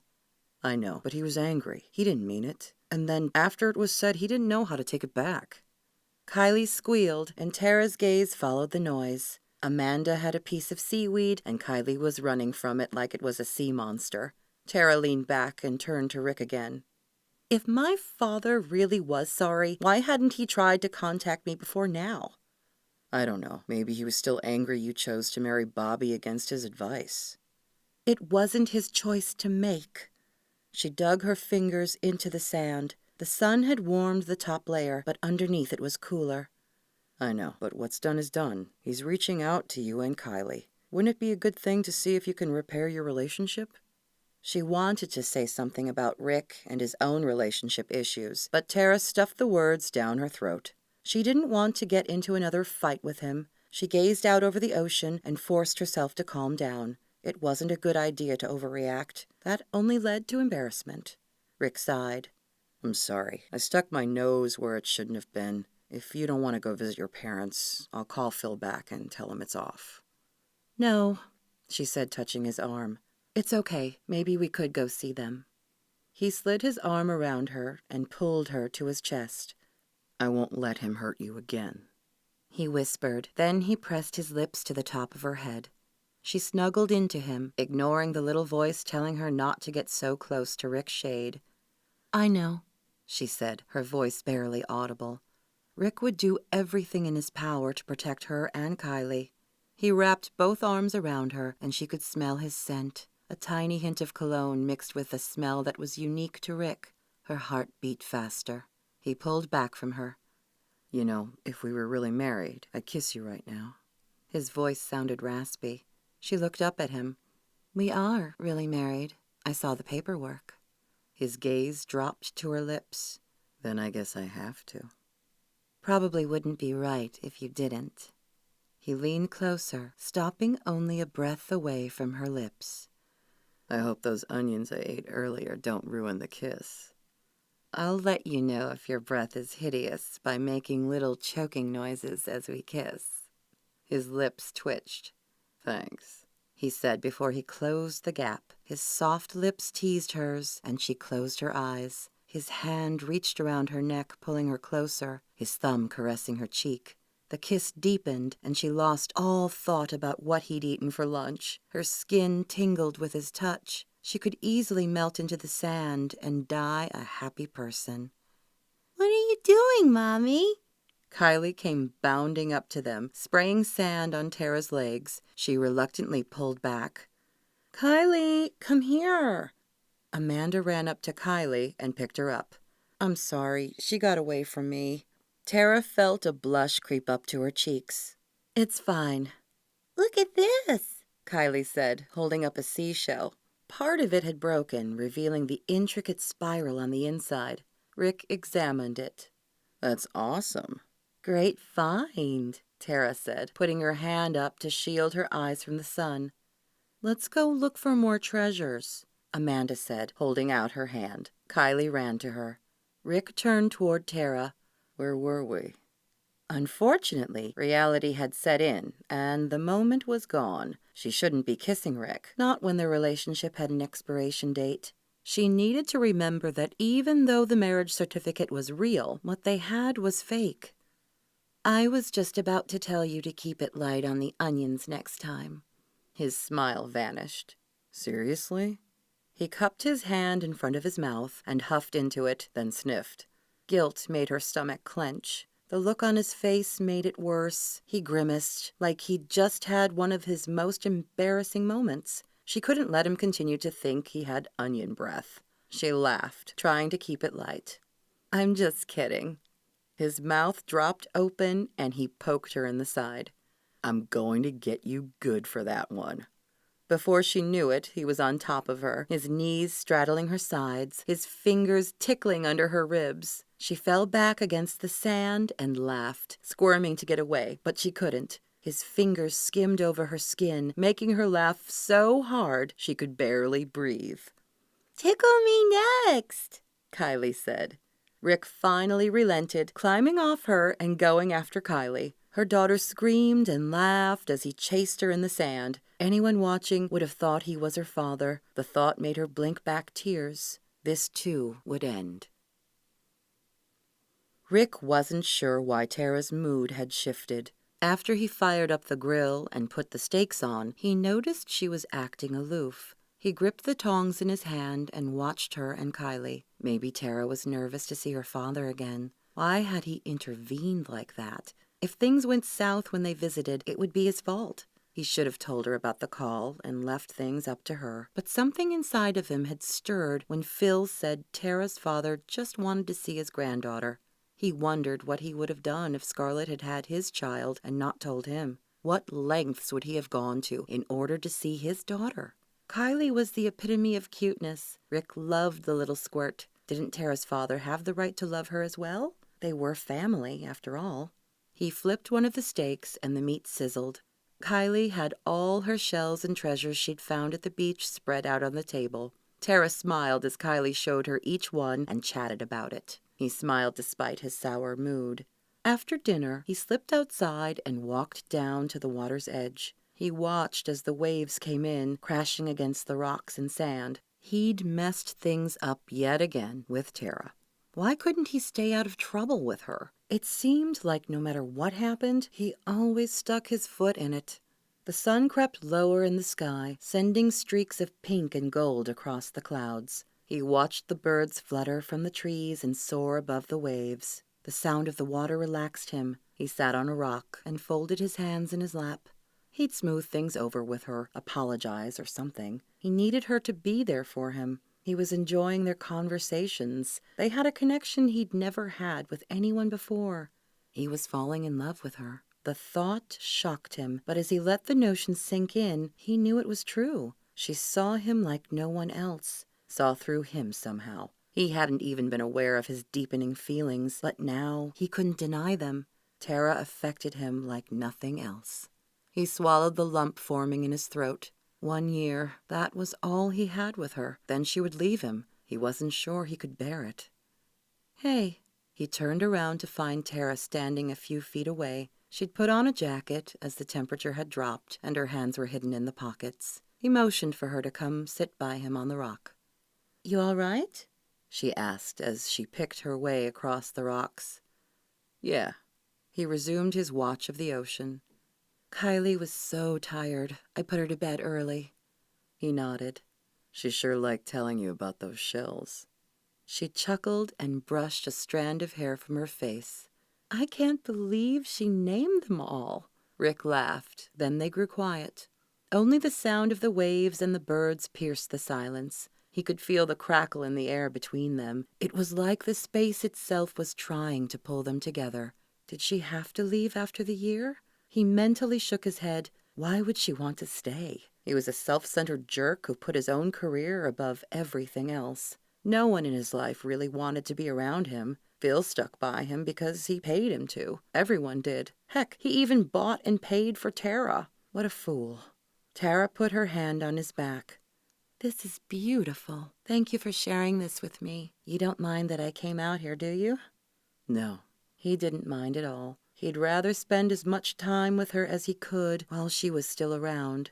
Then another thought occurred to him. Maybe he could entice her to stay after the year was up. He could be charming. People often said he was handsome. He and Tara had chemistry, and for some reason she kept forgiving him when he acted like a jerk. Maybe he could fan the flames, make Tara fall in love with him. He slid his arm around her, and she laid her head on his shoulder. It's a beautiful sight. He skimmed his hand over the skin on her arm. And the sunset is pretty too. Wow, did you get that line from a gum wrapper? Ouch. And he thought he was being smooth. Too corny? She laughed. A bit much, yes. He reached up and brushed his fingers across her cheek. The sunset cast an orange glow on her skin. Sorry, I guess I just got caught up in the moment. She closed her eyes, the breeze blowing the strands of hair that had come out of her ponytail. You still mad at me for agreeing to go see your father? She peeked at him with one eye open. No. Good, because I've been wanting to finish what we started. He hooked a finger under her chin and raised it, staring at her lips. If it's okay with you, he added, not wanting to force her. I don't think that's a good idea, she said, turning her face away from him.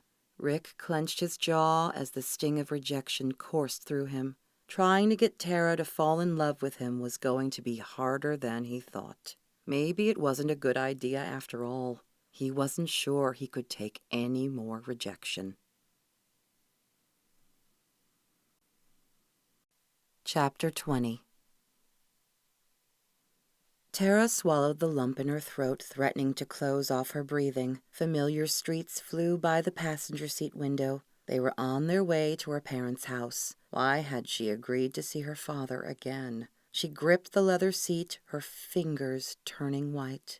Rick squeezed her knee. It'll be okay.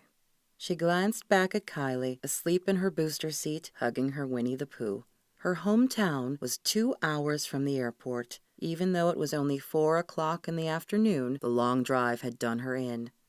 I hope this was the right decision. Tell me about growing up. Did you have a good relationship with your father before the fallout? How could she best describe it? It was more like living with a dictator than a father. That was harsh. Her father had been strict and emotionally pulled back, but that might be taking it a bit too far. Rick cringed. That bad? He was always right. You didn't go against his wishes. I found that out the hard way when I married Bobby, and now I'm married again. And no offense, but he won't be happy about our marriage since you're always in the papers. What does he do for a living? He's a cop. Rick tugged on his collar. Really? Beads of sweat broke out on his brow. Don't worry, it will be okay. She couldn't help but smile as she said it. He chuckled, but Tara saw him swallow hard as he pulled in front of her childhood home. We're here. Quick, get the kid. We can use her as a shield. Tara whacked him on the arm, but smiled nonetheless. She carefully unbuckled Kylie, gathering her into her arms. Kylie rubbed her eyes and yawned. Where are we? We're at Grandma and Grandpa's house. Kylie placed her head on Tara's shoulder and buried her face into her neck. Rick put his hand on the small of Tara's back as they walked to the door. The door swung open, and Tara's mother, Joyce, stepped out onto the stoop. Tara, she said, enveloping her in her arms. I'm so happy to see you. Seeing her mother again was like a balm to her soul. She blinked back tears. How are you, Mom? I'm good. She pulled back and smiled at Kylie. My granddaughter? Tara nodded. Kylie. Joyce gave Kylie a kiss on the cheek. Please, come in. The smell of something cooking met her as she walked in. The living room seemed dark compared to the outdoors, and Tara's vision took a second to adjust. Her father stood by his favorite recliner, his face a stony mask. His hair had thinned a bit and now had gray streaks. His firm jaw and broad chest hadn't changed. Tara cleared her throat. Mom, Dad, this is Rick, she said, introducing him. And this is Kylie. The little girl looked around the room at the various gnome statues Joyce had collected over the years. Tara motioned to her parents. This is Joyce and Douglas McDermott. Rick stuck out his hand to her father. Nice to meet you, sir. When he turned to Joyce, she held out her arms for a hug, which Rick awkwardly accepted. Please, sit down, her mother said. Tara and Rick sat on the couch. Tara smoothed her fingers over the orange-flowered upholstery she'd lain on when she had tonsillitis as a child. Her childhood home had not changed much, if at all. Douglas sat in his recliner, and Joyce pulled a chair in from the dining room. How old is she? her mother asked after seating herself. She just turned 4. Douglas finally spoke. I can't believe you didn't tell us about our own grandchild. Her mother shot him a warning glare. Doug, please. He closed his eyes and pinched the bridge of his nose. I'm sorry. My wife seems to think we need to mend fences. So he wasn't the one who wanted to patch things up after all. She should have figured that out. Joyce quickly stood. Does anyone want anything to drink? We have soda or water or iced tea. Rick glanced at Tara before answering. I'll take a glass of water. Water is fine, Mom, Tara said. Kylie buried her face into Tara's shirt. Her mother rushed from the room and came back a moment later with 2 glasses of ice water. She set them on the coffee table in front of them. How was your flight? It was fine, Rick said. Tension hung in the room like a thick cloud, making it hard to breathe. Tara rubbed Kylie's back. Do you want to say hi to your grandma? Kylie shook her head and covered her face with her hands. Great. The clock ticked the seconds as everyone sat. Her head spun as she tried to think of something she could do, anything to dispel the awkwardness. Nothing came to mind. Her mother stood. I almost forgot. I have something for Kylie. She rushed into the other room and came back with a gift bag decorated with blue and yellow elephants. She held it out. That's for you, Tara said, nudging Kylie to take it. Her daughter still wasn't fully awake, but she took the gift from Joyce and peered into the bag.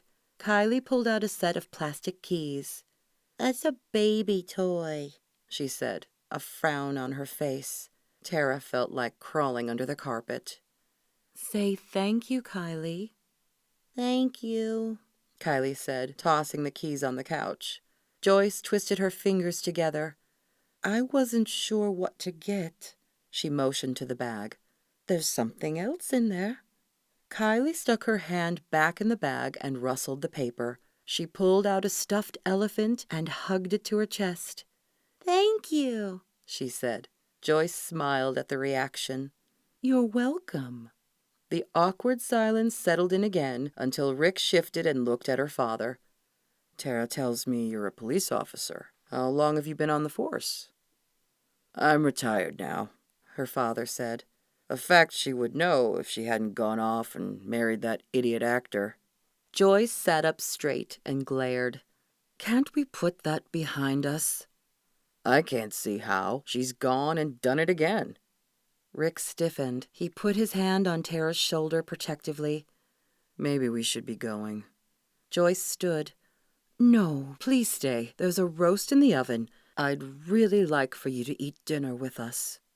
Her father got up from his chair and crossed the room. I don't need to be disrespected like this in my own home. He grabbed his keys and opened the front door. I meant what I said. I don't have a daughter anymore. He left, slamming the door behind him. Tara's throat constricted, and she tried to blink back the tears. This was worse than she'd expected, and she hadn't expected a lot. Rick pulled her close in a one-arm embrace. Joyce exhaled and rubbed her temples. Tara handed Kylie to Rick and walked to her mother, taking her into her arms. I'm so sorry. I didn't mean to cause any more damage. We'll leave. Your father is just upset. He'll come around. Joyce pulled back, a pained look on her face. It will all be fine. You'll see. Please stay for dinner. Tara glanced at Rick to gauge his reaction. It's up to you, he said. All right, we'll stay, but if he comes back, it will probably be best if we go. Her mother nodded, and Tara realized how much older she looked. Maybe the stress had aged her. Joyce took a step back. That's fine. Do you need any help in the kitchen? Tara asked. Her mother ushered her back to the couch. No, not for another hour. Let's just sit and talk. Rick shifted Kylie on his lap. I can't help but notice all your gnomes. Tell me about them. Her mother blushed. I've been collecting gnomes for as long as I can remember. Most I found at garage sales or thrift stores. She crossed the room and picked up one from a shelf. A few of them are Tom Clark gnomes, and those are worth a little money, but the rest are just fun to have. She handed Rick the figure. This one is signed by Tom. Rick turned the sculpture over in his hand. The gnome sat on a stump and held a teddy bear. Nice, he said, handing it back.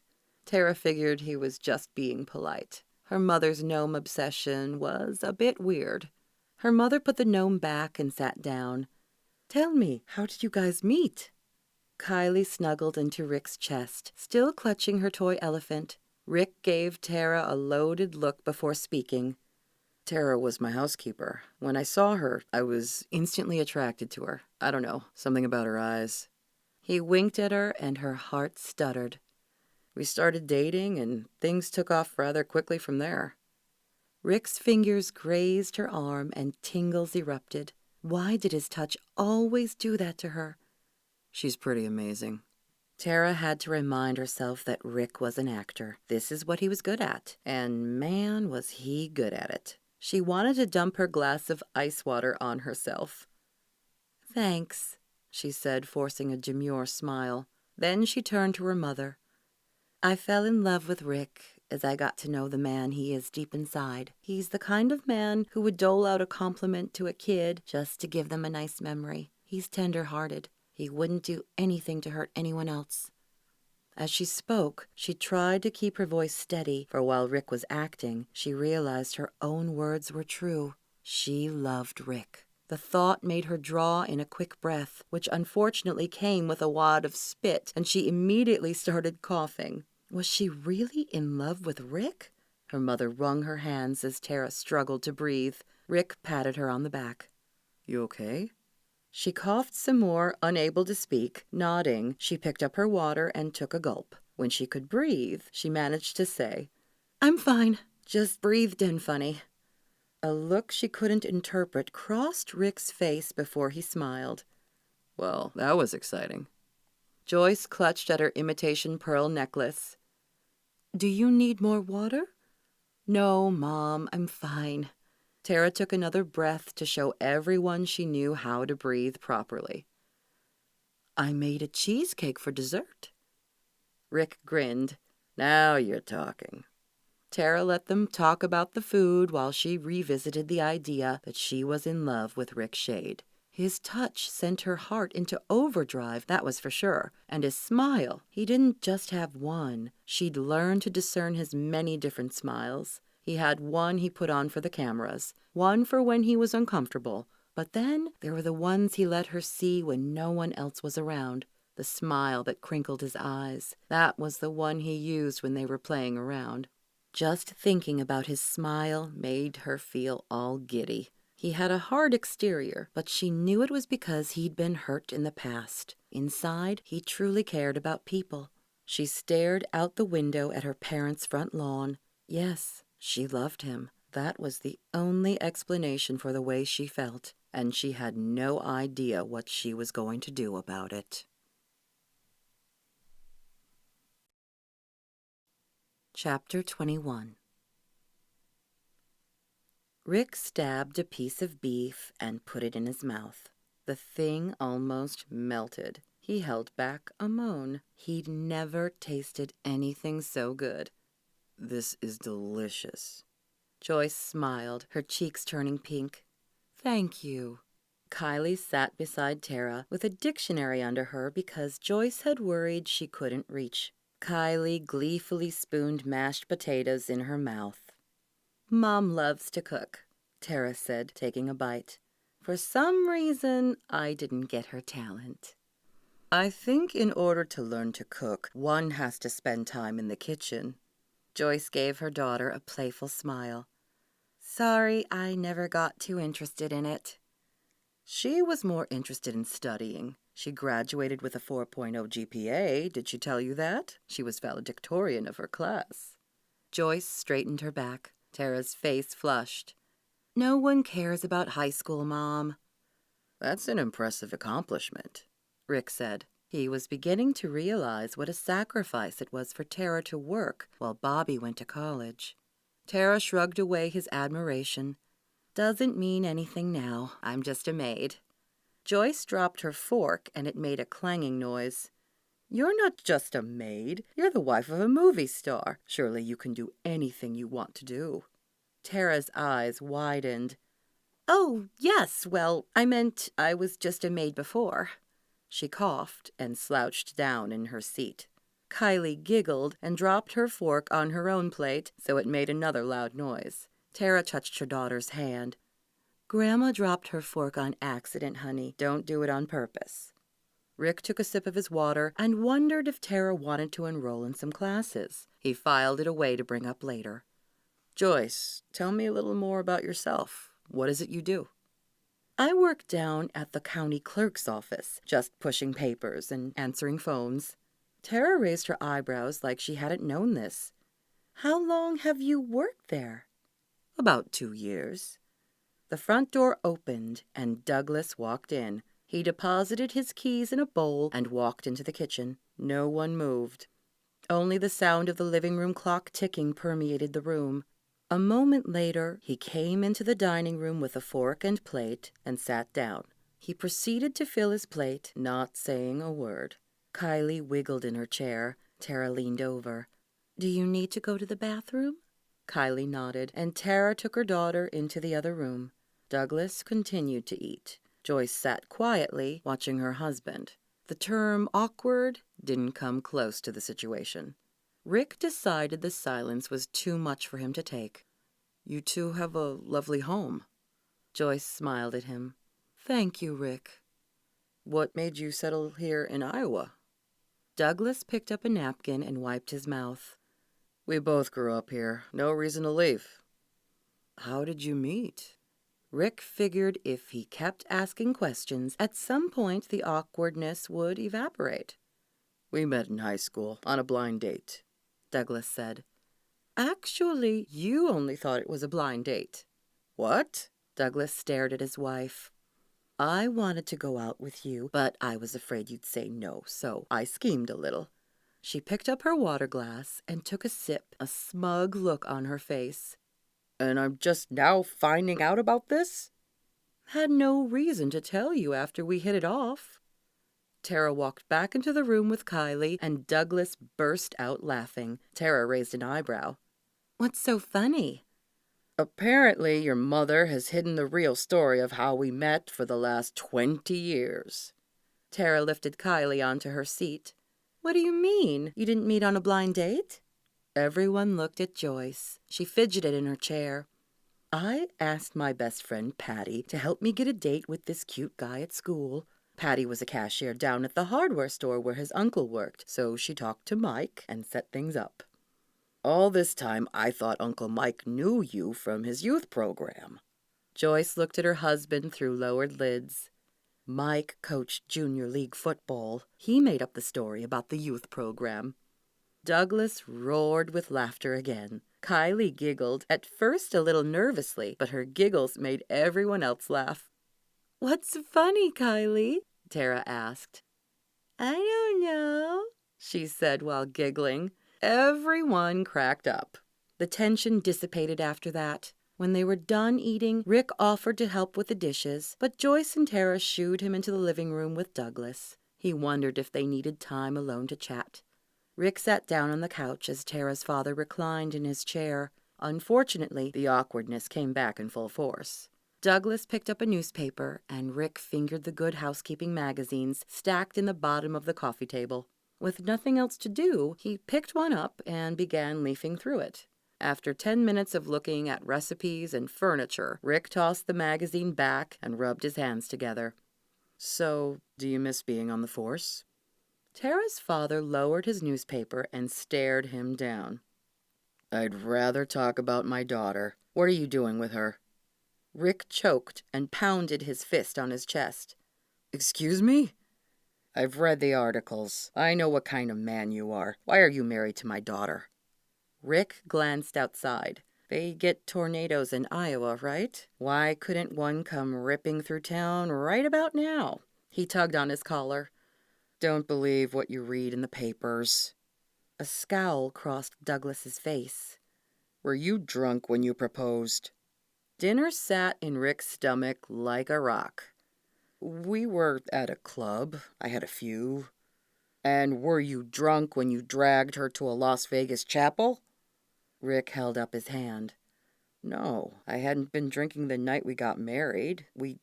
Do you love her? The question hit him in the gut. He did love her. He just didn't think she loved him back. He cleared his throat and spoke from his heart. Yes, I love your daughter, and I adore your granddaughter. I would never do anything to hurt either one of them. Your daughter is smart and funny. She sometimes takes life too seriously, but I love that about her too. I love the way her hair falls down her back when she lets me pull it out of that blasted bun. I love her smile, the way her lips curl up, and the way it lights up her eyes. Douglas studied him for a moment. Good, because if you treat her like that other punk did. His voice cracked, but his threat never materialized. Rick shook his head. Of course not, he said. I'd never. Tara cleared her throat, and Rick turned to see her standing in the archway between the living room and the dining room, her arms folded. He wasn't sure how much of the conversation she had heard. Dishes are done. Does anyone want cheesecake? Yes, thank you, Rick said, glancing over at her father. Douglas nodded. They ate dessert, the conversation staying away from important things. Tara laid her sleeping daughter on the guest bed and pulled the covers up, tucking her in. She turned the nightlight on and closed the door. If Kylie woke up in the night, she'd be on the other side of the wall and would hear her cries.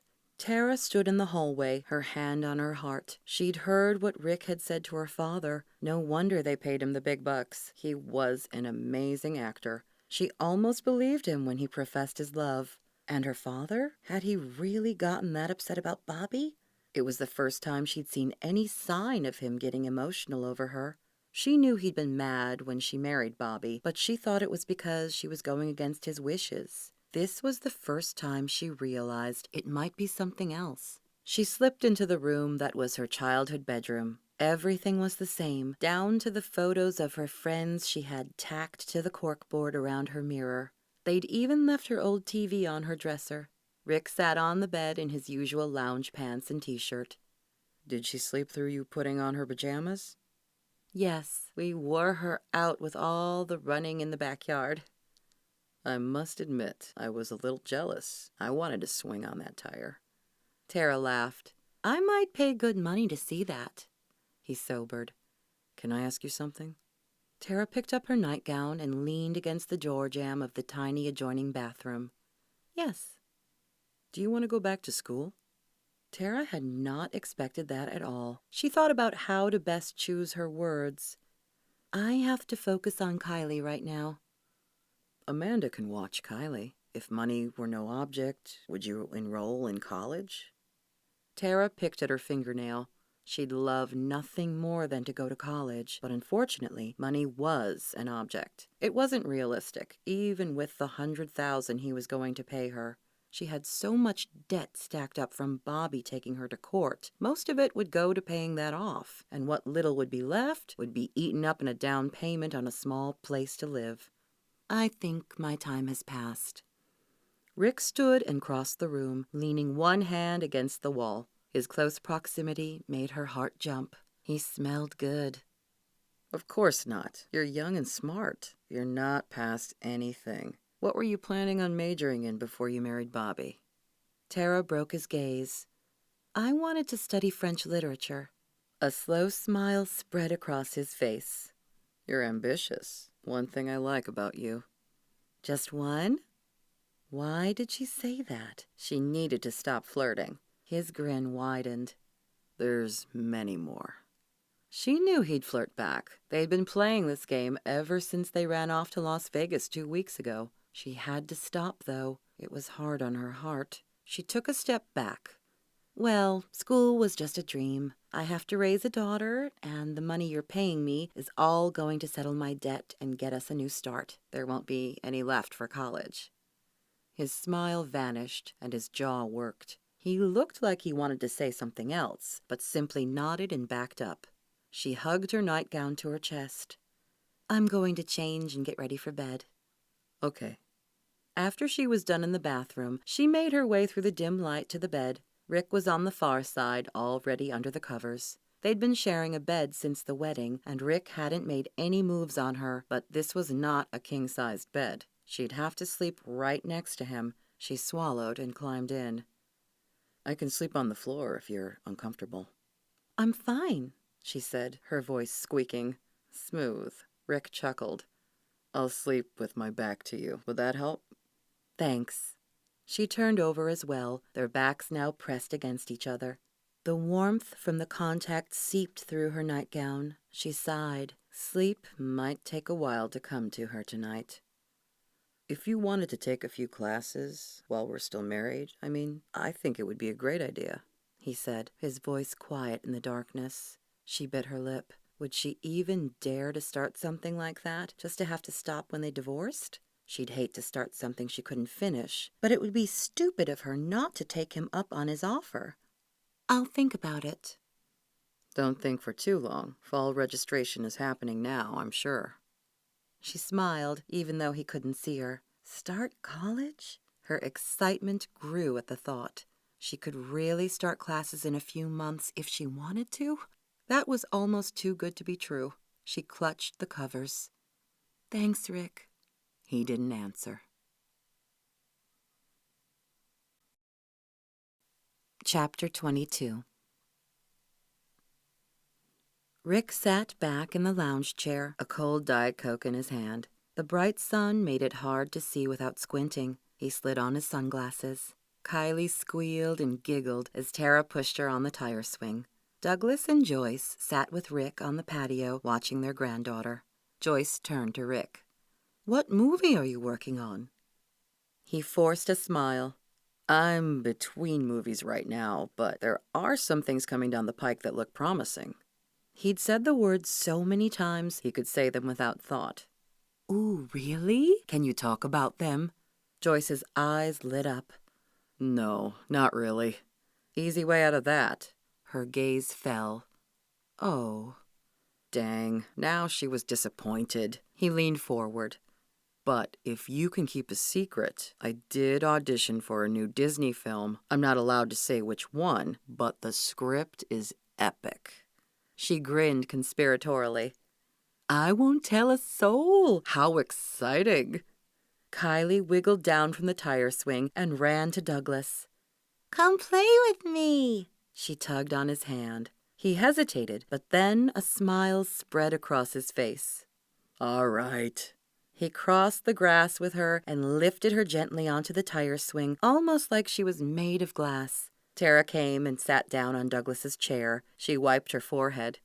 "Man, she wears me out." "Just like you when you were that age," Joyce said. Tara smiled. Rick loved the way it reached her eyes. "I did love to run, didn't I?" Douglas laughed at something Kylie said. "I know he's still angry I married Bobby, but he seems to be mellowing out a little since yesterday's outburst," Tara said. "He just wants what's best for you. You know that, don't you?" Joyce said. Tara nodded. "Yes, I think I understand it better now. When he kicked me out, I thought he was mad at me, hated me even. Now I see he was trying to protect me from myself. He was trying to keep me from getting hurt, but he didn't know how to do it." Joyce worried her hands together. "We saw how immature Bobby was, how self-centered he could be. He loved you in the way a person loves a hamburger. He wanted to use you to satisfy his hunger, but a marriage needs to be built on more. You need the kind of love that puts the other person first." Rick blinked. He'd never thought about it that way before, but it made perfect sense. Was he putting Tara first, or wanting to use her? Obviously, he hadn't started out loving her at all. The whole situation was for their mutual benefit. But now that he had feelings for her, he wasn't sure where he stood.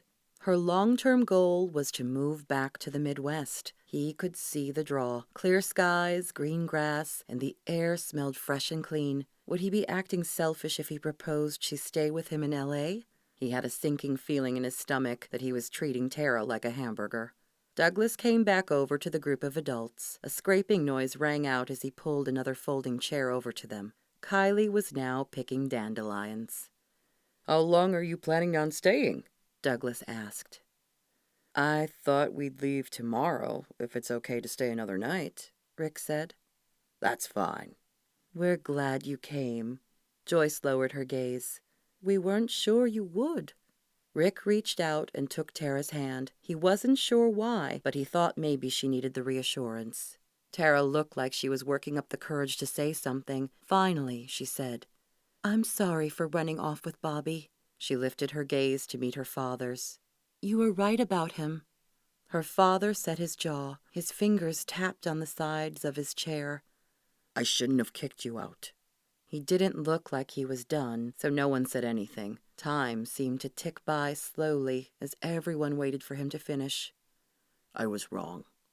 No one moved for a few heartbeats. Then Tara blinked a few times. It's all in the past.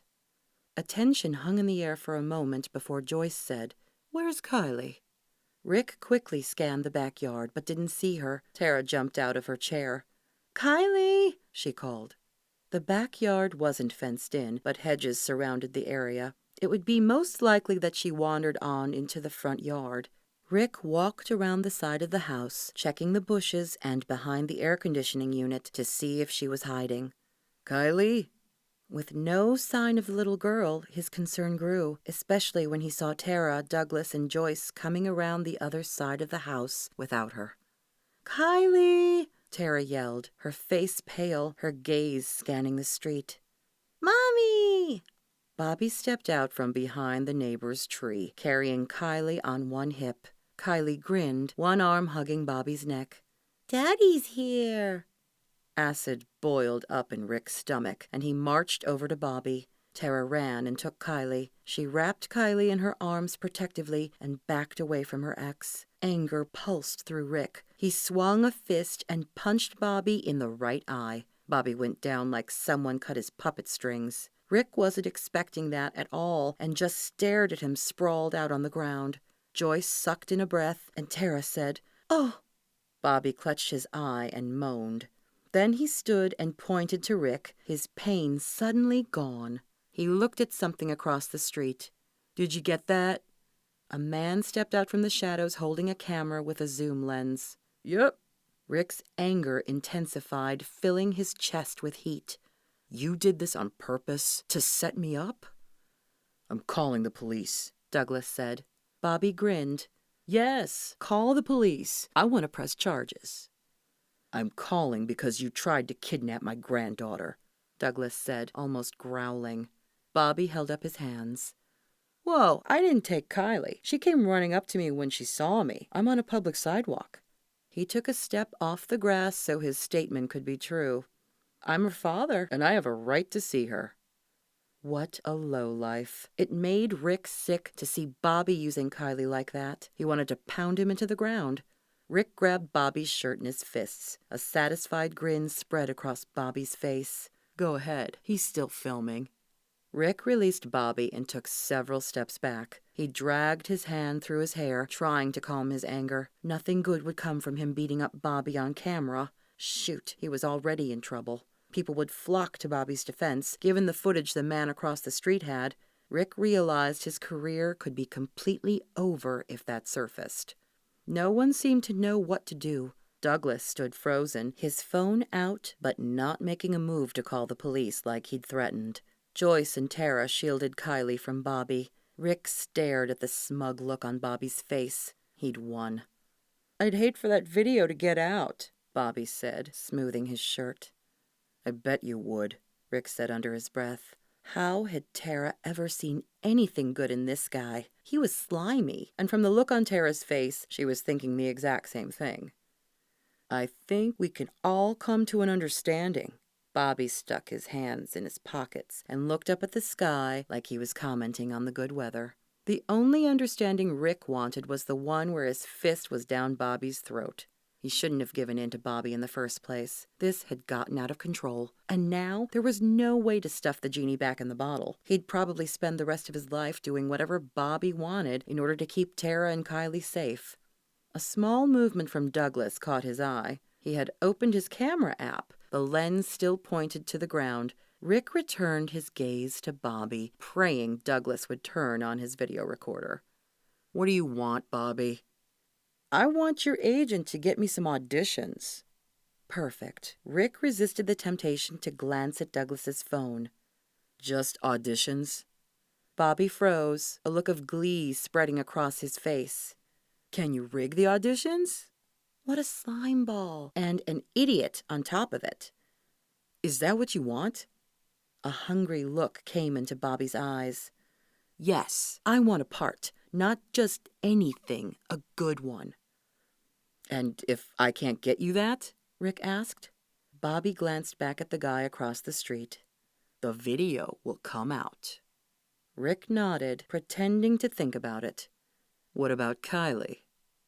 If you get me a big enough part, I'll be too busy to use my allotted time with her. You'll be rid of me. Rick frowned. I can't believe I fell for your setup. Pretty clever, staging something like this. Bobby chuckled. I'm not as stupid as people think. Rick turned to Douglas. You getting all this? Oh, yeah, Douglas said, turning the phone up so it was now recording Bobby's face. Rick turned back to Bobby, who had lost his smug look. I have you on tape blackmailing me. You basically just admitted you set me up. Bobby's face turned white. Hey, no, I didn't. Listen. Rick took a step toward Bobby, who backed up and bumped against the tree. Rick stuck his finger in Bobby's face. I'm going to sue you for everything you're worth. You might be able to put up a decent fight in court, but I have more resources than you do and better lawyers. I can drag this thing on until you have nothing left. Sweat broke out on Bobby's forehead. Rick continued. You are a sorry excuse for a human being. You treat your daughter as a pawn. I'm going to take this tape to court and sever your parental rights. You can't do that, Bobby said, his voice squeaking. Maybe not, but you'll spend months in court fighting it. Is that really how you want to spend your money? Bobby swallowed, his Adam's apple rising and falling. He took a step to the side around the tree and backed away from Rick. Look, I didn't mean to cause any trouble. Tara took a step toward Bobby, still cradling Kylie to her chest. You didn't mean any trouble? How long have you been waiting outside my parents' house? I wonder if the neighbors have seen you hanging around. I bet the police would be really interested in what you're doing lurking around the neighborhood. Bobby retreated further. I'm not. This isn't what it looks like. I think this has been a big misunderstanding. He held his palms out. I think we're all fine here. No need to do anything rash. I'm glad we've gotten everything sorted out, Rick said. Bobby gave them a pathetic smile. So, we're good? Tara hugged Kylie close. Leave, Bobby. Bobby turned and jogged toward his car. Rick exhaled, not realizing he had been holding his breath. Chapter 23. Tara couldn't stop shaking. She sat in her parents' living room, holding Kylie on her lap. As soon as Kylie realized her father was leaving, she'd wailed. Rick had taken her and consoled her until she stopped crying, but Tara needed to hold her daughter. She couldn't believe she'd let Kylie slip away from her. Those brief moments when she didn't know where Kylie was had terrified her. Rick sat down next to Tara and handed her a glass of ice water. Here, drink this. She took a gulp, the icy water sliding down her throat, numbing her. He's gone. He won't come back. Rick wrapped his arm around her, his contact sending her heart into overdrive. How can you be sure? He just wanted leverage, so I would do his bidding. He doesn't have that anymore. We have evidence. He's not going to want to risk that getting out. What about... She looked down at Kylie, who had snuggled in and closed her eyes. We can't legally stop him from seeing her, but when they have visits, I can hire protection for her, so we make sure he won't ever take her and run. Tara couldn't believe he would do that for her. Really? He rubbed her back. Of course. I just want Kylie to be safe. That's all she wanted as well, but after a year, they'd no longer be anything to each other. Maybe he could protect Kylie now, but that would eventually end. And then she'd be on her own, wondering if Bobby was going to go off the deep end again. But her parents were sitting in the room with them, so she wasn't able to say anything.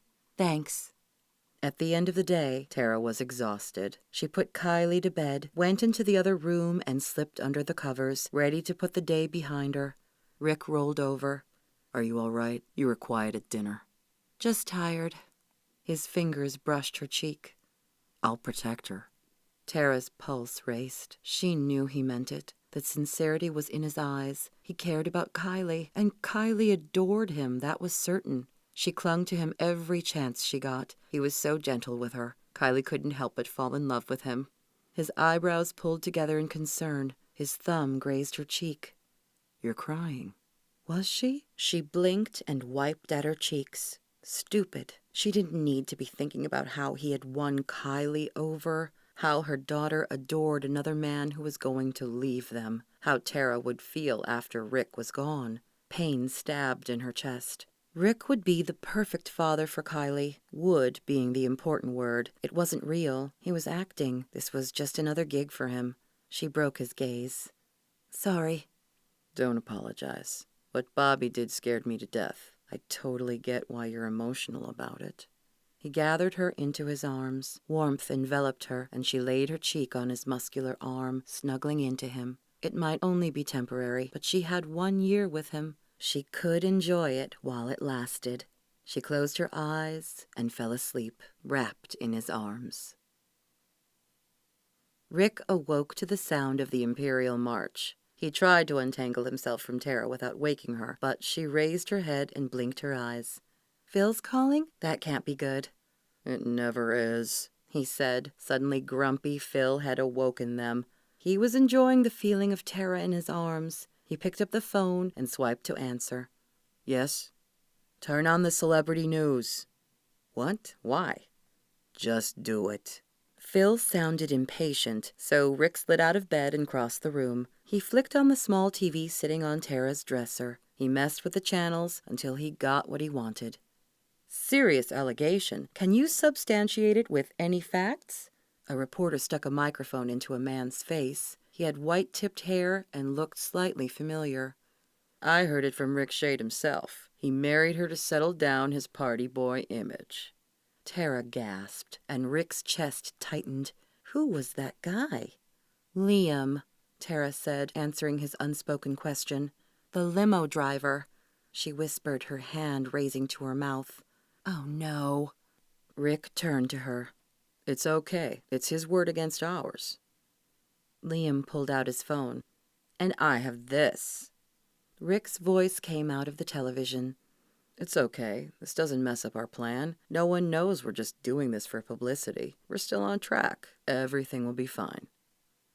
Rick's heart sank. Liam had proof. His phone began playing the Darth Vader song again, and he wiped his sweaty hands on his t-shirt before picking it up. "Yes." "We can't come back from this." Phil sounded defeated. "It's in your own voice that this is just a publicity stunt? There's no use lying anymore." Desperation grew in Rick. He didn't want to give up. He needed more time with Tara. "Forget them. Who cares what people think?" "That's the whole reason we're doing this." Phil let out an exasperated grunt. "Listen, I've got to come out with a statement. We'll come clean, make a joke out of it or something. Another crazy Rick Shade stunt." Rick knew it was no use fighting it. Phil was right. This was the only way to save face, if he could even save his reputation. "All right," he said, and hung up. Tara worried her lip, her hands clasped together. He didn't want to have to tell her. He scratched his chin, trying to think of what to say. "We're coming clean. Phil's going to release a statement, admit that this was all for publicity." Her shoulders fell. "I see." "We don't have to pretend anymore. You are officially released from your contract." She looked like she was going to cry. He hadn't thought about it before, but she was counting on that money to give her a new start. He rushed on to say, "I'll still pay you. It's in the contract. You married me and upheld your end of the bargain. I'm the one ending it early." She turned away from him.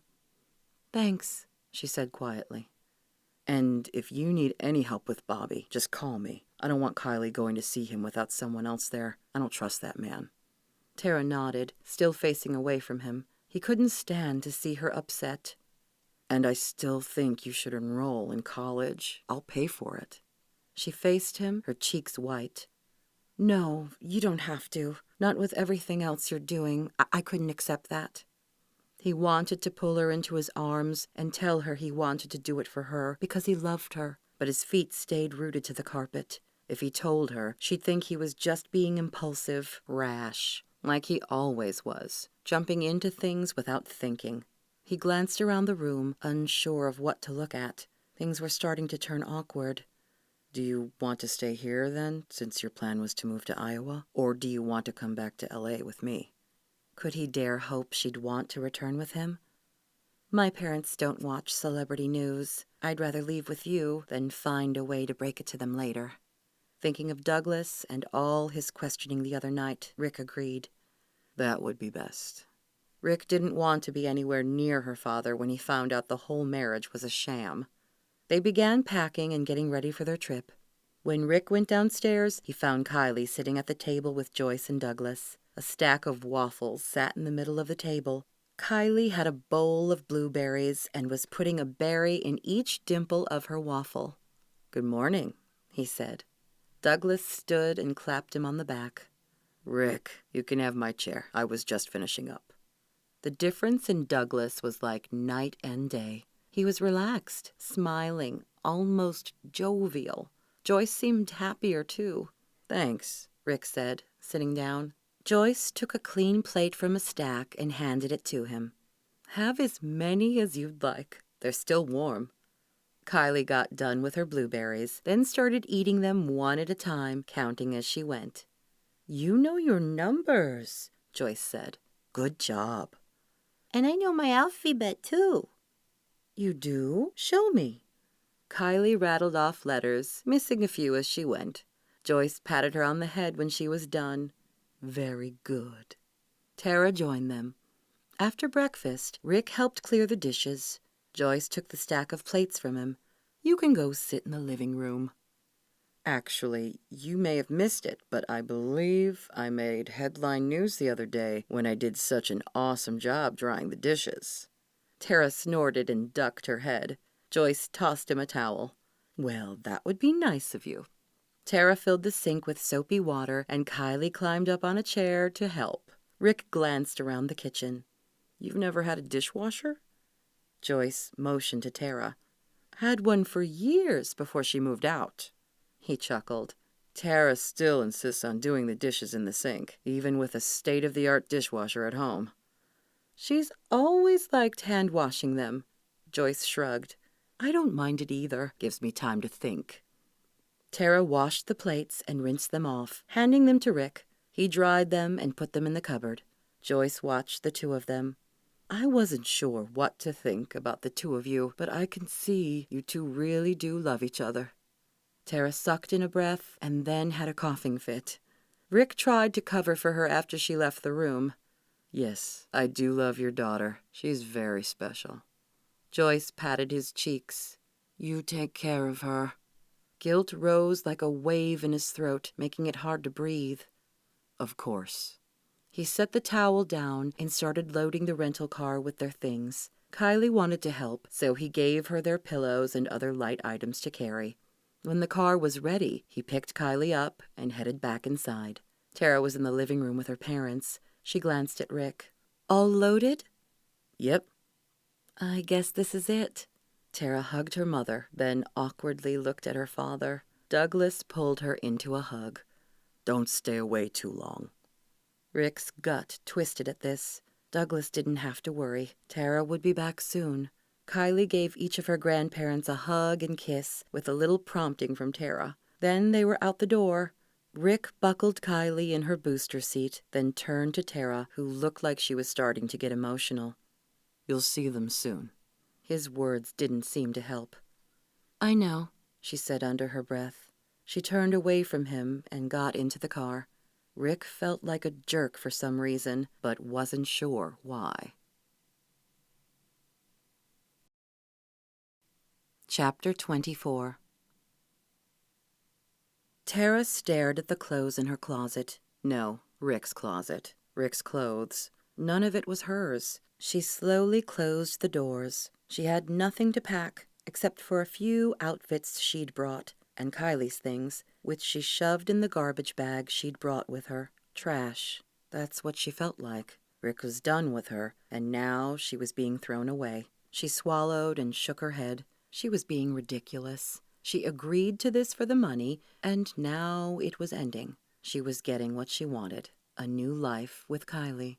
So why did it feel so empty? Kylie sat on the floor playing with her Jenga blocks, her favorite ladybug shirt on. She'd stack a few up, then use Winnie the Pooh to knock them down. Her giggles rang out. Tara crouched down beside her. "Time to pack these up. We need to head out." Kylie looked up at her with her big brown eyes. "Where are we going?" "To a new adventure." She looked up to see Rick standing in the doorway. Kylie noticed too and went running to him. She hugged his legs. "Rick's coming too?" Tara's eyes stung and her chest tightened. "No." Rick picked Kylie up and she threw her arms around his neck. "No, I want Rick to come." Tears began rolling down her little cheeks. Rick patted her back. "It's okay, sweetie. I'll come see you." "No," she wailed, clinging so tight to him that his face grew a little purple. This was worse than she expected. Kylie had gotten too attached to him as she had feared, and now she had to pry her daughter off the movie star. She reached out to take Kylie, but Rick shook his head. "Just give me a minute," he said. He took her out of the room, and Tara could hear Kylie's wails as they went down the hall, then down the steps. Tara rubbed the back of her neck. Why did she do this again? She'd made a terrible mistake. It wasn't worth getting Kylie emotionally attached to another man who would just leave her. Tara leaned down and picked up the Jenga blocks, feeling like the worst mother in the world. She'd put herself above the needs of her child. She should have continued to clean toilets, paying off her debt slowly like the rest of America. And now her daughter would be devastated, kind of like she was feeling right now. Tara fit the lid on the container. How could she walk away from her feelings? From Rick? Why did he have to turn out to be the perfect man for her? She didn't even realize she was crying until a tear fell on her shirt. She wiped at her cheeks. How had things gotten so messed up? It was supposed to be simple. At least it was when Rick explained it. Marry for the publicity. Spend a few outings together so the public could take photos. The rest of the time, they were supposed to live happily separate lives. But that hadn't happened. She'd gotten all wrapped up in him. She loved him. Tara brushed a strand of hair away from her face and stood. She placed the Jenga blocks in the box with the rest of Kylie's toys and lifted it. She went outside and put it in the trunk of the rental car Rick had gotten for her. The money was already in her account, but Rick had insisted on paying for the car. Why, she didn't understand, but she went with it. Every little bit of savings would help her and Kylie. After putting the trash bag of clothes in the trunk, she was ready to head out with Kylie. No need to prolong things anymore. She went inside to search for Rick, his voice carried out of his office. She walked in to see Rick sitting in his office chair, Kylie on his lap. He had the swimsuit issue of Sports Illustrated open on her lap. Kylie looked up. "Rick's reading to me." Tara raised her eyebrows. "He is? What is he reading?" "Stories about the swimming princesses." She coughed to cover up a laugh. "I see." Rick shrugged. "I didn't have any kids' books." Tara reached out for Kylie, and she climbed into her arms willingly. She took it as a sign. Time to go now, before Tara or Kylie had another meltdown. "We're all packed." Rick stood up so fast his chair bumped into the wall behind him. "Wait, I got her calmed down, but I think it would be best if you stay for another week or two." Stay? What would be the point of that? To fuse the bond between him and Kylie even more? "I don't think that's a good idea," she said. "Why not? What would it hurt? You have a room here. You have everything here." Tara's throat grew tight. She tried to draw in a breath, but it seemed impossible. How could she stay? What would she do? Live in his mansion? As what? They were already starting the divorce process. She forced the words out. "I can't." She turned and walked through the house, Rick following after her. As she neared the front door, Rick ran ahead and opened it for her. He frowned as she put Kylie in the car. He stopped her from shutting the car door. "Stay, please."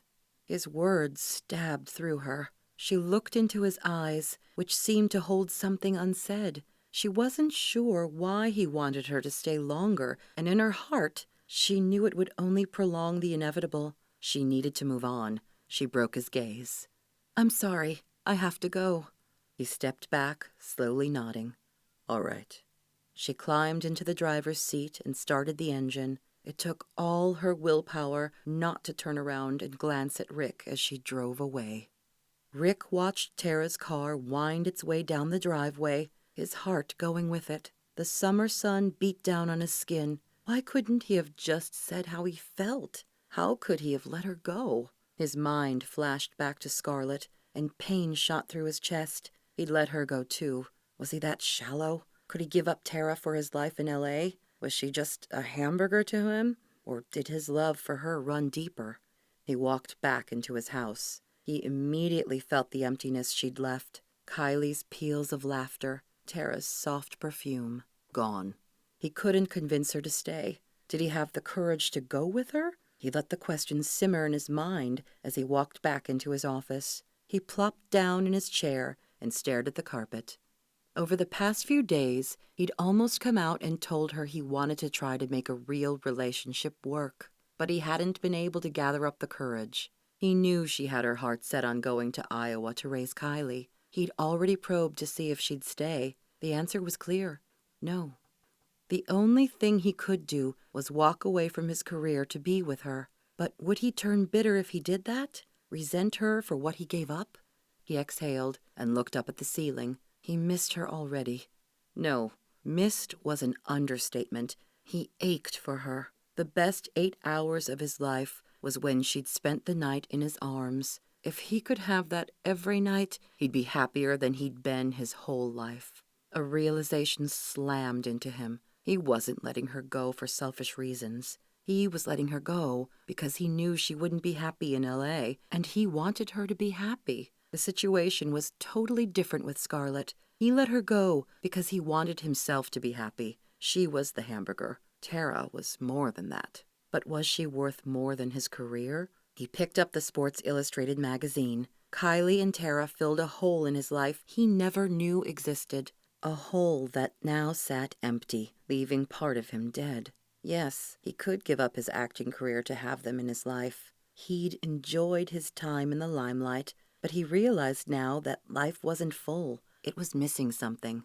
He stood, and a yellow form on his desk caught his eye. Kylie's Winnie the Pooh bear. He picked up the stuffed animal and looked at the ratty fur. Kylie would be heartbroken when she realized she left it, and he would be heartbroken if they left him.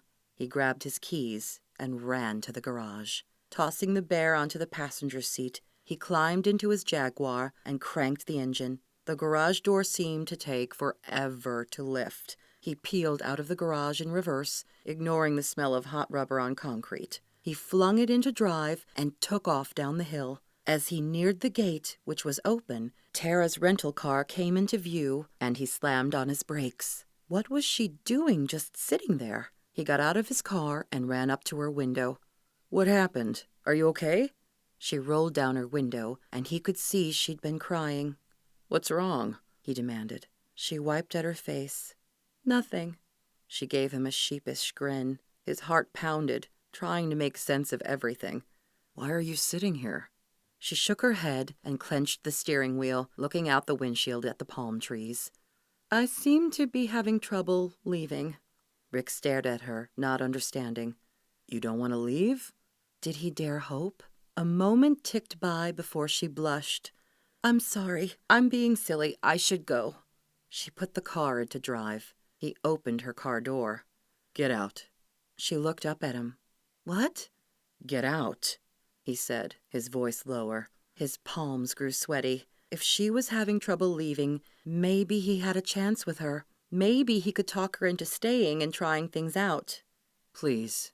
She put the car into park and unbuckled, then awkwardly climbed out of the car, her door open and making a dinging noise. Now that they were face to face, he wasn't sure what to say. How could he let her know how he felt about her? Before he could think about it, he cupped her face and pressed his lips to hers. She closed her eyes, and the kiss turned more passionate. She smelled of vanilla and almond, and he couldn't get enough of her. Heat enveloped him as he wrapped his arms around her. He kissed her jaw and then her neck. She let out a soft moan. He pulled back.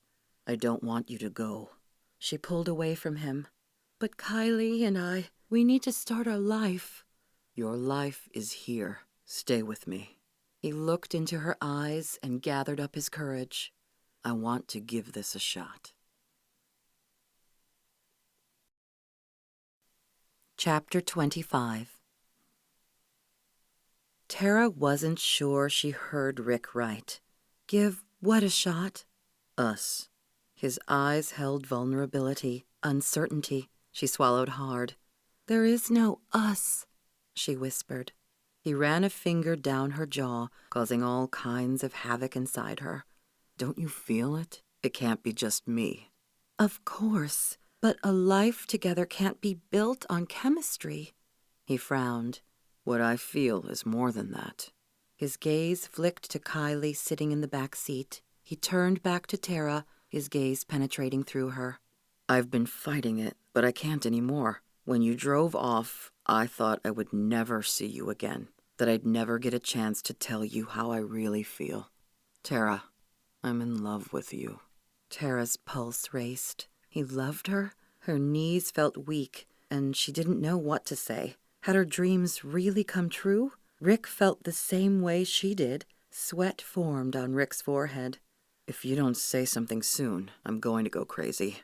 Elation filled her, and she laughed, wrapping her arms around his waist. "I'm so happy to hear that, because I've fallen in love with you, too." Relief flooded his face, and he kissed her again, this time more leisurely. Tingles erupted through her. He pressed closer until she was backed up against the car, his hands on either side of her. The feel of his muscles against her made her lightheaded. When he finally pulled back, she smiled at him. "Have I ever told you you're a really good kisser?" He chuckled. "Can't say that you have." "Dang, remind me to do that." He ran his fingers up her arm. "I will." It was hard to concentrate with the way he was making her feel. "Rick." "What?" "Has your attorney filed the divorce papers yet?" His gaze traveled to her lips. "No." "Good." His lips twitched. "Why?" "Because I think I'm going to enjoy being married to you."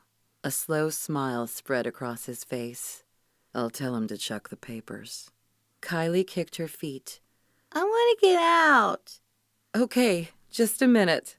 Tara pointed to the open door, still making a dinging noise. "I'd better drive this thing back up the hill." "I'll follow you," Rick said.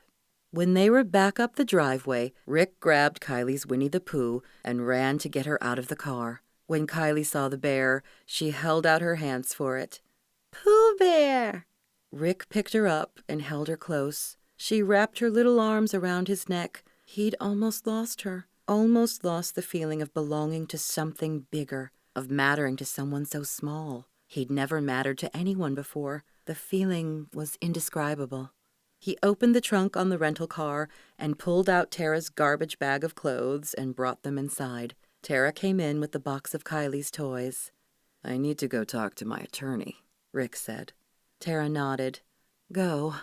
She reached for Kylie, but the little girl clung to Rick and shook her head. He laughed. "No worries. This ladybug can come with me." Kylie giggled at the nickname he'd taken to calling her. "I'm a little girl," she informed him. "I know, ladybug." More giggles.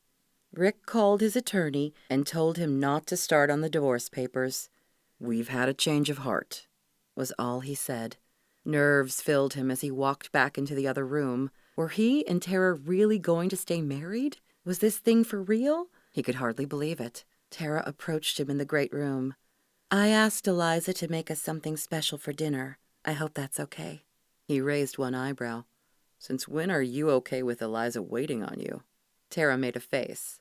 "I'm not. But if I'm going to live here, I have to adapt to the way things are done. I don't want Eliza losing her job or being upset with me for displacing her.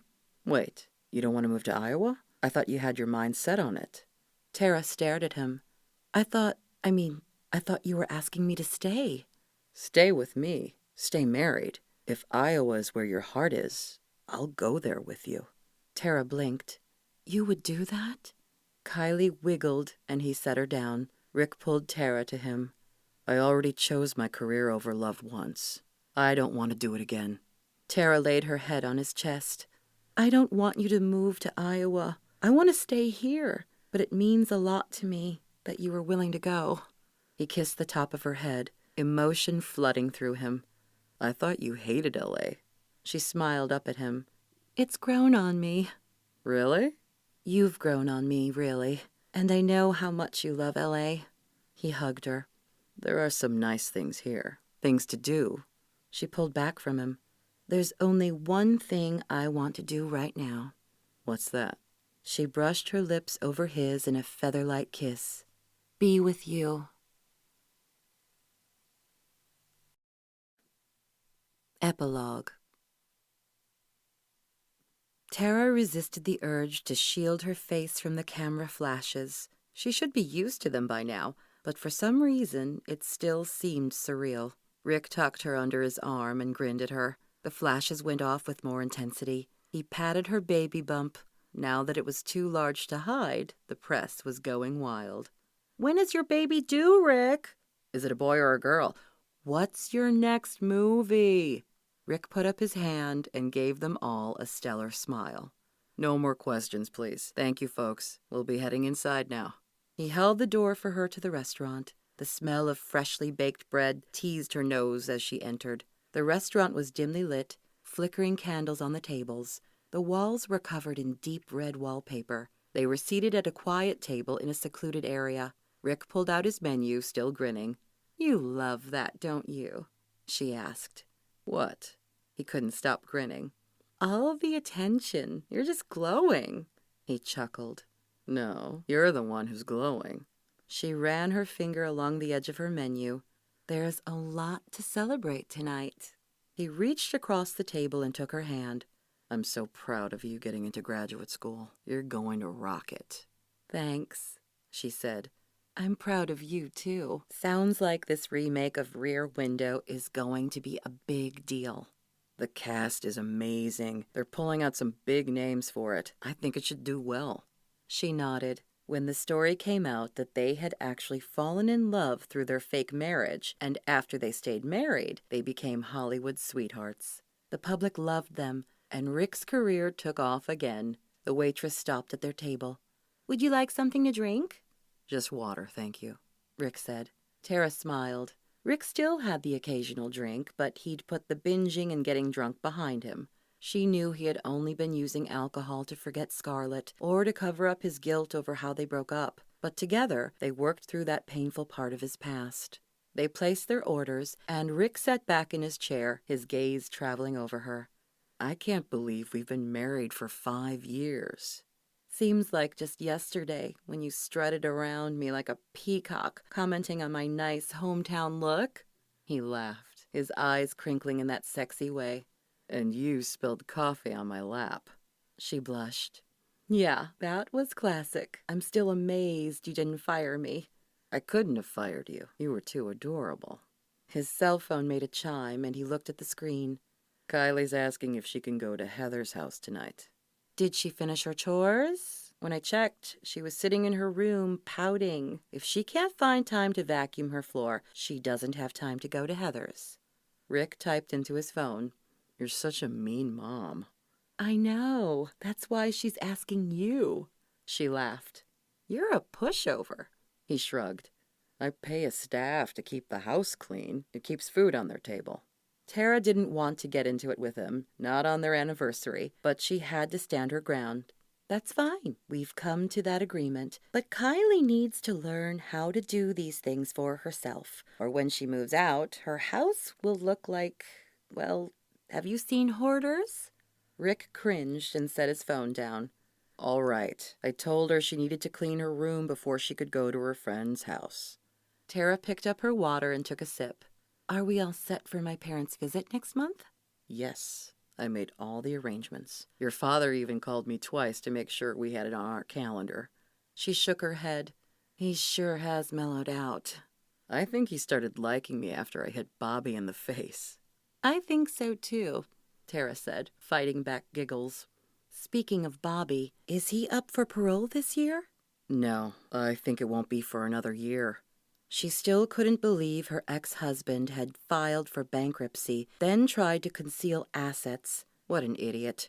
The server brought them their food, setting the hot plates in front of them. Tara picked up her fork. When will filming start? Not for a couple of months. He stabbed a piece of shrimp and stuck it in his mouth. We'll have time to get the nursery ready. Tara grinned, thinking of the ultrasound they'd had earlier. Should we do neutral colors like yellow and green, or go all masculine? Oh, definitely masculine. My son's not sleeping in a yellow room. He winked at her. Then blue it is. I'll do some shopping tomorrow. After they ate dinner, they climbed back in the limo. Rick told the driver to take them home. He slid his arm around her and she snuggled into his side. Thank you for coming after me that day. I was considering going back to tell you how I felt, but as I thought about it, I had convinced myself it was stupid. I was about to drive away when you showed up. Rick kissed the top of her head. Even if you had driven away, I would have searched until I found you. I wouldn't have lasted a day without you. She looked up at him. Before she could say anything, his lips were on hers. Somehow, even after 5 years of marriage, he could still make her insides tingle. She returned the kiss, running a hand through his hair. He tugged the fastener out of her hair, and it spilled down over her shoulders. She smiled, ruining the kiss. What? You never did like my hair up. It's a little triumph for me when I could pull it down. She laughed. I love you. He nuzzled her neck, kissing along her collarbone. I love you too. Tara closed her eyes, basking in the feeling of Rick's kisses. How did she end up so lucky? She was truly amazed that she had everything she ever wanted. She just hadn't known she wanted Rick's shade. The end. This has been Acting Married, Married Series Volume 5. Written by Victorine E. Liskey. Narrated by Kathleen Corbin.